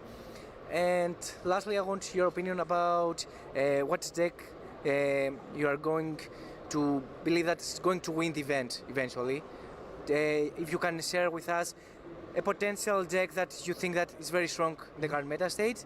And spoiler alert, I'm going to ask you a very, very hard question later. Okay, so I feel like there are a bunch of decks that actually can win the YCS. Like looking at Pittsburgh, Adisha won with Dracotail. Looking back to YCS Lil, like obviously some cards gone, but like Mitsuyami is still a very high contender. Pure Mitsu is a contender, Pure Yami is a contender, Lunalight is a contender. So I feel like the FTKs, quote-unquote FTKs being gone, I feel like Lunalight has a very high chance to win this event, piloted by a very well player. Not like particularly talking about me, but maybe like... You're thinking about someone? Biscoto, yeah, shout out to you. It's very well prepared. And, I was meaning you, to be honest. No, I'm not thinking about me, like I would not cheer me up like this, but Mitsuyami is so crazy good, piloted by a really good player as well. So we'll see, I think it's either Lunalight or Mitsuyami. Yeah. I see. And lastly, I think it is one of the hardest questions I have. Are you going to ask me what I'm going to play? No, okay. No spoilers. No spoiler. Not that of a spoiler. I'm going to ask you, what is your favorite Yu-Gi-Oh moment? My favorite Yu-Gi-Oh moment? Told you it will be going to be hard. I feel like my favorite Yu-Gi-Oh moment is probably also my saddest Yu-Gi-Oh moment. Like being on stage at the World Championship is I don't know, so I cannot even describe it. Like it was such a pleasure to be there, being able to play the final in front of the crowd with such a nice team, all the commentators, all the casters, all the nice people. Yeah, probably the finals. I got chills, just yeah, so you know. Exactly. Like losing the finals, obviously it was pretty hard, but it was so much fun being there with a nice guy like Julian. So, probably my happiest and my saddest moment of all time. Yeah, not even about Yu-Gi, but my all time. Yeah. Yeah, I mean, it is one of those moments that you are thinking about when you were a kid. Imagine if I was in the World Championship and you got to live that moment and that experience. I mean, it was life-changing for me. Like. Thank you very much, Tom. I hope the best for you in this YCS, and I'm pretty sure that you are going very, very well. Thank you very much. Thank you for the interview. See you tomorrow. Bye, guys. Stay tuned for some more Yu-Gi-Oh content.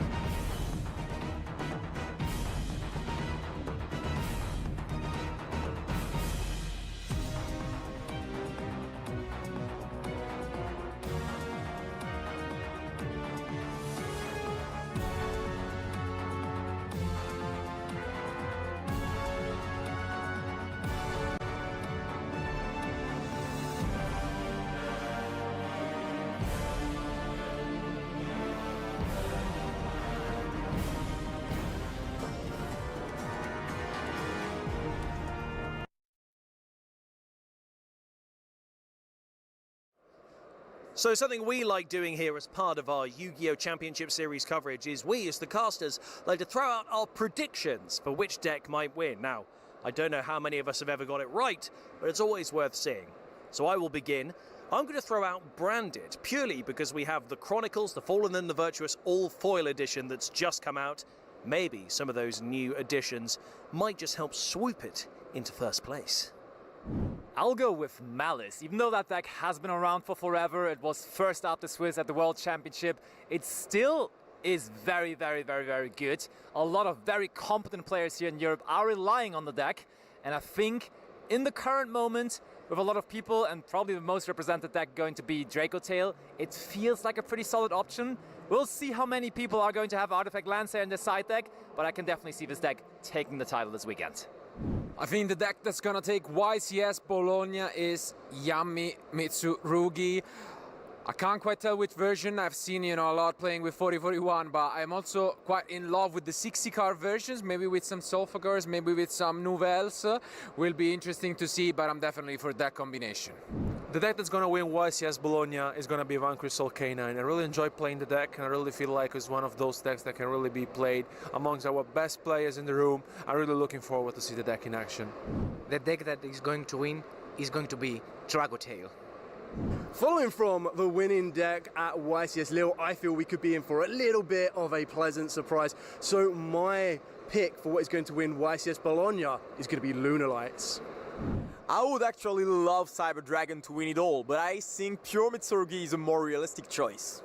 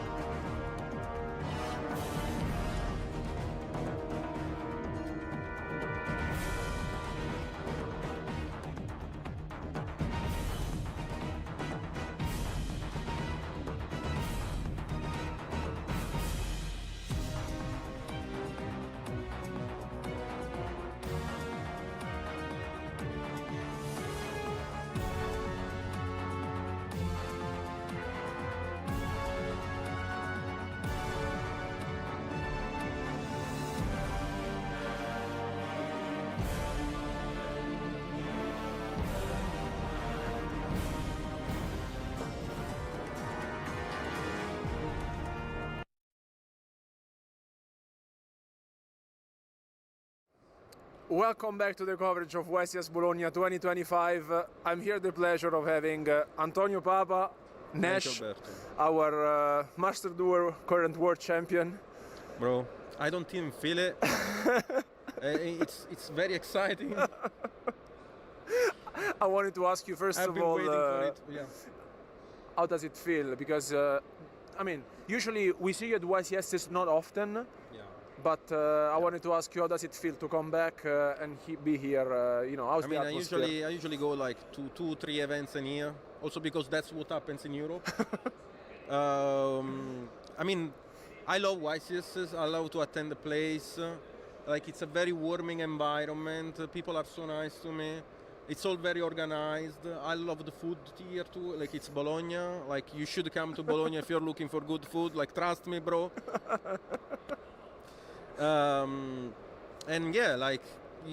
It's exciting every time, and I cannot wait to go to Japan at the end of the year. Yeah, because I think you still need to maybe recover, because I had the chance to talk to you on the very day you won, so we spent quite a few hours, I would say, after the event, and it was very nice. It was a very touching moment. Because, of course, every single time we see a player on the stage, we don't know all the work that there's behind, so it was a very nice moment, honestly. It's the achievement of a year. You play this game through every step of your life, and during some of those steps you will have some struggles, and if you keep up the passion, the love for the game, at some point eventually the win is going to arrive. And it's not only for the game, it's also in life in general. Yeah. And what I wanted to ask you first of all is, how do you deal with the difference between Master Duel and TCG. How do you approach both of them? I have been, I do prefer personally Master Duel as an online simulator because I am more mentally relaxed and I can visualize better the game state. So like if I have to look at the graveyard multiple times, I can do it without bothering my opponent.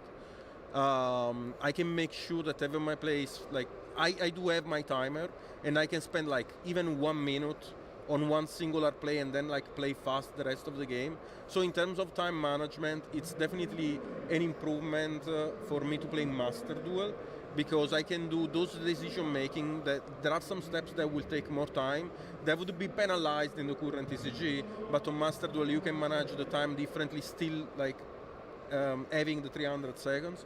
But I have to say that it's like attending a Yu-Gi-Oh event in person, it's like reading a book on paper instead of an app. Like it just feels different. I like the comparison you just made because yeah, I feel like sometimes we need to remember also where we come from, right? Because we play test. What's the difference with your friends? Testing partners for Master Duel and both TCG. I mean, we do usually theorize. There is not a lot like we can do remote duels, right?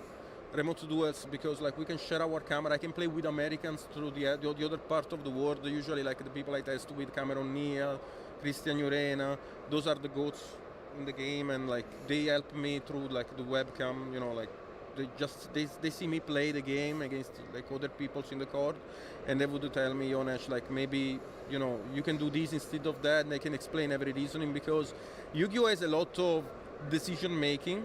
And like every step has to have a reason behind, even though like it might be the most insignificant one, but there is always a reason behind every play. And having like someone of like the caliber of those plays, analyzing your plays, helping you out in some steps, it can really improve the way you visualize the game. And talking about YCS Bologna specifically, I want to ask you, how did you prepare for the event? We saw that 2 weeks ago we had the French Open, and then there was YCS Pittsburgh. I really feel like that the meta is quite shaped. Yeah. So I want to hear your opinion on what you are expecting, and also what do you feel like you can bring to the event this weekend? Okay, so coming in Bologna, I have analyzed the meta, and I have seen that there is some trends. Because usually in America they are more combo-based decks, but in Europe we are more for the control variants, more like engine rotations instead of actually just going wombo combo like the Americans. Usually I'm expecting, to be honest, for this event Draco Tail to be the most popular one. Second place I would say Yami Mitsu, only because of the representation in America, but then we would also say that Vanquish Soul will be one of the most popular trends as like the top 3 decks in my opinion, because Vanquish Soul counters very well the Draco Tail that right now is being played. It's a sort of outplay of the outplay, in which people, in order to outplay like the Yami Mitsurugi deck, they are gonna bring more Draco Tail, which are gonna get countered by Vanquish Soul. And then for the 4th deck that performed very well during the French Open with 27 representatives, and like I think they had like the 62% win rate is Malice. Yeah. Malice is a very threatening deck right now.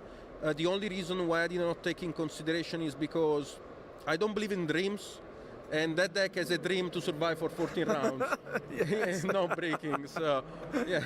I mean, it's quite a dream. It's quite a dream, not breaking for 14 rounds.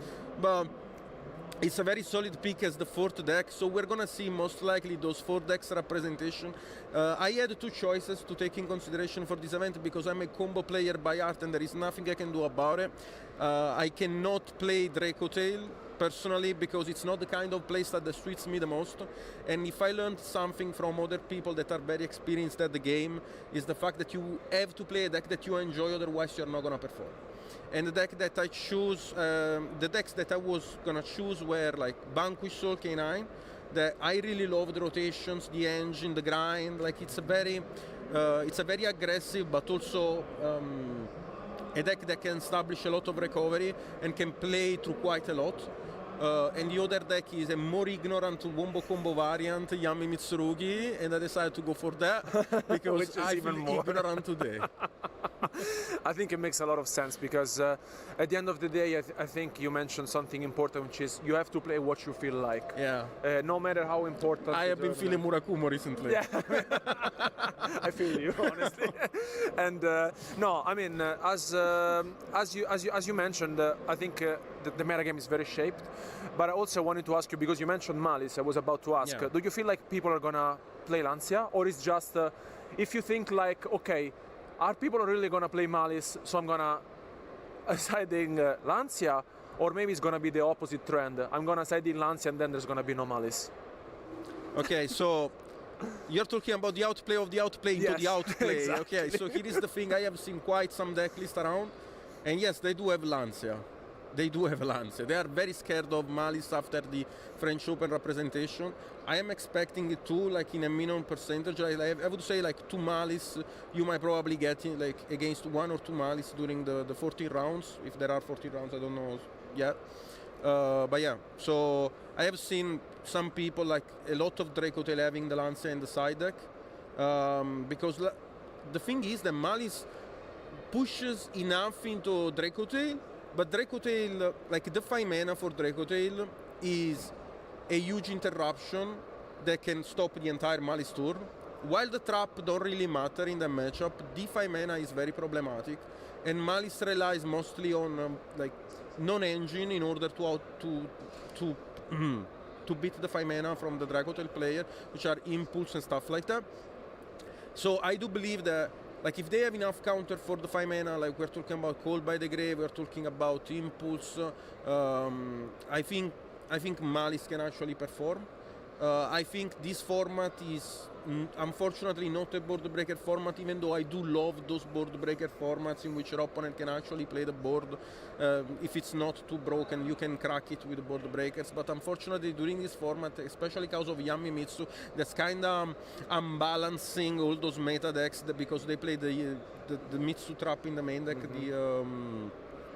the Mitsu trap in the main deck. They are basically cutting out every Dark Ruler in every main deck, every Droplet in every main deck, because the Mitsu trap counters those board breakers.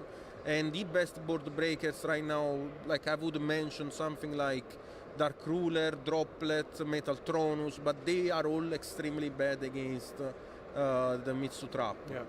So this creates an imbalancing in which you have to play suboptimal end traps and just pray when you go second against like this deck. So you see more or less the same percentages also YCS Bologna in terms of representation of Dracotails, Malice. Yeah. And I mean, as a final reminder, I just would like to ask you as a final question, and also as an advice for those of us watching at home. So you are the current Master Duel World Champion. Yeah. And I know some of your story because you already shared with me. Yeah. But if there's one advice you will give to people at home, or maybe are starting the game lately, they want to play with your friends and everything, what's your advice? What's your pick after the event? You need to stay with people that have your same passion, because when there are people that strive for the same thing, for the same goal, you can actually achieve the stars. Alone, we are like a pebbles in a box. But like if there are more people, at least they can. Yeah, like you can actually put weight on it. If there's also some poetry today. We're being very, depth. I feel like Confucius. That's what it generates. Yes. No, I mean, so basically, like, the more people you can stay with that have the same passion, the better you're gonna get. I know, like, it's quite like it sounds like a meme, the friendship. But it's really not. It's really not. Yeah. It's actually really not, because that's the reason why I'm in the game, and that's the reason why I keep playing events. The friendship of my teammates, the people that test with me, the fact that I can go in every part of the world and be like, "Yo, bro, how you doing?" And I didn't see that guy for 2 years. Exactly. Yeah. Like the confidence that like this game gives you. In order to travel around the world and meet new people, and like in order to visit new places, it's it's quite strong. Like it's something that makes me happy. No, it's definitely real, especially because with friendships, as you mentioned, we are surrounded by people we love, we share passions, and at the end of the day, you really want to achieve something, and it's not only your victory, but it's the victory of everyone. Yeah. So thank you for that, and I really wish we can see you more on stream this weekend. So best of luck, and thank you so much for watching. It's been a pleasure to have Nash here with me, but stay tuned because we will be back with more content from YCS Bologna.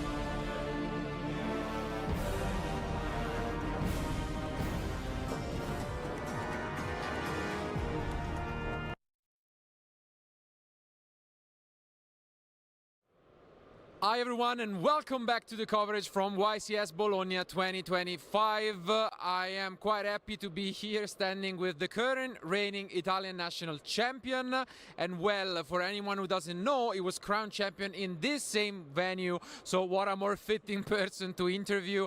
How does it feel to be back after a few months in this same place?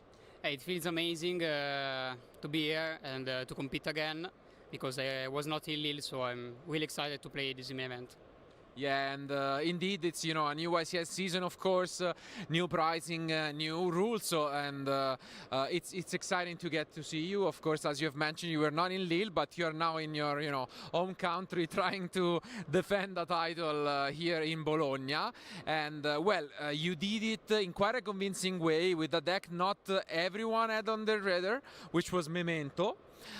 Things have changed, of course, in these few months, but we have seen you kept having success, for example, at the WCQ regionals level with Dracotail, which with the newest, you know, Forbidden Unlimited list and support, now it's considered one of the best decks. What is your take on this format? What do you expect to be, you know, doing well this weekend? I think the format is it's fine. It's like a nice format. It has some problem, but every format has a problem, so it doesn't matter. And I think I can see do well deck like Dracotail, but also deck that can counter Dracotail, like Vanquish Soul or Malice, which I think that are strong options. Yeah, definitely Malice is one deck that for a moment, you know, was not seen, but now it's considered one to be out there. Part of it was that also Artifact Lancia was not being played. Now this weekend I would expect it to be back, at least for some duelists. It will be interesting to see, but I want to ask you more of a question on play style, let's say. Some players argue that they don't exist, but in your case, for example, I feel like Memento was a deck where, you know, you set up interruptions in a very different way. And maybe Dracotail, although they're very different decks, it's also not, you know, an all-in auto-win deck. It grinds a lot. Do you find it more appealing to you, this kind of strategies, rather than combo decks, or? I think I find it more appealing, the combo strategy. Okay. The difference is like the Memento deck is better going first and the Dracotail is better going second. Yeah. It's like Memento is more explosive, Dracotail is more explosive when it goes second. It's better at playing against interruptions. But I think I like more Memento because it's my art. I mean, fair enough, absolutely, and it's still a deck that performed well even at the World Championship, you know, on the Master Duel title, and maybe we'll see it again this weekend. And of course, diversity is the key word. We have seen it already, you know, when we had that huge surprise at YCS Lille from, you know, an Italian also defending and winning a title. But it's gonna be rough because we could expect, you know, possibly 15 rounds, the cut to the top 8. What do you think would be your main suggestion for players on how to do well for such events? I think the key is to be focused every round. You have to be focused and concentrated because if you are misplaying in like it's really easy to lose because in 50 rounds you have to play really good to be able to make the top 8 because otherwise you will just not make it because you have to make like X1, X2 to make it, so it's really difficult, and losing just some games because you are misplaying or you are not focused is a big deal. Yeah, and I feel like the main difference also when you play at such a high level, you know, you can be on stream, you can be on high tables, and even just one mistake could be crucial, but something that I've seen in a lot of players, even really good ones, is the mental game and how to cope when you lose. So you can be unlucky, it's a card game, you know, we all know. How do you actually, you know, cope with this, with having issues, maybe getting unlucky? What is your strategy and how do you approach every round going from there? The approach that I make on every round is that I tend to be confident on every plays. I want to make the best plays possible. I want to think about my plays, make the best plays possible, and if I'm not winning with those plays, then I'm fine with it, because I'm okay if I played at the best possible way that I can, then I'm fine with it. And you just have to be focused and not let the mind get in your way, because you just don't you just don't care about that. Yeah, absolutely, and I think it's correct also to take one match at a time. It might sound redundant, but I think especially with the newer format, it's as important as ever.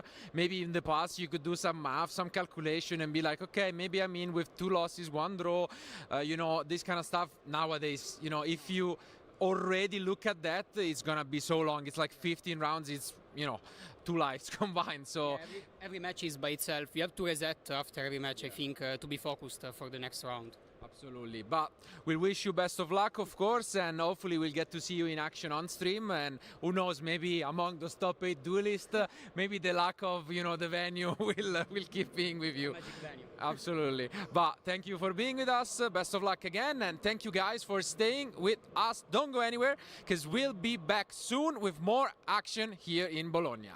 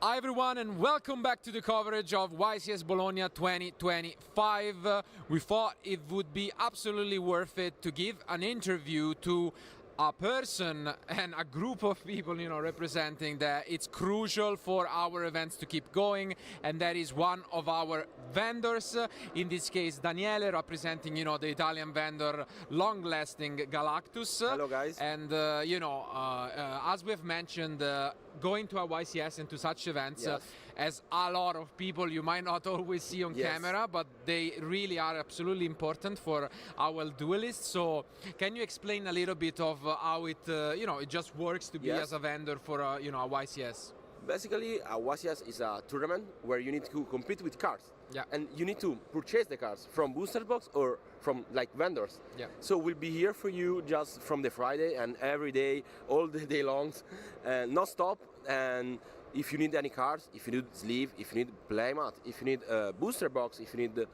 anything, basically dice, coin, whatever you want, you can find in our booth. And we are here, we are very prepared.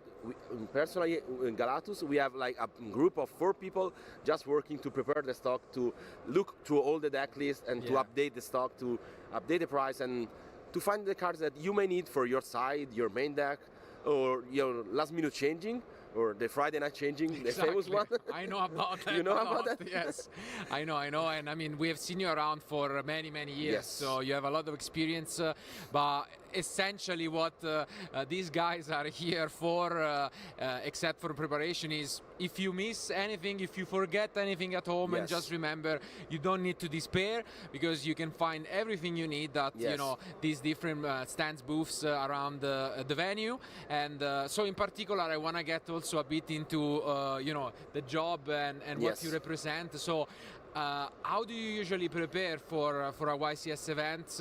Is it a lot about the current format? Is it more about, you know, also collecting? Basically, as I mentioned, welcome back to your coverage here at YCS Bologna 2025. Over 2,400 duelists have been taking part in this here tournament. And now we've whittled it down to your top 8 duelists, who I'm very excited to be introducing to you now. So let's waste no time. Your first duelist in the top 8, a regular topper including Bologna and Birmingham, Danilo Siracusa. Your next duelist, a previous Euros topper, Pierre Bugal. Your next duelist, top 32s at Euro last year and won the Italian Open in January, it's Mario Tarantino. Your next duelist, back-to-back Bologna tops, it's Gabriel Roy. Another duelist with back-to-back Bologna tops, Alessandro Bognolo. He's had previous top 8s and a top 16 in Lille. Your next duelist, Ifran Khan. Your first feature match duelist for the top 8 duel. He's top Bologna and Birmingham. It's Giuseppe Mara. And last but certainly not least, he was the 2023 Bologna champion and a previous world champion. Your final top 8 duelist, Joshua Schmidt. Josh, you can come and take your seat now, because we're ready to get in to this top 8 feature match. So gentlemen, I'm going to ask you guys to do a high roll so we can see who is going to be going first. Josh has rolled a 6 there, and Giuseppe, that is a 7. Giuseppe, you going to go first? Giuseppe is going to go first. We're already in the top cut here at YCS Bologna. So gentlemen, take it away as we speed towards our final. Thank you, Ed, and finally welcome to the top 8 of YCS Bologna 2025. We have been waiting quite a bit since we have to go through 15 rounds of Swiss, and the ending was actually completely crazy, because for anyone who might have missed it, on stream, unfortunately, we witnessed a double loss in the last round. But what that actually meant is that the top 8 duelists are all on an X2 record, and that means that if the duel would have resulted in a different way, 1x2 would have not made it, just because we are so many amazing players, over 2,400 gathering here. And I think we can quickly bring up on the screen for you guys what was the journey here, what is the bracket. Let's take a look at that. Any comments? I mean, right, I want to mention the fact that all players are X2, and as you mentioned, Marcello, I think it is one of those scenarios that you really need to believe in yourself and play until the last moment, because you don't know what can happen. However, here in the top 8 bracket, we can see some very, very interesting matchups, and obviously one that we will feature also is Joshua against Giuseppe. I mean, a lot of interesting matches. We have also Danilo Siracusa now is, you know, one of those that it's also super experienced player, has been on the international stage and premier stops as well, but also Mario Tarantino in Italy. He is performing very, very well. But once again, also Giuseppe Marra being here on stream with Mitsurugi K9s. It was one of the highlights of the day for sure. Playing against Joshua Schmidt in top 8, well, I mean, couldn't ask for more. I mean, it was really amazing. A lot of players that are remaining, but now I think without further ado, it's time to duel.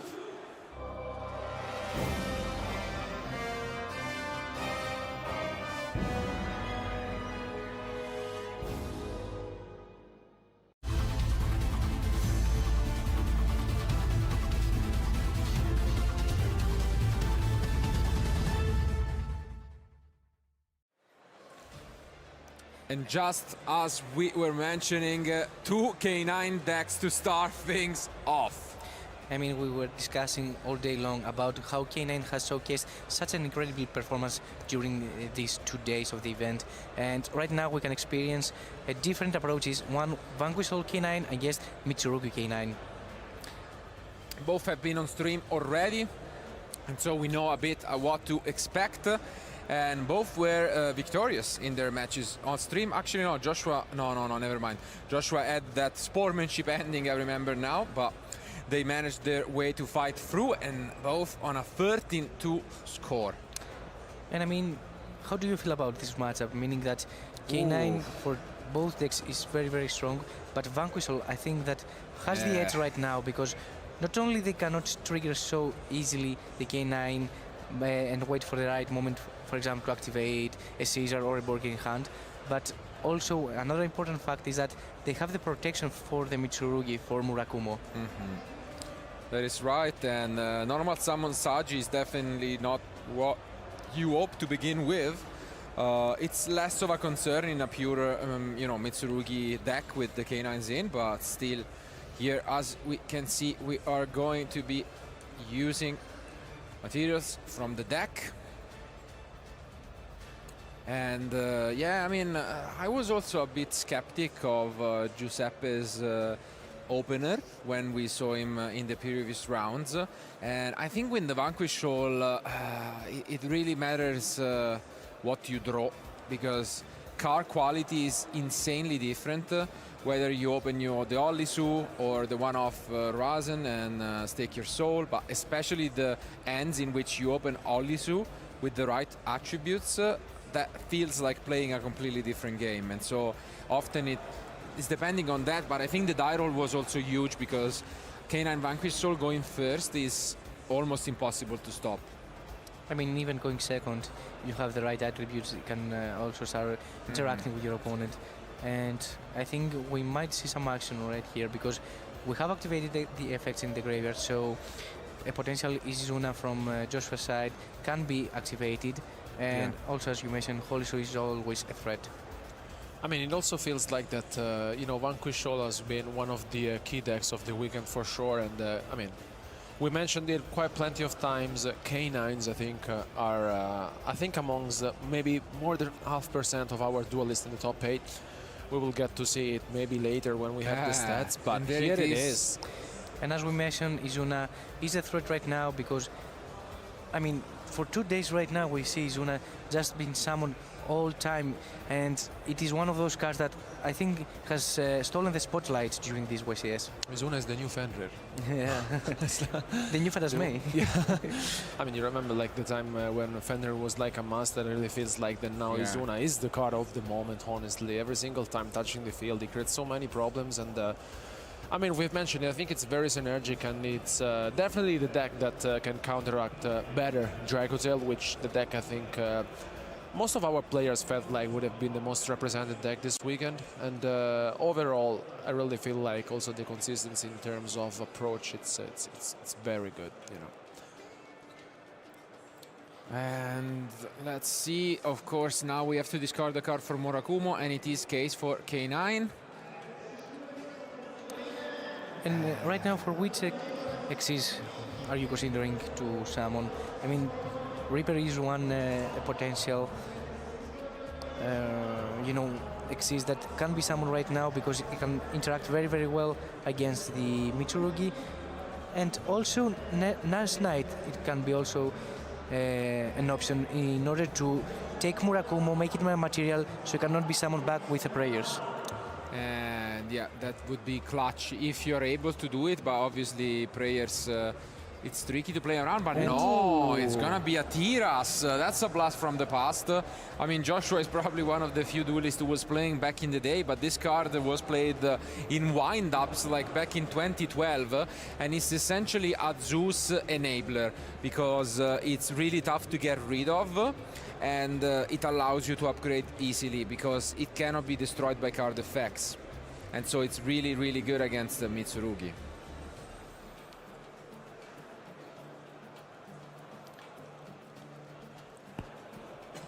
Can this mean a potential Zeus? Because we have an Xyz that cannot be destroyed by card effects, so we can enter battle phase. Right now he's untargetable and undestroyable, so we can just enter battle phase and summon Zeus on the main phase 2, and in order to clear the field of our opponent. Yeah, we got the chance to see Josh on stream yesterday, but you know the card was not summoned, and I think we didn't even notice that it was there, honestly. And I think it makes a lot of sense, especially because it's super powerful, and most of our players may not be super familiar with it. I mean, we were talking about Genesis before in our previous rounds, and this is definitely not Genesis, but it could be, you know, one of those cards, you know, taken from the past for sure that makes the difference. Oh, wow! But we have our own Izuna here, and that's huge. I mean, as you can see, it really is a splashable card right now.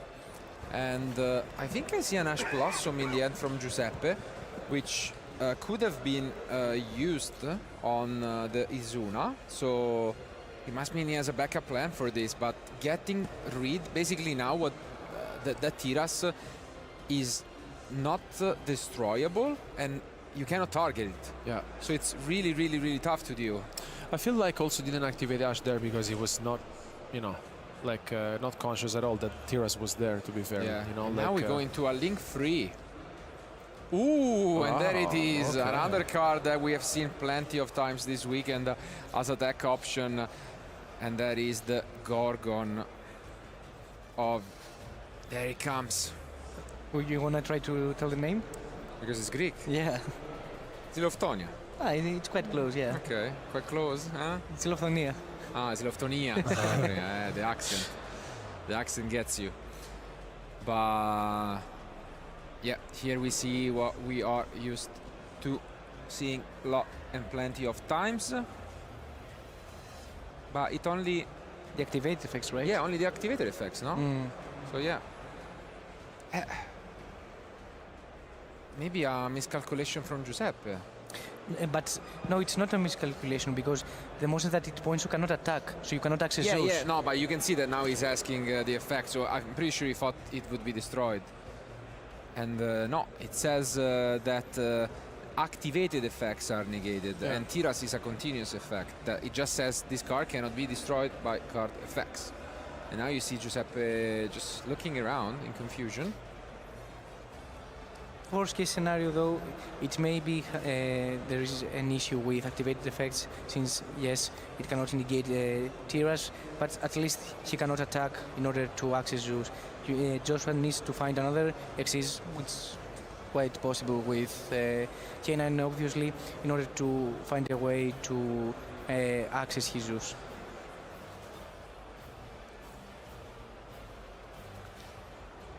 Yeah, and now he's reading his own card. That's something you don't see every day, having a translation of his own card.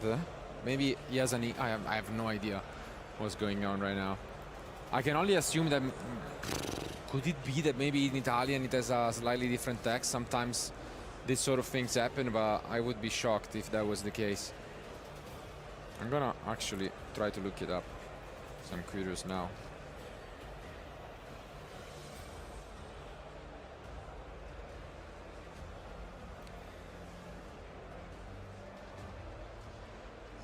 No, it has the same tag, of course. I mean, who knows? Anyways, this is brutal because, as you have mentioned, at least, yeah, it cannot attack. Yeah, and also we have purification that can deal with Zeus, except no. Hmm? We need to find a way to have one more material to Zeus, so we need to find a way to destroy one of our cards in order for Zeus to have one more material in order to have 4 at least, and to change his effect again to purification. Otherwise we can deal with Zeus with purification. Yeah, I mean, and trade 1 for 1. For now, the issue is, anyways, that cannot be accessed. So.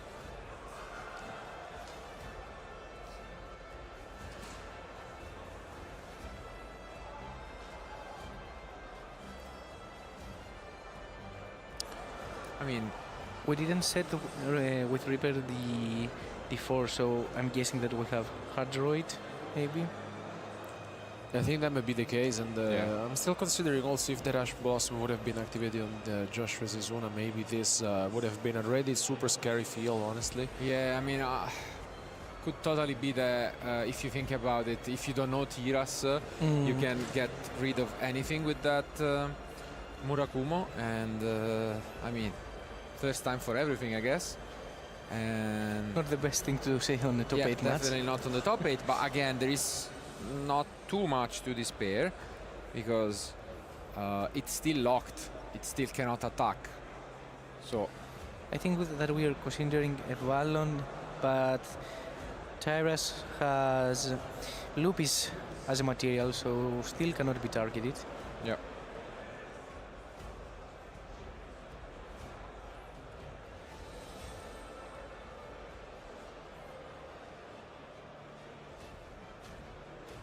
Ooh, and another card from the past, Durandal. Wow. Oh, no, but he cannot do it. Yeah, because it's light. Yeah, of course.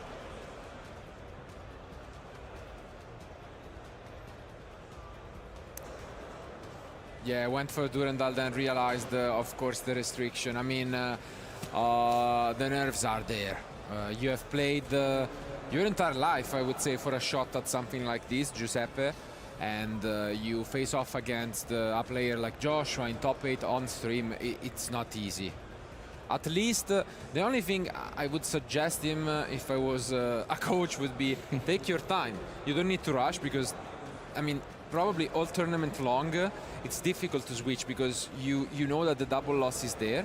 Top 8 has no time limit. Of course, you still have to play at a reasonable pace, but just take your time, relax, try and at least breathe, and that is it. So what an opener, I mean, from Giuseppe.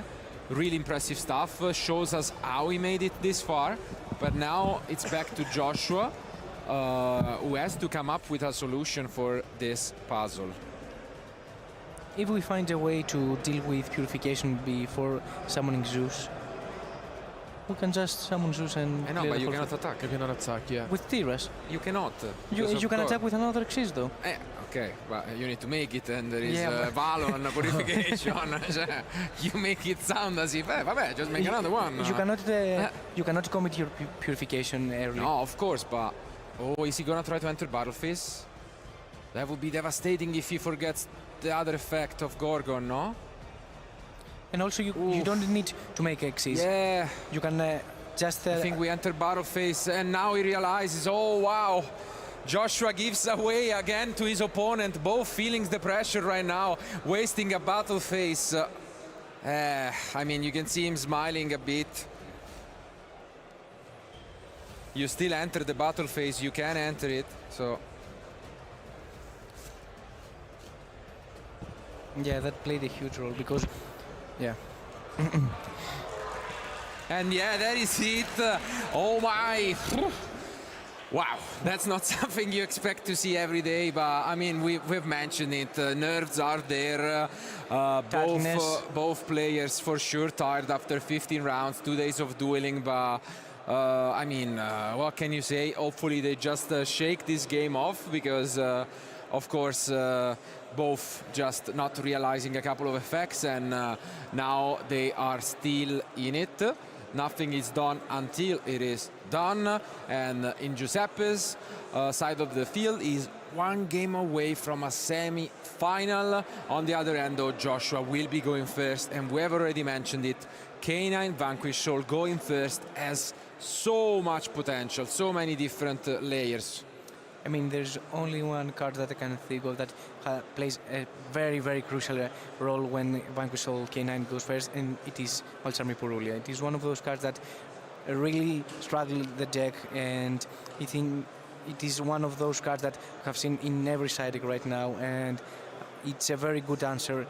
Otherwise, you need to interact very, very well with your opponent. Otherwise, if he finds a way to raise in and he starts comboing off, you may be in a very tough spot. Yeah, I mean, now that Josh is going first, honestly, I think his deck is pretty similar, if not the same, for Dinka Buis, because we have seen also Dinka Buis playing the deck, and it may be a card-by-card deck list. But yeah, I mean, essentially, we just said out the Mulcharmis he has to top it off with the triple talents called by the Grave and the Soul Snow Devil. Whereas on the other side, of course, Giuseppe is all the Mulcharmis, right? So yeah. While they are siding, we can bring up some really exciting news for you guys. Let's take a look at what the top 8 looks like in terms of deck breakdown. And take a look at the variety of different decks. Dracotail goes from a 20% to only 1 in the top 8. And it is Vanquish Soul K9 and Malice taking the top spot. While, of course, we have 2 variants of Yami and, let's say, 2 variants of Mitsu. And, wow, that's quite interesting, no? I mean, it shows how wide the format is. Alberto with Zan had a very nice discussion together, talking about how wide right now the meta feels, and it isn't, we just experienced that. But I think the best way to see the meta is by going to the game 2 of top 8.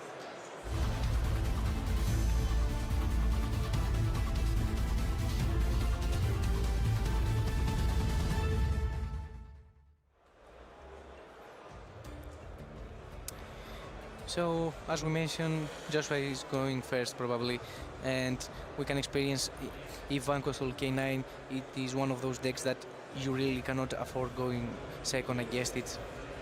Yeah. And Purulia, we spoke for this card, it is the card that you really want to see, but Ashe Blossom has been activated in order to counter it. What can you do? I'm thinking back. The only problem with that is that Vanquish Soul really depends on having a fire attribute in the hand, and this may play a very crucial role. Yeah, but this case, unless there is a drawn lock, even just the Noroi would be so much if Joshua decides to go for it. And I mean, that's so strong to stop Purulia here.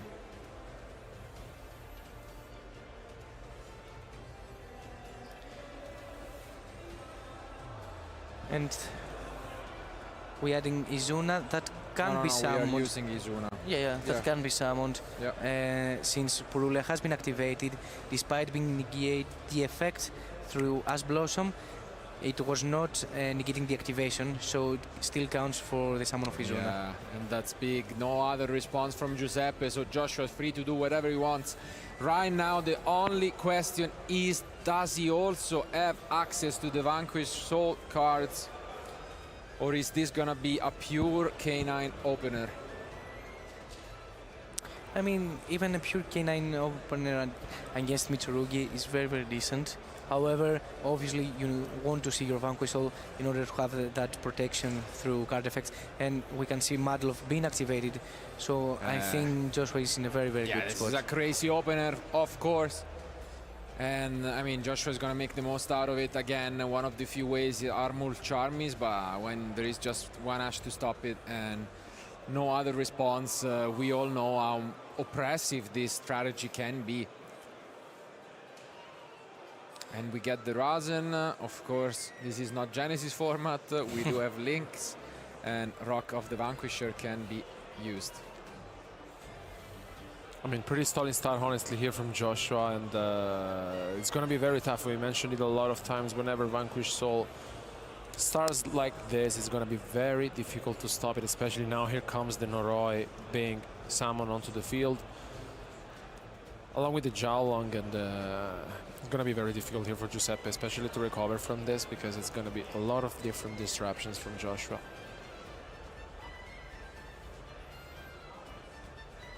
Yeah, this is quite tough for the Italian. Getting another Izuna for next turn. Oh, do we have... Yeah, wow. With double fire, pretty much we are free to extend as much as possible. From the side deck, usually we bring in the Snow Devil, so that's going to be another huge way to deal with our opponent field. And I think that we added Holy Shoe, right? I think so. We didn't catch it, probably. Well, it has all of them. Yeah, makes a lot of sense. Yes. We have all the different attributes. Yeah. And double fire in order for us to special summon from the deck. And Borger has been summoned in the field. Yep, we're gonna have 2 more draws thanks to this Borger. And I mean, we know how strong this deck is when it gets to do this. And it's really tough to stop, because as you can see, even in a universe in which Giuseppe is able to break through everything, you have a full card end. And we access the end phase, and now we can set Snow Devil, as you mentioned. It is the card that gives the protection from the Murakuma effect to destroy. Yeah. Let's take a look. This could be a quick one, and it is a quick one indeed. Giuseppe picks up his cards. There might be infinite time for them to play, but you do not need infinite time to realize that game is over, and Giuseppe knows it pretty well. 1-1, we're going to game 3.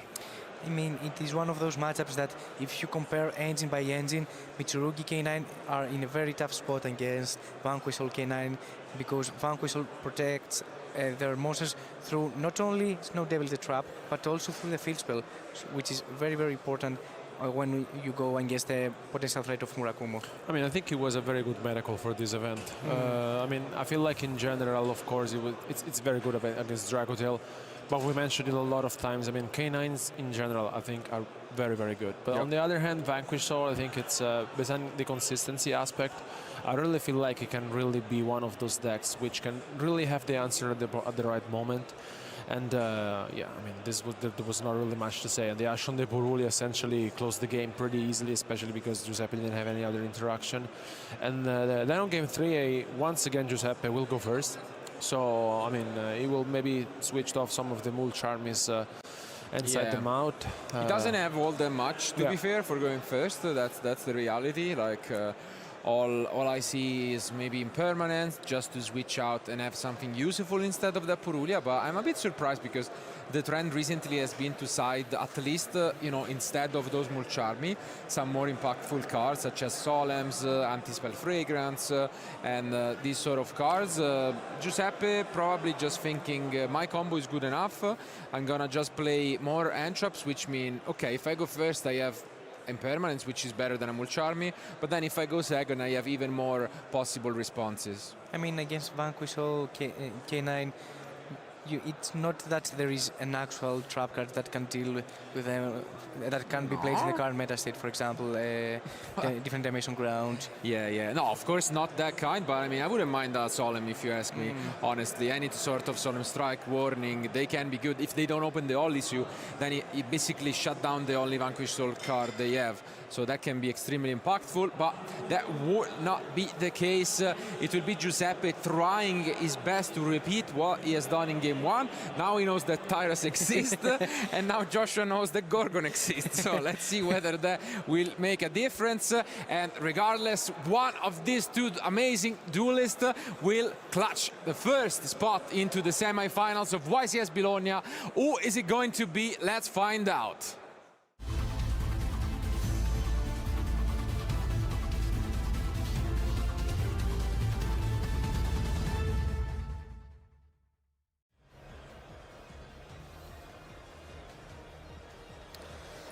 Here they are for one of these two. After 15 rounds, this will be the last end of Yu-Gi-Oh! That they play. And Giuseppe goes first. There is no Mulcharmi right now yet from Joshua. And the first card will be the Abakiri. Is there a Fuvalos? Is there something? Not quite yet for Joshua. But this at least will put those K9 cards active. I mean, in a Mitsurugi strategy, I think it is one of those decks that establish from the start the ground for Izuna to be activated. Absolutely, and it seems like we won't be responding. Let's see, Joshua is thinking about this. Does he have the Izuna? Not yet. So I want to see if Joshua has an Ashe Blossom, because there was a debate, I think, between the players if you are going to use Ashe Blossom in Saji or you just wait for the effect of the Ritual Spell in order to deny the access to Murakumo from summoning himself from the deck through the Ritual Spell. There it is, second activation, and it's a Futsu. And here comes the boss master of the Mitsurugi deck, that Murakumo. No responses here from Joshua. Yeah. Wow, it's quite unusual to be fair. We have to wait and see. I mean, even last, in the previous and first game, you wait for that Izuna possibly. Yes, I mean the the most common hand drops like Ashe Blossom, Fugalos, obviously would have been activated already, or even Roll and Lockbird. But Izuna, for example, it is one of those hand traps that you need to use on the right time, so you can let your opponent advance a little bit, and since we want to establish Tyras, we can just wait for the right moment. Yeah, at the same time, there is possibly an Etza play I'm thinking about, which is if you have that Izuna and it resolves, if you summon the Tyras in the extra monster zone, no? You cannot really interact with the Gorgon, because it points up, no? Yeah. So you wouldn't be able to use it to stop the Tyras. You can make IP and make the Gorgon the main monster zone. But you need zones that they want. It's a bit more complicated, because you need to have something pointing down, and then it could be an interesting way to play this game.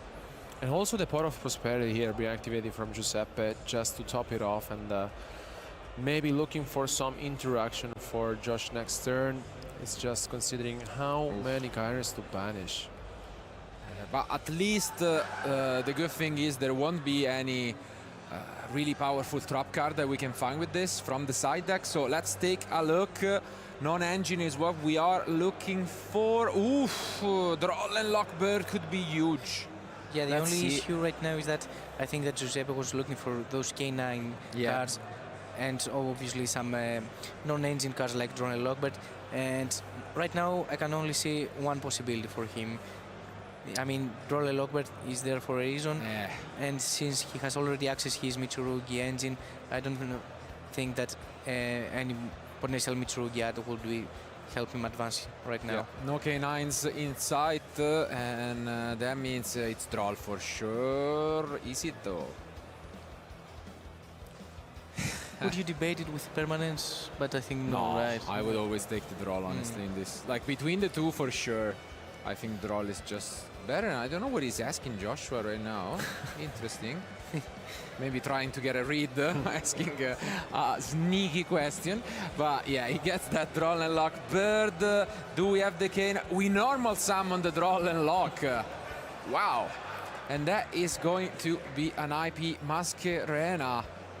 Do we have the Izuna now, though? That is the big question. Do you think we have a second Droll and Lock in hand? Or all this was an act? And it's a pass. No. Wow. Entraps for Joshua. But at least it's huge news that there were no K9 either for Giuseppe. This is a much more doable start than what happened in game 1. So this is quite open still. I think statistically it's quite impossible not to pick like, any end traps, honestly. Especially considering the amount of Josh plays, but yeah. Yeah, but on the other hand, if in his hand he has only engine, it's very important for Vanquish All K9. And the Jokul plus Gialong already possibly asking to be Murakumo'd away, but what do we have? Is it the Purification? Ooh. Interesting choice to use it here, but I guess we'll have a Bestial maybe. Right now it will be a tremendous time to activate it. Yeah, but anyways, you know, let's see, because I don't even think you use it, no? You just want to revive it afterwards.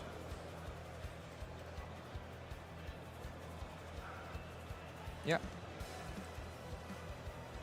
Or do we use it? Okay. Yeah, I mean, we can use it anyways because we can link it off, no? So it does resolve, so now we can shuffle back the ritual spell, maybe get a prayers. Yeah, we do access prayers. And then our plan pretty much is we can use this IP to put it back in the graveyard and then use the Futsu to revive it and use the Regeki effect. But what is Joshua going to do about it? The good news is you keep in hand the fire.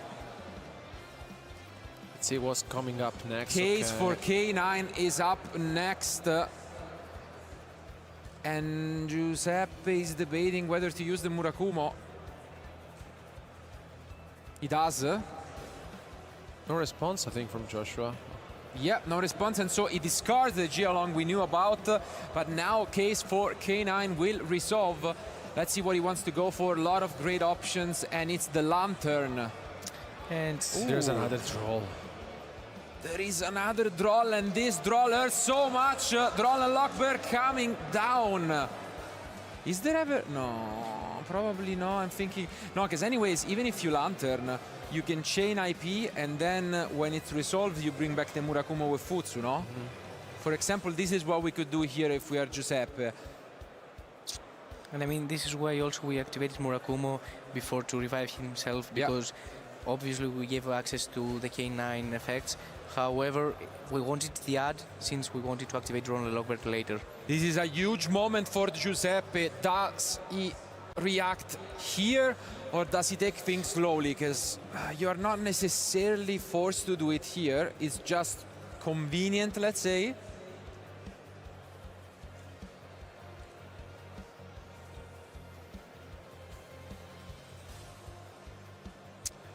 I mean, if you wait for the summon, you can use the IP there.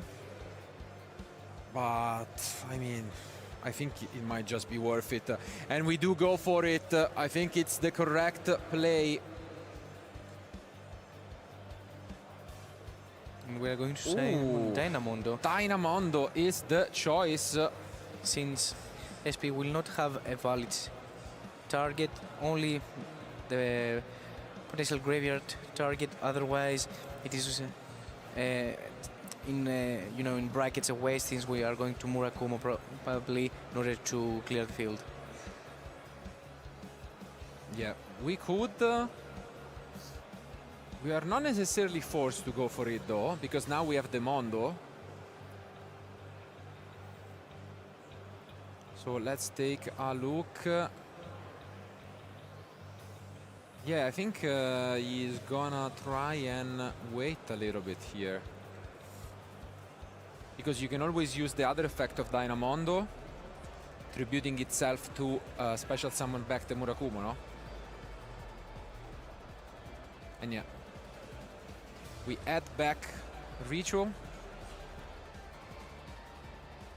And basically this is saying, okay, even if you use the effect of Lantern, what can you even get? I mean, you already used the case, so we don't really mind. We are under draw. Yeah, we're also under draw. Also. Yeah, you're right. As if that wasn't enough. Yeah, it's rough. Oof.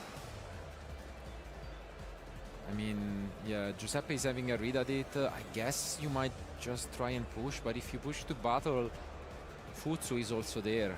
You have two different ways, and yeah, it makes sense. We just push to battle phase to try and get the Dyna out of the way. And also, that winter battle phase is very important because right now Giuseppe will get another turn, which is very important with all this follow-up in his hand. Yeah, I mean, it was almost never a matter of can we win this turn, it was a matter of can we establish something. And Giuseppe is debating because, as mentioned, he also has Futsu. He has two ways to revive Murakumo. And I mean, I guess you get punished by a normal summon of a K9, maybe. But is it really a punish? And yeah, Giuseppe plays it safe, plays it slow. Basically, he lets this go through because he still has the Futsu. Let's see if he gets punished. I think it makes sense being conservative here. Just wait and see what Joshua's up next. Okay, here's the Izuna.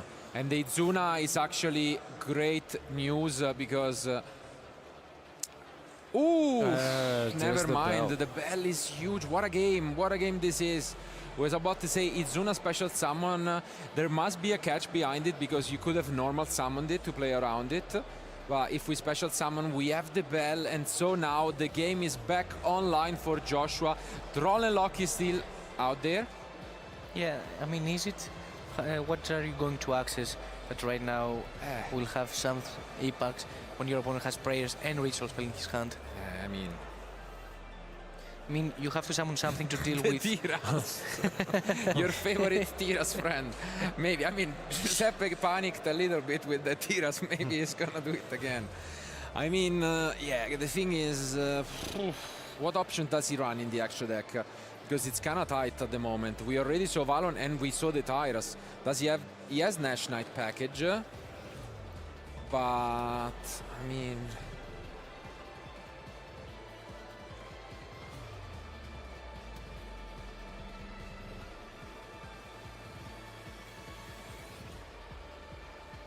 Yeah, I think Josh as well is considering which one to go for. Not an easy spot, to be fair. Not at all.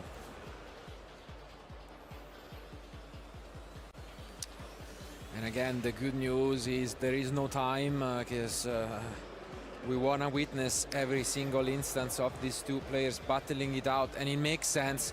The Futsu is too much of an issue, and you can see already Giuseppe pointing at it because he's gonna use its effect to revive from the graveyard, because it's not once per turn. I think Nash Knight was the best option from Joshua since he plays two target for him, so he can activate it again in Giuseppe turn. However, right now I think it's in a very, very tough spot. We still have the Lupus in graveyard though. That can but alone. Doesn't to really access do at much, least Typhon. And there it comes, so we are going to take the Murakumo, I mean, and give it back, no? Yes, but at least right now Murakumo cannot be summoned through the effect of prayers since he has sent to the graveyard as a material. And there is a Ghost Bell on Giuseppe's side of things too, to shut down the last monster. One face down card for Joshua, and so many resources available to Giuseppe. What could that face down even be? I think we drew into the last draw, maybe. Is it? Oh no, it's a K9. Well, no. Okay, it's the first K9. I think Jokul. And here it comes, Mitsurugi Ritual summoning a Bakiri. We have to be careful with how many reptiles we have used.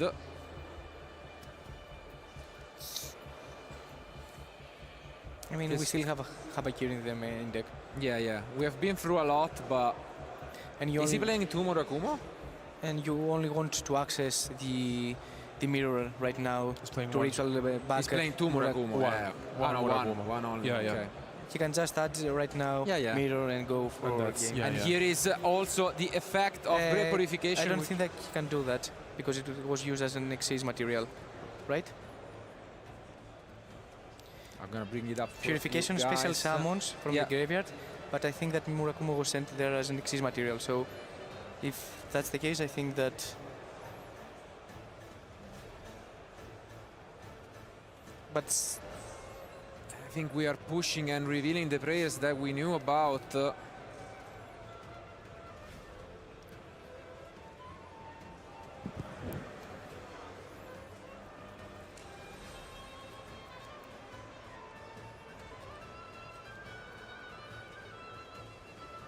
Only 400 life points left for the former YCS Bologna champion. Giuseppe is just keep on activating his own. And that is it, handshake, and Giuseppe is the winner. He upsets the champion. Oh my, what a match we just witnessed. Incredible game 1 where it was so back and forth and both players really, you could tell the emotions getting to them. I mean, playing through 15 rounds and then playing here on stream on the top 8 is never easy, and you can have all the experience in the world, is always going to be difficult. It showed a little bit, but then they still showed us why their decks are here in the top cut, and this means that probably, I want to say, the most unique deck in the top 8 advances to the semi-finals. Yes, I mean, we already showcased Giuseppe in the stream before, and we talk about how unique his strategy is. I mean, giving up those impulse for a K9 and Izuna mainly, it is one of those trade-offs that, as we can just experience, has paid off.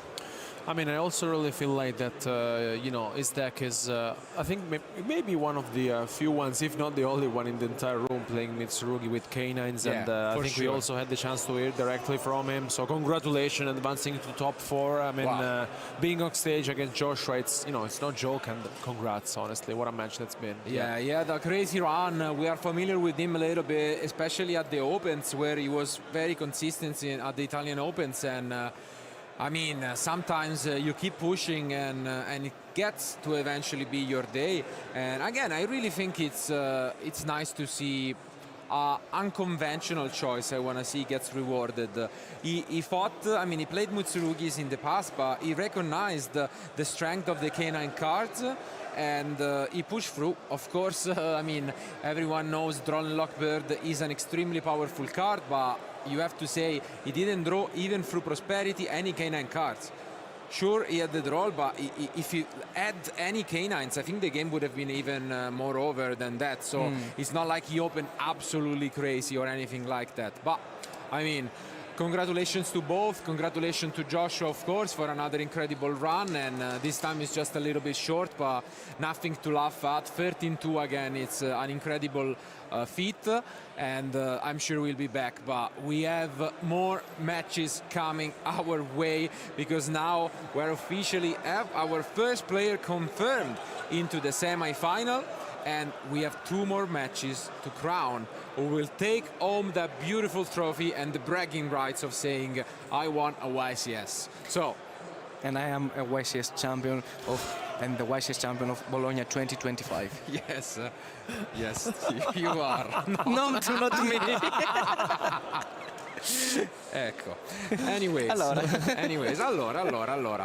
in the meantime, we'll try to give you guys, of course, updates, but we can expect things to slow down just a little bit more, because as mentioned already, there is no time limit. I gotta say, they played it pretty fast. I mean, especially game 2, Giuseppe just picked up the cards immediately, but I think he is the man of the hour. He's the one who took down probably the favorite of taking down this top 8, at least in terms of accomplishments. And so we want want to hear it from Giuseppe, and I heard already from the crowd, I mean, we are in Italy, that he has a huge support, and he is pretty beloved, you know, by especially the southern community in Italy, as he represents it, and I'm glad they will be cheering through his name and supporting him even more, and we'll see what the interview highlights. And I'm really curious to hear about this deck, because again, I don't think many would expect just this mashup and this pure Mitsurugi, but then you play K9 cards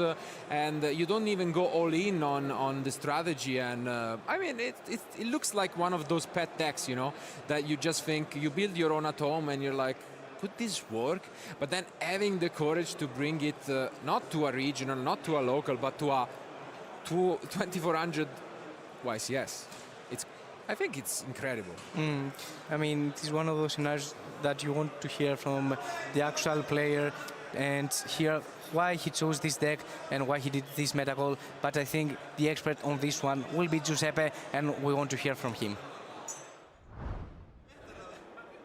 Welcome back, duelists. I am here with the person to take his next step here to become the YCS Bologna champion, Giuseppe, who piloted Mitsurugi K9. Now, one very important thing we want to take a first look at in this clip here. Now, you are staring down the Trias, which is something a little bit unorthodox. You probably don't always initially go for that, but then you bring out something that is also quite unique in the Gordon or Zelo Lithinia. So how do you feel when you go for this one over something like the SP Little Knight? We know the Trias can't be targeted, but you take a little time to read back and forth both of these cards. How impactful has the Gorgon been for you throughout this entire tournament so far? Okay, so I did a miss in that spot. Unfortunately, I'm wrong because in my language, Gorgon has a different translation. So for this reason, I thought I could do Gorgon to negate the passive effect of Tiras to special summon Murakumo and clean it, the board. Unfortunately, it's not possible because it's not an activated effect.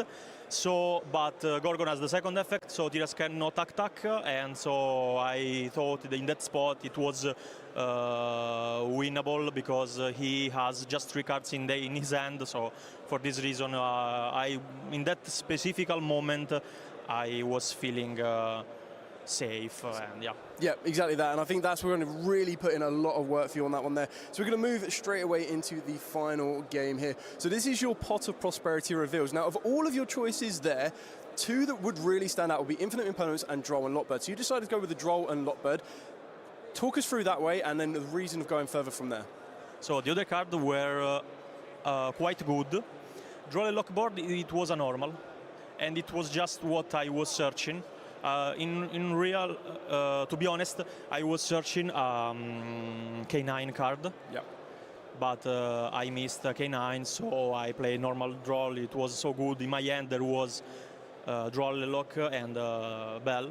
So I've seen that Joshua didn't use any Charmy or Bestial or Ghost Bell or Nib.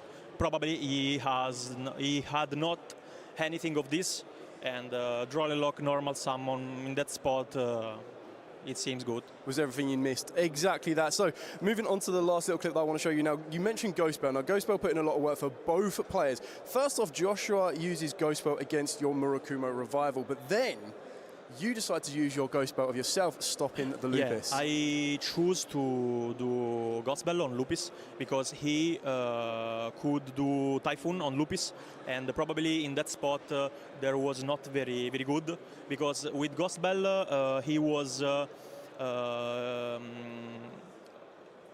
he had to play with just 1 card in his hand under Drone and Lockboard. And in my opinion, there was nothing could help to Joshua. And after Bell resolves in my turn, it will become over. In fact, Joshua played Lupus before using his last card. If his last card was playable, probably was using before. Yeah, exactly that. So massive congratulations. You're going to be taking a step a lot closer to be crowned the YCS champion of 2025 at Bologna. So I'm going to let you go off, let it breathe out a little bit more. We wish you the best of luck in the rest. So don't you go anywhere at home, as we are going to be bringing you the final two duels for YCS Bologna 2025.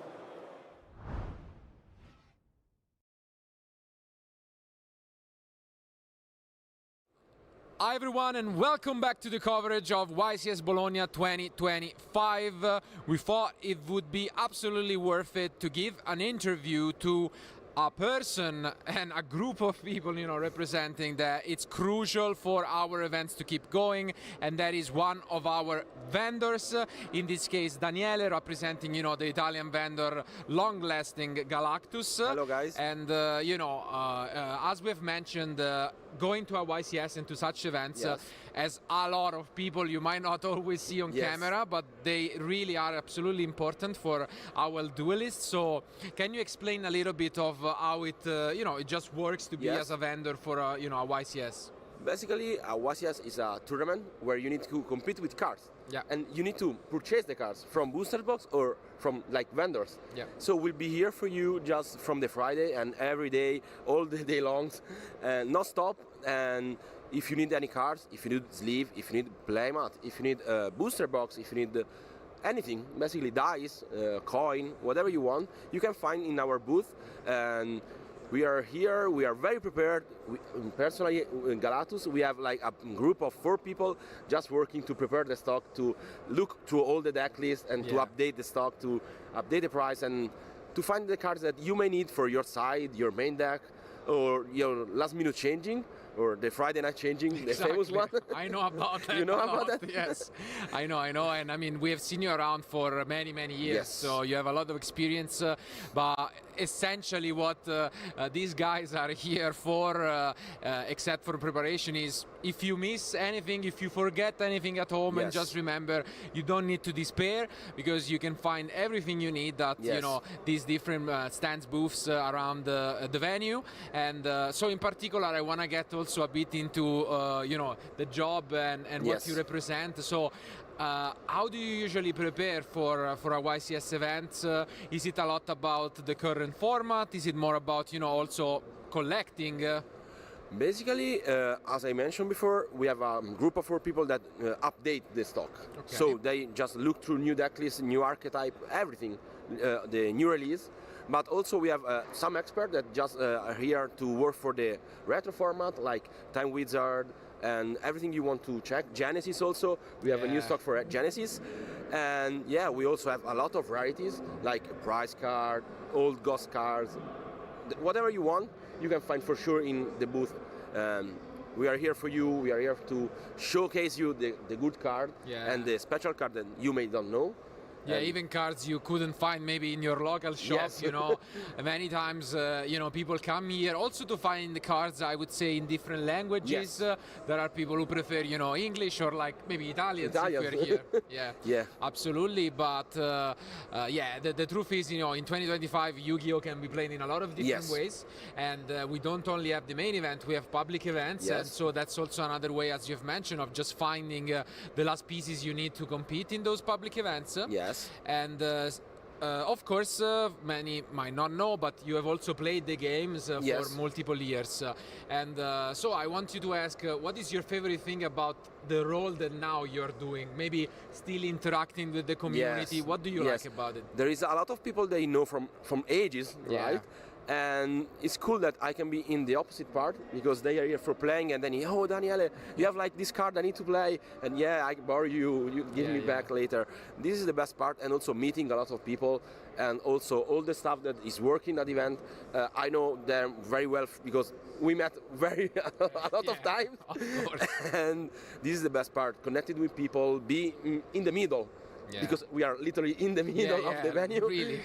And this is the best part for sure. Meeting a lot of people, get in touch with people that you don't know, and I can see make deals from overseas, and this is the best part of the job for sure. Yeah, that's great to hear, and yeah, I don't think many walking into this venue can miss, especially your stand with the bright yellow. Yes, so really stands out. But thank you, and really thank you not only for the interview, but thank you for what of you guys do. As I've mentioned, it's not just us casters. We have players most importantly, but judges, vendors, a lot of people behind what goes into these kind of events. Yes. And so it's important to showcase also, people like you supporting our duelist and our game. So thank you for being with us, and thank you guys for watching, but don't go anywhere because we'll be back with more action here live in Bologna.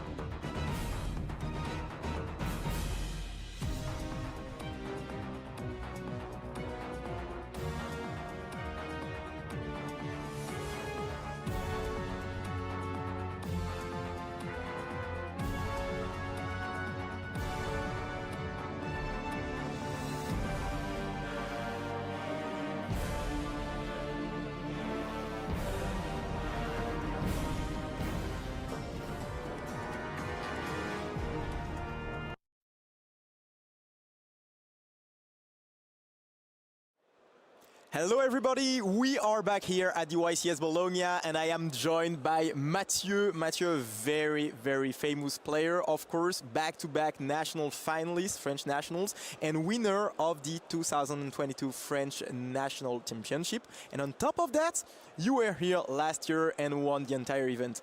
But today, we are not here for that. You are here to show us a very, very special deck, Mathieu. Yes, it's one of my favorite decks ever, and it's Gori.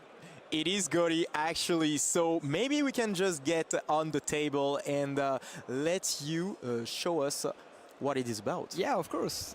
Before all that, do you know where Gori comes from, the word? Tell us. Okay, so Gori is written G-H-O-T-I, and it's something with the English language, which is if the GH in enough is pronounced F, the O in women is pronounced E, and the TI in nation is pronounced Sh, then Gori is just pronounced fish. And that is absolutely incredible. You told me that a few minutes ago, and I think that, it is, the little... a little spice. Exactly, the little spice in it. So yeah, it's a very cool deck about fishes that synchro summon in the opponent's turn. So for the main deck, I'll start to show a basic list that is playable and you can have a lot of fun with. So for the tuners, the little one, we've got Spaces, Light of the Gori, Shift Fairy of the Gori, and Zep Ruby of the Gori. So they're all level 2 tuners, and they all synchro summon during the opponent's turn. They work a little bit differently. So those two, if they are banished, they come back in the next standby phase on the field. And if they were summoned this turn, you can, during the opponent's turn, synchro summon a fish as a quick effect. And this one's a little bit different, so it comes back immediately if it's banished during the opponent's turn, and it's synchros on summon.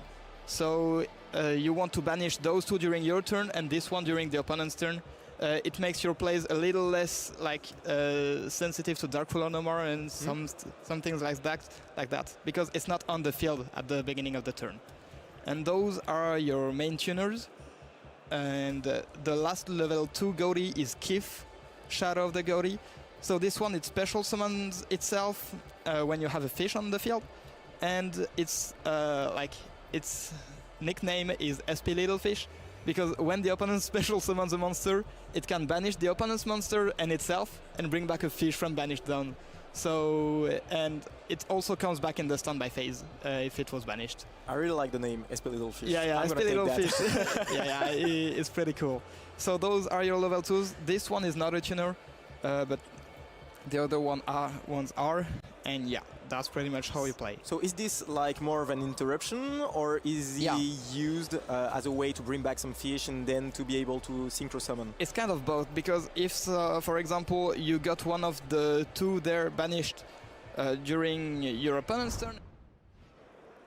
Welcome back here live from Bologna. The main event is really shaping up to be going to its final stages with top 4 approaching. But I have someone sitting with me here. Familiar face actually, Johannes. How are you doing here this weekend in Bologna? I'm doing fine. Woke up today with a headache, but it turned out pretty good.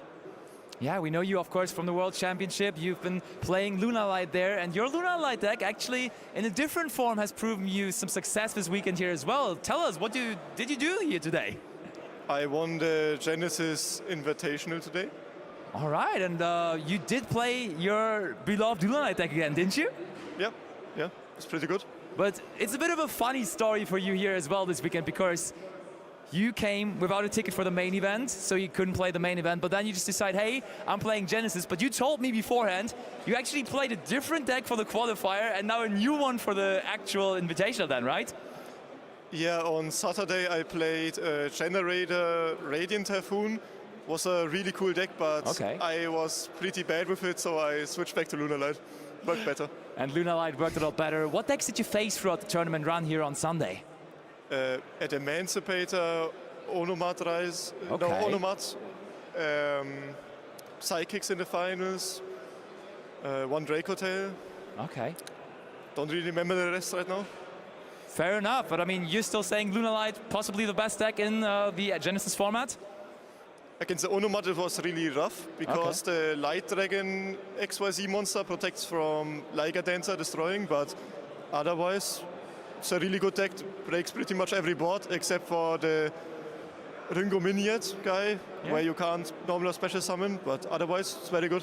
I mean, you playing the Genesis Invitational worked out pretty well for you, because let me tell you, I have something here for you. You, of course, won a Dark and Dragon prize card. One of those old prize cards is now yours. Congratulations, winner of our Invitational here, Johannes Bauer, of course, all the way from Germany here, taking it down after already some big success at the World Championship with his 9th place finish. So, congratulations to you, Johannes. Thank you so much for attending this tournament, and we will definitely see some more of you in the future as well. Maybe see you in Dortmund? Probably. Probably, of course. All right. So, as I told you, top 4 rapidly approaching, so don't go anywhere. Our main event is continuing just shortly after this. And it didn't come back yet, you can bring it back with this by interrupting your opponent. So yeah, that's great, yeah. It's kind of multifunction, and it's really cool. Then we have a level 4, that's Ixip, Omen of the Goaty. This one's not always played, you can cut it. It has some uses because it summons itself from the hand when a fish is banished. So it has an application with the field spell that allows you to play bricky hands, but it's not really needed in the combos. It has another effect to get back Goaty traps, but we're not running them, so it's just to unbrick some hands. And then for the best Goaty monsters in the main deck, the level 6s, we've got Psyx, Moonlight of the Goaty, which is like one of the very broken cards in this deck. So when it's banished, you can banish any fish from your hand, field, or grave as cost, and special summon it from the banished zone. And when it's normal or special summon, you can search a fish monster, any fish monster, and then you banish a fish from your hand or field. So it allows you to get into rotation every single one of your little tuners. Also, if you banish it during the opponent's turn, you can get him on the field, and then it will search Zep that you banish immediately. When it's banished during the opponent's turn, special summons itself, and then goes for exactly a synchro summon. So it's one of the best cards in the deck. I'm only playing 2 there because it's a little bricky to have multiples, because it cannot banish another copy of itself to bring itself back. So sometimes it's a little annoying to have too much, but it's one of the cards you want to loop the most. And then the heart and soul of the deck, Snopios, Shade of the Gori, which is a quick effect in the hand. You can banish 2 fishes from your hand and or graveyard and special summon it during the main phase of any player. And when it's banished, you can banish a fish from your graveyard and get it back into your hand. So it's the way you will get into rotation usually the Zep there, so you can do it with Psyx, but the Psyx will usually get banished by Snopios in the first place to have access to another push and other interactions during the opponent's turn. Also, since it's in the hand, you can't really lose it. Your opponent has no easy way to get around it, and you will have your interruptions with it. So yeah, that's for the Gori monsters that are in this deck. And yeah, they're pretty cool. And now we're on to some generic fish supports. So we've got Abyss Shark. Abyss Shark. It's a level 5. If you only control waters, you special summon it from hand, and you search a level 3, 4, 5 fish monsters, and you're locked into water afterwards. So that's not a problem. Not really. And also it's treated as a level 3 or 4 for a number Xyz monster, which is relevant because we are playing 1. Okay. So this is a level 4 for the Xyz in the extra deck. And for the targets from this guy, we've got Aspe School, one of the pretty new cards from this year. So this one, if it's banished, it just comes back and it allows you to climb into more plays. And if you normal summon it, you can summon a fish from hand in defense. Not in defense. Yeah, in defense. And it's banished when it leaves the field, so it's a really nice extender that you can search with the Abyss Shark. The other one would be Lifelessly Fish, which is the main normal summon of the deck, because when it's normal summoned, you can send a fish from your deck to the graveyard. The main target would be Sheaf, because it has an effect to banish itself from grave, to boost a fish by 500. The important part there is it banishes itself like alone, so it will come back during the standby phase and you can start synchro climbing. So it's the only card that does something alone in the deck and starts your engine over multiple turns. So it is more of 2-card combos, or? Yeah, the deck needs multiple cards to function, but this card can make your play like with 1 card. And the last Abyss Shark target is a one-off. It's Harpooner Fishborg. So that's a fish level 4 tuner, importantly, which means that it can make a Synchro 6 with the Kift, which is not a tuner, or the last fish that I'll show, and the Synchro 6 is the main starter of the deck. Also, it can reveal itself and another water in your hand, discard one, special the other. So when you search it with Abyss Shark, you can get just any fish monster from your hand special summoned, or it if you need it. So that's pretty nice, and that allows you to extend. Last fish monster, 2 white sardines. So you can send 1 white sardines from your deck as cost to the grave to special summon the other from hand. And when it's reborn, it can become a tuner. That's relevant for Coral Anemone in the extra deck, the Marine Cess Link monster. That allows you to have a level 2 that's either a tuner or a non-tuner. And with the Harpooner, that's Synchro 6 also. So you go Sardine special, special Abyss Shark, get the Harpooner, normal summon, Synchro 6. Makes sense. So yeah, that's for the fish monsters. And we're on to the spells now. We've got a few. So first, the field spell, the most distant, deepest depth.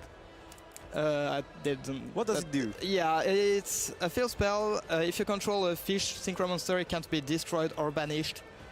That's nice. If it's in the graveyard and you summon a fish monster, you can banish a fish monster you control to get it back to hand. So it's kind of recursive, it's cool. Once per turn, you can banish a fish from your hand or graveyard and search for a Goaty monster. So it's a recursive searcher and a consistency card. Since it banishes as cost, even if it gets interrupted, you can trigger the effect of like Psyx and Aspe School that you banished. That is cool. Yeah. Other spell that you might know from the Malice decks, Gold Sarcophagus. Obviously, you want to banish your fishes, you play Gold Sarcophagus. And the last spell... very powerful. Yeah. The last spell in Engine is also a card from Alien, like the Aspe School. It's Fish and Beads. It's a normal spell you can only use at the beginning of your main phase 1, and you will banish a card from your hand as cost. And then your opponent has the choice to banish 2 cards from their hands to negate it. If they don't, you're locked into fish, and you either send 2 fish from deck to grave or banish 2 fish from deck. And yeah, and you're locked into fish. It's a really powerful starter, and the opponent has the option to negate it. But the card you banish from your hand as cost can extend your plays, and also if you play against 2 less cards, it's like it baited 2 hand traps, so it's okay. Totally, and allows you to know what you're going to play against also, because they decide get some to knowledge, banish cards, so of course, yeah. That is very, very strong. When you showed me the card just before this video, I mean, I was impressed, to be honest. Yeah, it's a very nice card. And yeah, that's for the engine cards in the main deck. It's, I think, 30 engine cards. It's a deck that likes to draw engine heavy hands, so it's very nice to have a lot of it. And then you have some free spots. Exactly, and since I don't have that much, I need them to be very impactful. So the first one is Dimensional Shifter, which is extremely impactful. That is very impactful, indeed. Yeah. So until now, Goaty couldn't really play this card because most of the banish effects needed fishes in the graveyard to be useful. But now the Aspe School, this one, the level 4, comes back alone when it's banished. Doesn't need any more resources, so you can play this and just slow the game down for 1 or 2 turns and then go back to your normal play style. So it's cool. And then for the other hand traps, I've got Walls. Very impactful as well. Yeah, and I've got Impulses because it's a water deck. Why not play Impulse? One of the best cards of the format, of course, and if you can play it, of course you are going to put it in your deck. Exactly. Last free spots is Super Polymerization. This deck uses it really well because the tuners come back in the standby phase, but sometimes you miss the non-tuner, so then you Super Poly for Dragon or Garura and you get the non-tuner you need. 6. Because yeah, the synchros from the archetype are generic, so that's nice.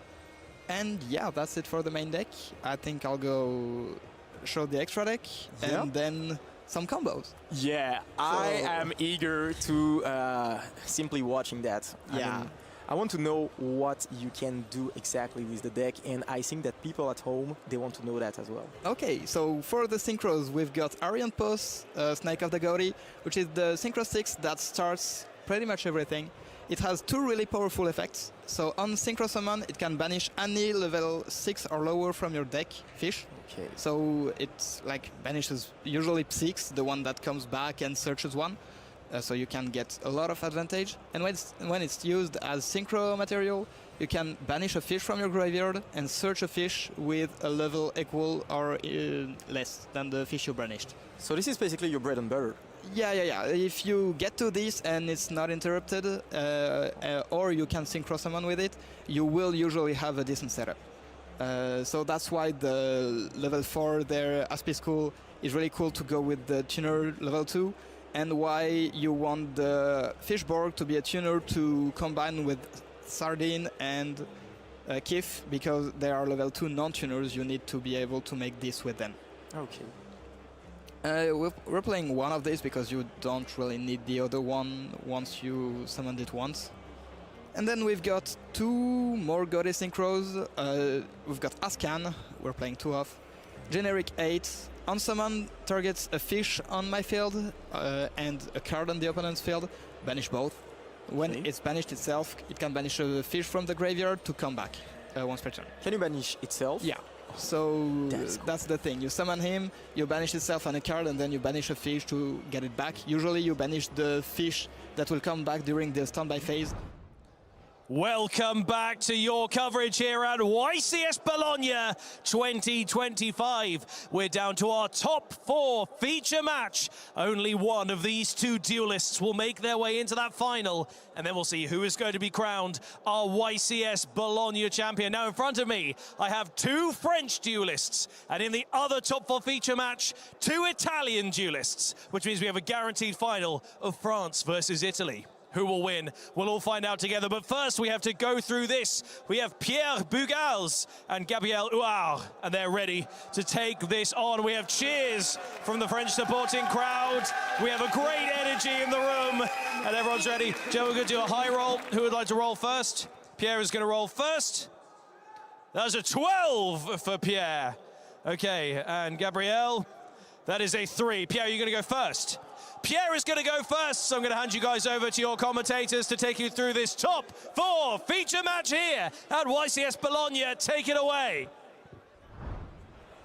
Welcome back, duelists, to the penultimate time here at YCS Bologna 2025. As you can see, Jean-Alexis has a massive smile on his face as we are about to see 2 Frenchmen go head-to-head in order to meet that all-coveted final. And we have 2 amazing decks up for offer as well. Tell us a little bit more about those French players that we're about to see here, Jean-Alexis. I mean, yeah, those 2 players are, of course, very well known in France. Gabriel, of course, a very, very good player who is used to play the money strategy, and he still likes it, to be honest. A very good strategy. We saw that it was on the rise recently and decided to stick to it. And on the other side, Pierre Burgals, which is such an amazing player, was not able to participate in Lille, unfortunately, but he's here to just take a revenge and try to win it all. But what excites me the most is that in the final, it's gonna be for sure France versus Italy. And I mean, speaking of that, why don't we have a quick look at the bracket, actually, because we know our 2 players here in this match, but on the other end, of course, there we have it. Giuseppe, of course, impressively enough on the main feature last round, defeated Joshua Schmidt. And then on the other hand, I was actually at those top 8 matches. Alessandro pretty quickly got the win in against Ifran and is going to also be repping Italy here at that home crowd YCS. So an all-Italian semi-final, and here in our main feature also an all-France semi-final. And they have brought some interesting decks. One thing that I can already spoil, which is quite interesting, in top 4, the most represented deck is no longer in the room with us. Draco Tail completely out. It will be a new deck that is going to win here this weekend. No Draco Tail after it winning in Pittsburgh. We will have a different deck winning here in Bologna this time around. But now, after all this talk, only 4 players remaining. We will go back into the dueling action. I hope everyone is ready as top 4 starts now.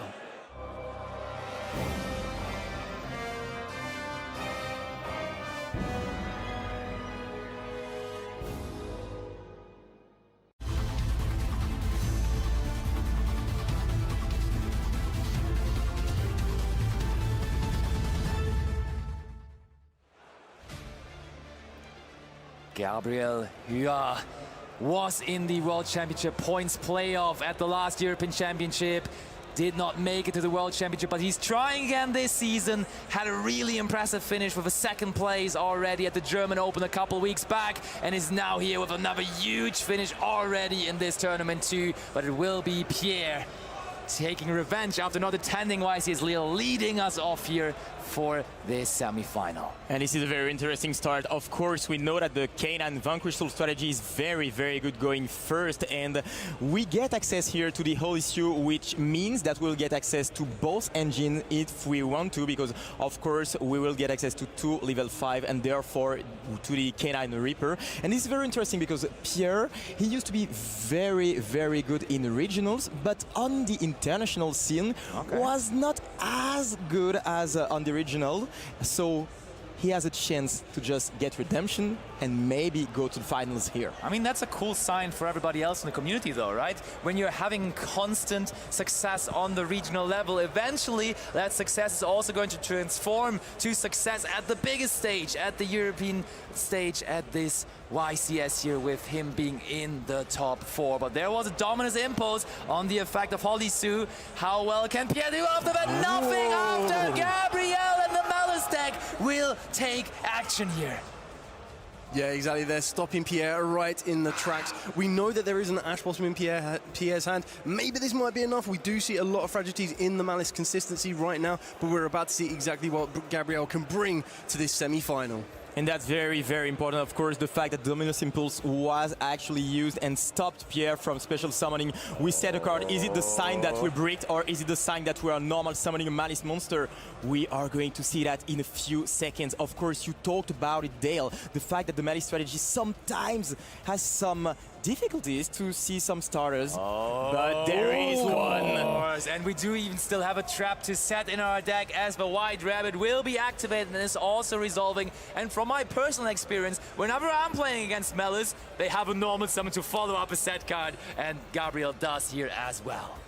Absolutely not the best normal summon though. I mean, usually you prefer to have something like a Dormouse, which is way better, but still you can have full combo over here, especially considering the fact that Pierre does not have a whole lot to interrupt Gabriel. For now, we are going to activate the MTP, so it was not a bait, it was actually the Malice Trap card which was set, and we see, of course, the Ashe Blossom used there. I think there was no better way to use it, apart from the effect of Chasey Cat, of course. Yeah, I mean, this is good here because with the cards we know for the moment, this would not be combo, as there only is now the GWC, which cannot even be activated now anymore when we go into that Link 1 here, which is probably going to be a Lingo Rebo. Yup, there we go. So we will need further extension, and do we have that? Okay, okay. This is the sign, in my opinion, of course, to a special summon from deck, because we know that we don't have a whole lot to interrupt, so we might just try to remove the Linguribo and destroy it with the Raisin, which is of course special summon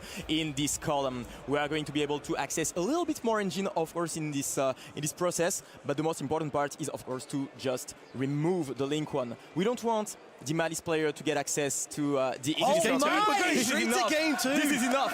Pierre wins the game on the spot with the special summons, and you talked about it, Dale. I mean, sometimes the Malice strategy, it just has some difficulties to stick on the field with the bodies. You want to get access to 3 bodies on the field, to 3 monsters, so that you get access to the Red Ransom and therefore to the field spell, which is of course very, very important. But there, the start was not that great. Starting with the White Rabbit, it gives some advice, and yeah, Pierre recognizes that. He didn't have a whole lot, because the Ashe Blossom, let's face it, Ashe Blossom plus Holy Sue is not enough usually to stop the deck, but here it was actually enough to go 1-0. So Pierre going 1-0 in this semi-final, that's a great start for him. It is, and I think it was also a showcase why this Vanquish Soul deck is so strong, because this is so hard to stop. Yes, they had Ashe Blossom on the first turn to stop the Holisu, but guess what? On the second turn it will just try to do the same thing again, so you will need a second Ashe Blossom, or it's just going to do what it was originally intending to do, and Pierre made good use of that, winning this first game impressively enough. But actually, the Malice deck, it's still in there. It's my pick to win the whole thing. Of course, that wasn't the best first game here for Gabriel, but still, of course, in this. I mean, yeah, the fact that the Malice strategy is not that good going second, to be honest, let's face it. If you don't draw that many hand interactions, it's a bit difficult against the Vanquish Soul K9 strategy. Now, he's going to be able to go first, and going first, we know that this is very, very scary. Of course, the Vanquish Soul K9 has some abilities to play with the Odyssey, of course, but also the access to Izuna, which is so good because it allows you to remove some bodies which are crucial to this strategy. Yeah, exactly that. And I think the side day is going to be incredibly important on this one. As you've already said, you want to try and take as much advantage as you possibly can. But what you need to take into account is when you're coming to an event like this, we already know that the highest represented deck will be Dracutel. Most players will be prepared for that. Malice being one of those decks that has started to slowly come back into popularity kind of makes a lot of duelists start to think, double check their side deck and everything else in between. And we're about to go straight over to the table to see exactly what these players have brought in and see if we're going to be going into either the game number 3 or if we're going to be able to move on to the final from game number 2. So let's get straight over to the table.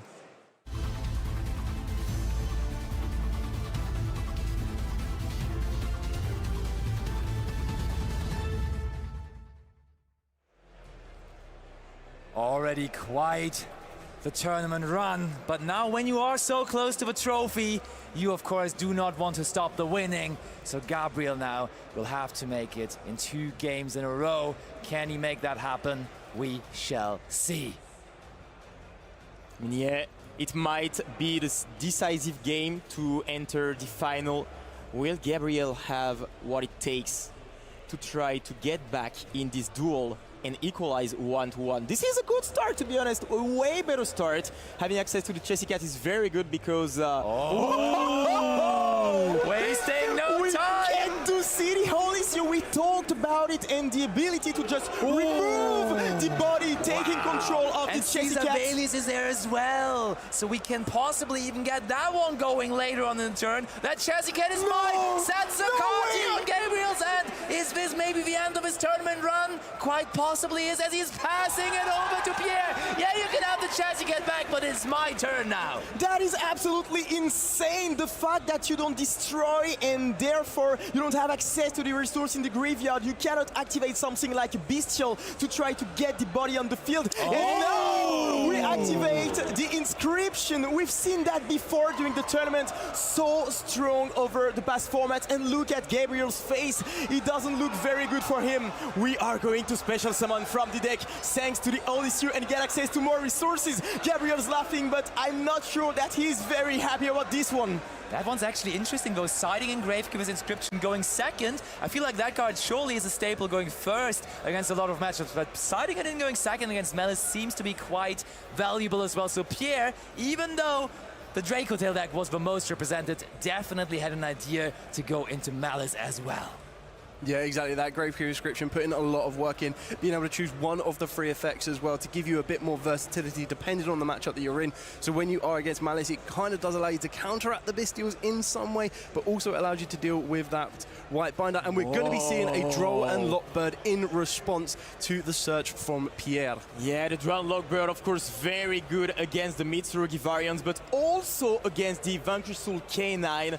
It will prevent Pierre from adding more resources from its deck to the end, and we know that Vanquish Soul likes to do that. Destroys the Chessy Cat now because it is of course in the same column as Bad Razin, but how much more can we do here under Droll and Lockbird? Usually this deck can still put a lot of monsters onto the field, so will it be enough to make a full 8,000 points of damage? Or maybe not even 8,000, because against Malice, when you bring him down to like 70, like when you do 7,000 points of damage, that can already be a really awkward situation as they cannot pay that many life points anymore. Oh, Borger is also of course there. That's so much possible damage here. Yeah, absolutely. The fact that the Warrior can literally remove a lot of life points from Gabriel is of course huge. We are going to enter battle phase and inflict a lot of damages, and as you just said, Basti, I mean, you have to pay some life points to be able to activate the Malice effects, and I think that under the Inscription and on top of that, with so little life points, it might just be it. Pierre might just be able to enter the final. Wants to destroy a card now as well. That is going to go through. Which one are we going after? Gabriel, that card did not allow him to play, and it is an infinite impermanence, which we did not even want to chain. Of course, it wasn't really worth using it on any of the Vanquish Soul monsters, as we knew about the Borger in the hand. Now the burn effect comes through as well. Gabriel, that's the handshake! Pierre wins the semi-final 2-0 in a very convincing way, and will bring the Vanquish Soul K9 strategy in the final. It will be him representing France, trying to win it all. That's absolutely insane. What a semi-final it was. And I'm a little bit, sad for Gabriel because he couldn't show a whole lot. We didn't get to see a single Malice Link during the semi-final. That's true. That is so horrible for him. It is quite tough, but I think with all the World Championship qualifying points that he's earning here from this top 4 finish, it will be all right for him, as he is bringing him in an even better position to possibly go get into that playoff again here at the end of the season at the next European Championship. So definitely something to not be too mad about. And as that was over so quickly, of course, we have the backup feature match. And in that case, that means that is our second top 4 match. So now, why don't we see it? We know it's an all-Italian affair. So let's go over to that backup feature now. So what do we have here? Look, we have the full match already finished on the one side, and here they are still in game one between Alessandro and Giuseppe. Mitsurugi K9 versus Sky Striker Yami. And as we know, that is the pure version pretty much of the Yami deck, which is interesting because that means even though in representation Mitsurugi Yami has clearly taken over the pure version of the deck, when it comes to ultimate success, the pure version goes a little further here in the hands of Alessandro. Yeah, exactly that. And I think one of the big things that does let them get a little step a bit further is the accessibility of the Dominus Purge. It's just such an incredibly good hand interaction that could be utilized to its max potential in Yummy. It does open up more space as well for a little bit non-engine to give you a bit more interaction in sacrifice of a little bit less aggression. And we're seeing it holding its own right now against Giuseppe with his K9 strategy. Not seeing any Mitsurugis from his side of the field right now in rotation as of yet, but we are about to move over to Giuseppe to draw the turn. Maybe a little Habakiri off the top, that could definitely help. But we will see going into the graveyard. Also, of course, as most of you viewers have probably realized already, there is no clock running here during the semi-finals, as from top 8 onwards, of course, we have no more time limits for any of our matches. So this could basically still go on for, I don't know, another 2 hours or something. Are you ready, guys, to have that kind of a match here? I'm sure we all do, as that would mean we get plenty of high-pressure dueling action. Yeah, and that's pretty cool. The fact that we have access to both semifinals is very, very good. For sure. I really enjoy it. Yeah, exactly that. So just like every single one of you at home, we are locked into our seats. We are about to see who will be joining Pierre in the final of YCS Bologna 2025. And it's going to be either Giuseppe or Alessandro. Giuseppe going through his deck here. No response to the K9 Ripper. Already has one card picked out there. And I think we're trying to go after Noroi, but maybe changing plans here. Noroi is still at the top of his deck, but it rather looks like Jokwil. Okay, that decision is made very carefully here, going back and forth between the options, and Jokwil in the end is the one we like the best. Yeah, exactly that. I think we've already seen it in the past. One thing you really need to remember about the K9 strategies, even though they have that amazing ability to be able to be normal summoned, there is a caveat to that. Your opponent must have 2 cards or more in their hand. And if they don't have that, you might instantly be drawn to a card that you kind of miss that factor that they may not have, quite like Alessandro right now. 0 cards in the hand. But all those set cards, and I'm sure they will be impactful. Interestingly enough, the Dominus Purge, though, is banished right now, so I'm not sure whether there is another trap card in the graveyard, which could, of course, be relevant when it comes to a second Dominus Purge possibly coming into the occasion. I've got the feeling that we are going to enter battle phase here and try to attack with the Reaper. I mean, then a Gaia Charger would be cool, right? Gaia Charger into Zeus, but I think those days are over. Back in the day, you did do that. I remember me in my Virtual World deck, for example, I always had that in to have a material morph of a Zeus, but not going to happen here. I mean, that's smart, because before the Synchro monster can even activate its effect, just attacking over it is nice. It is actually pretty nice, and that is one of the weaknesses of the Yumi cards.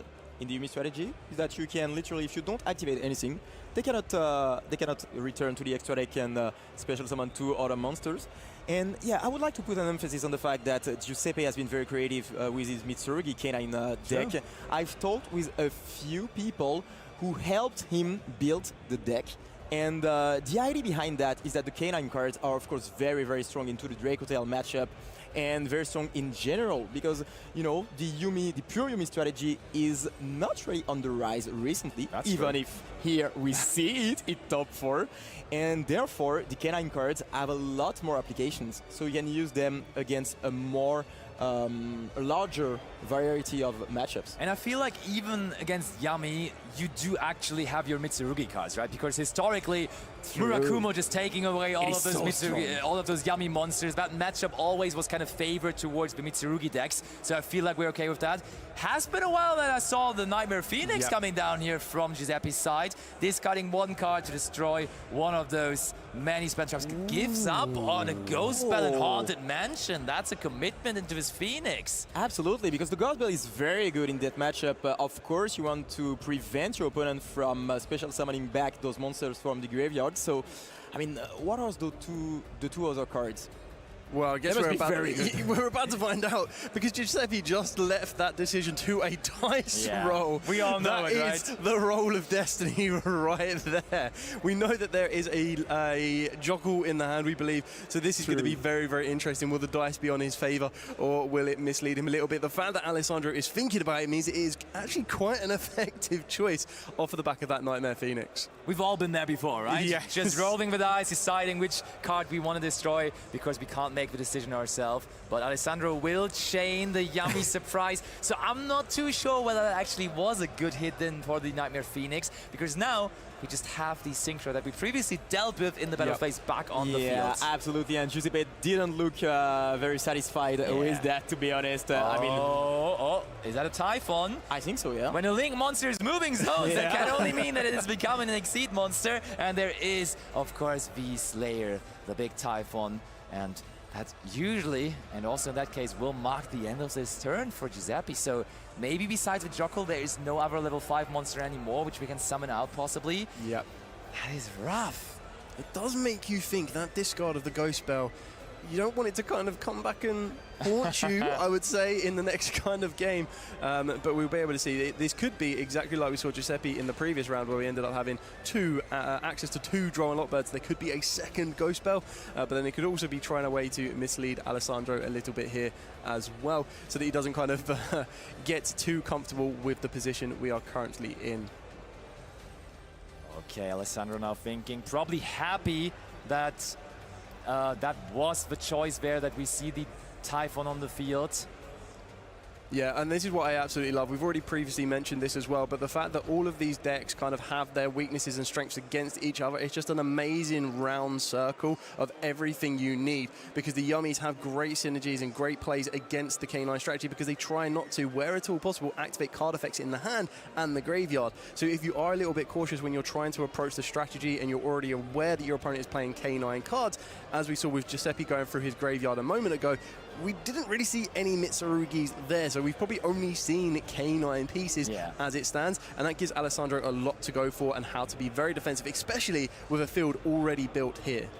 For sure it is, and Alessandro now thinking whether he wants to do anything else in the end phase, or have we passed the turn? Is it the turn of Alessandro already? Because he is carefully considering whether to activate something right here, right now. Yeah, and I don't know if the Typhoon is going to do a whole lot, to be honest. I mean, this is kind of a desperate move to special summon this one. Surely. And yeah, we know that the Mitsurugi cards are very good, of course, indeed, in the Yumi strategy, as you just said before. And I've got a feeling that when you don't see those cards, the K9, I mean, they are not that good, to be honest. Yeah, unfortunately that when you navigate around them so much, and you've probably navigated, if you're Alessandro, you've probably navigated quite a few K9 matchups in the past, or even just today or over the general weekend.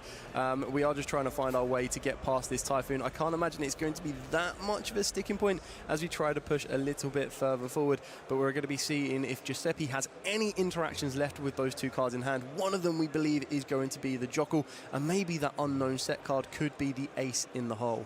And I think that we are going to enter battle phase real soon, because phase here, indeed. They're so big due to the field spell boost. So with an empty field after the attack over that Typhon, that is definitely more than 8,000, and for sure also more than 7,500. So game 1 goes to Alessandro Bognolo here in this matchup between him and Giuseppe. And I mean, Alessandro, he doesn't want to lose since top 8 started, because I saw him.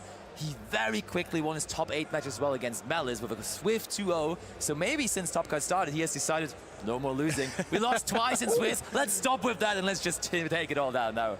Yeah, what a time to decide to do that.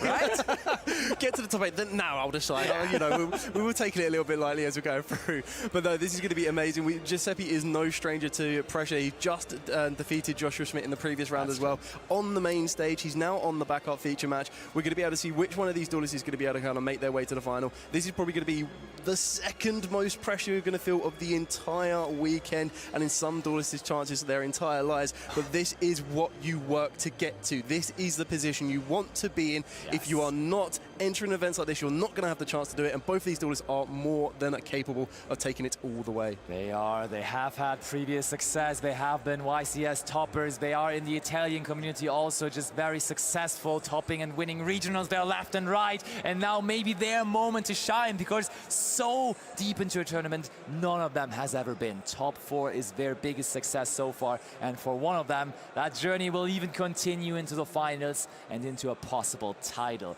We will have actually a first-time YCS champion here this weekend, right?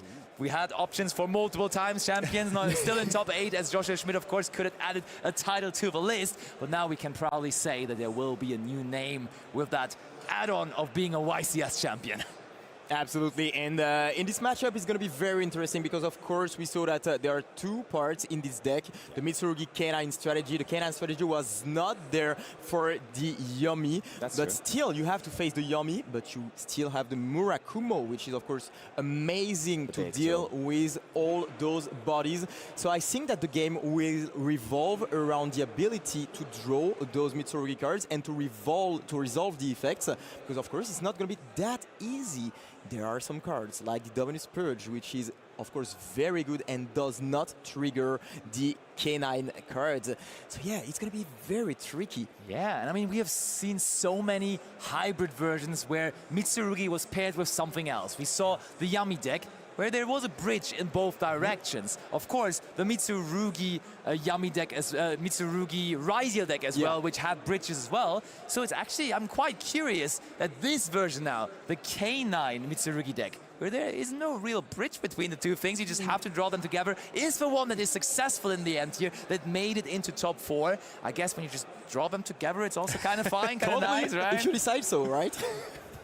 Yeah. Let's see whether he decides here. Exactly that, fully exciting. There's definitely a card in Alessandro's side deck that I am eyeing up right now that we saw in the previous feature match. I'm not sure how well you could best implicate it, but it will kind of mean that some of the interactions that will come from your opponent using the K9 strategy will be a lot more minimized. But then a real big question that you need to kind of consider if you're in Alessandro's position is you already know how to naturally counter the K9 strategy themselves. Yeah. So you don't need to worry so much about making sure that Lupus is live or making sure that Azuna is live. You actually need to now start to worry about the ritual side of this one being the Murakumo and, of course, the Mitsurugis. So we're going to see how these duelists are going to navigate, because for one of them, we're going to be stepping into the final very, very shortly. So let's head over to the table and see which of our duelists it will be. And there we go. How many interruptions can Alessandro accumulate in his hand? And does Giuseppe even have a push to start off with? I mean, we know that the Yomi strategy usually has a lot of hand interactions, and we start very, very strongly here from Giuseppe with the Pot of Prosperity. You can get access to so many cards. Usually you can literally banish 6 cards in the Mitsurugi strategy, and considering the fact that we are post side, I mean, you want to dig into your deck and to get those resources. You definitely want to, but on the other end, that is a card, in my opinion, that you would always try to hold after already using some other cards in your hand. So if I'm Alessandro, and if I have something along the lines of a Dominus Purge or an Ashe Blossom and Joy Spring, I'm throwing it at this Pot of Prosperity with lightning speed. He's looking into his hand, and there seems to be an option, there seems to be an answer. Ashe Blossom answers it, and does Giuseppe have anything to follow this up with? That is a good way to follow it up. You've already mentioned, though, if there is a purge there, this could cause issues again. There is a purge! Now searching for your deck, Mr. Giuseppe. We've said that the Yomi strategy has a lot of hand interactions, and we are passing over here. Giuseppe wanted to activate the Pot of Prosperity because he wanted the following spell to resolve, but then after 2 interactions, he's forced to pass turn. It might be it. We are going to normal summon the Fuvalos. We don't have any answer, and therefore we are being able to special summon the Almirage. Now, we're going to see the Yomi strategy with the Cookie being special summoned, and this is very good here for Alessandro. We know that the K9, you cannot trigger them during the entire turn and still get a pretty strong field with the Yomi. There is the Ashe Blossom. Okay, that's good. Do we have something to extend? At least prevent them from getting all those additional Yami monsters into rotation. But still, of course, this can be transformed into a Snatchy Yami. Oh. This is going to be the case, and we are going to activate the effect, of course, to get access to the field spell and being able to get another monster on the field and keep comboing.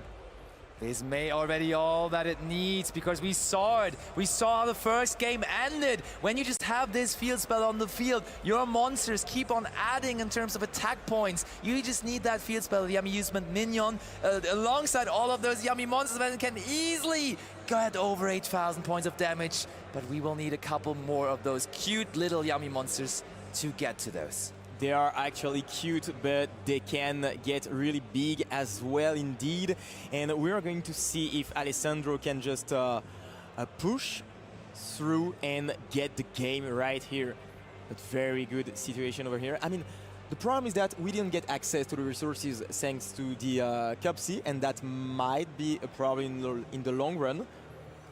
But for now, I mean, it definitely also hurt Alessandro that he had to normal summon the multi-yummy Fuvalos, because if that would have been a yummy monster in the graveyard, we could have chained, of course, to the Ashe Blossom Majora Spring, bringing those yummy monsters back. But a Fuvalos in the graveyard cannot be brought back by any kind of yummy synchro monster, but we still keep on going. Look at that, bringing back those yummies from the graveyard, and there's no response from Giuseppe. It keeps on adding up. This is almost enough that we have here. That's absolutely huge, of course, because we can now get access to some more cards on the field and to keep comboing. Giuseppe, 2 cards in hand. Oh, yummy surprise! Is this going to be it? This is it! The finals! Alessandro Bognolo with pure yummy is the second finalist that we were looking for. So he will be facing off against Pierre Bugals in the finals. So it will be yummy versus Vanquish Soul K9, the 2 decks. Justice Hunter still out there rocking with those 2 archetypes being from that deck, of course, with the K9 cards and the yummy cards. And it's interesting to see that pure yummy may still be the way to go. Absolutely, I was about to say that. We just find 2 decks in the final, and we didn't expect those decks at all. We're about all the, the Draco Tail strategy, the Yami Mitsurugi strategy, even the Mary strategy. But in the final, we are going to find 2 other decks. The Vanquish Soul K9 on one side, and on the other side, the Yami strategy. And to be fair with you, I didn't expect Yumi to be in the final. Pure Yumi, it has a lot of problems against the Mitsurugi cards and also into the Draco Tail matchup. And that represents more than half the room. So this is a huge problem for the deck, but still in the final over here for this France versus Italy matchup. Definitely. I think the Vanquish Soul K9 variant, with how the tournament was going, you could have pictured that deck may make its way into the finals. I think that one definitely was coming, but the pure yummy one, I definitely am with you that I'm very surprised about that one as well. Yeah, exactly that. And I think the biggest difference is going to be those additional effects that a lot of people are not considering. A lot of people are now expecting Yummy and Mitsurugi to be the way, so then you don't worry about the Purge. We've seen how important the Purge was. Usually an Ashe Blossom on a considered bait card in the form of Pot of Prosperity or just one of the preparation rights, you would feel a little bit freer and go, okay, cool, my next card is now going to activate and resolve. But that Purge comes in, stops one of those insanely powerful spell cards in order to kind of get everything rolling, and we saw just how very combative that was. Absolutely. So Pure Yami against Vanquish Soul K9. At this point, when Pure Yami makes it into the finals, I'm almost inclined to say maybe it just wins. Maybe we were just all blind and just disregarded the fact that this deck is still so strong. Bognolo, again, hasn't lost a game since Top Cut started. On the other end, I think Pierre, he won 2-0 here in top 4 as well. And thinking back of his top 8 match against Dadido Siracusa, that may have been a 2-0 as well. So maybe Pierre is equally unstoppable. So one of them will have to lose at some point, I guess. But he's in the zone, but of course there's going to be a decisive factor in the final because of course the Vanquish Soul K9 strategy, there are some K9 cards. And we saw the fact that the Yummy strategy navigates very well into those interactions. So, you know, a crucial part of the deck of Pierre might not be as effective as usual. It's going to be so interesting to see that in the final. Speaking of the finals, we have to take one step before the finals with someone, though, that is going to be in the finals. So why don't we talk about our main feature match a little bit more, because in the analysis corner, we have Pierre Brigals, one of our finalists, together with Mike. So Mike, take it away. Hello again, I'm here with Pierre, our first finalist of YCS Bologna 2025, and I think, first of all, I want to congratulate you for stepping ahead and going to the YCS final first of all, congratulations for that. Thank you. How do you feel? A bit stressful, but it's okay now. I think it will be a good game. It was a great tournament, and I'm happy to be here. Okay, happy to hear that. So, as we saw, you played Vanquish K9. Yes. Can you tell me about your thought process before picking this deck for this event? I started to play this deck some months ago, before the ban list, and then I take it back 1 week ago to a regional at Paris, and the feeling with it was really great, and it's a deck that I really like. It's a cool gameplay. I really like this deck. I'm happy to bring it here. Did you feel that K9 were a good strategy, bringing the YCS for countering the meta decks right now and trying to get along with all those cards that are in the meta and the community you plays right now in the YCS? Yeah, I expect the last week a lot of Yumi Mitsurugi, Dracotail, and Malice, and I think Vanquish has a good matchup against them. For this tournament, I also expect more K9 variants like Mitsu or Vanquish, so I prepare my deck for it, and yeah, I think it's a good call. And friends to me advised me to play this deck, so thanks to him. First of all, I think obviously this is a good call because now you are going for the YCS final and potentially for the trophy and the YCS win. But before that, I want to have a discussion with you with some clips that we have prepared. Okay. The first one is regarding the effect of Holy Shoe that was answered by the Impulse. How did you felt at that point? It was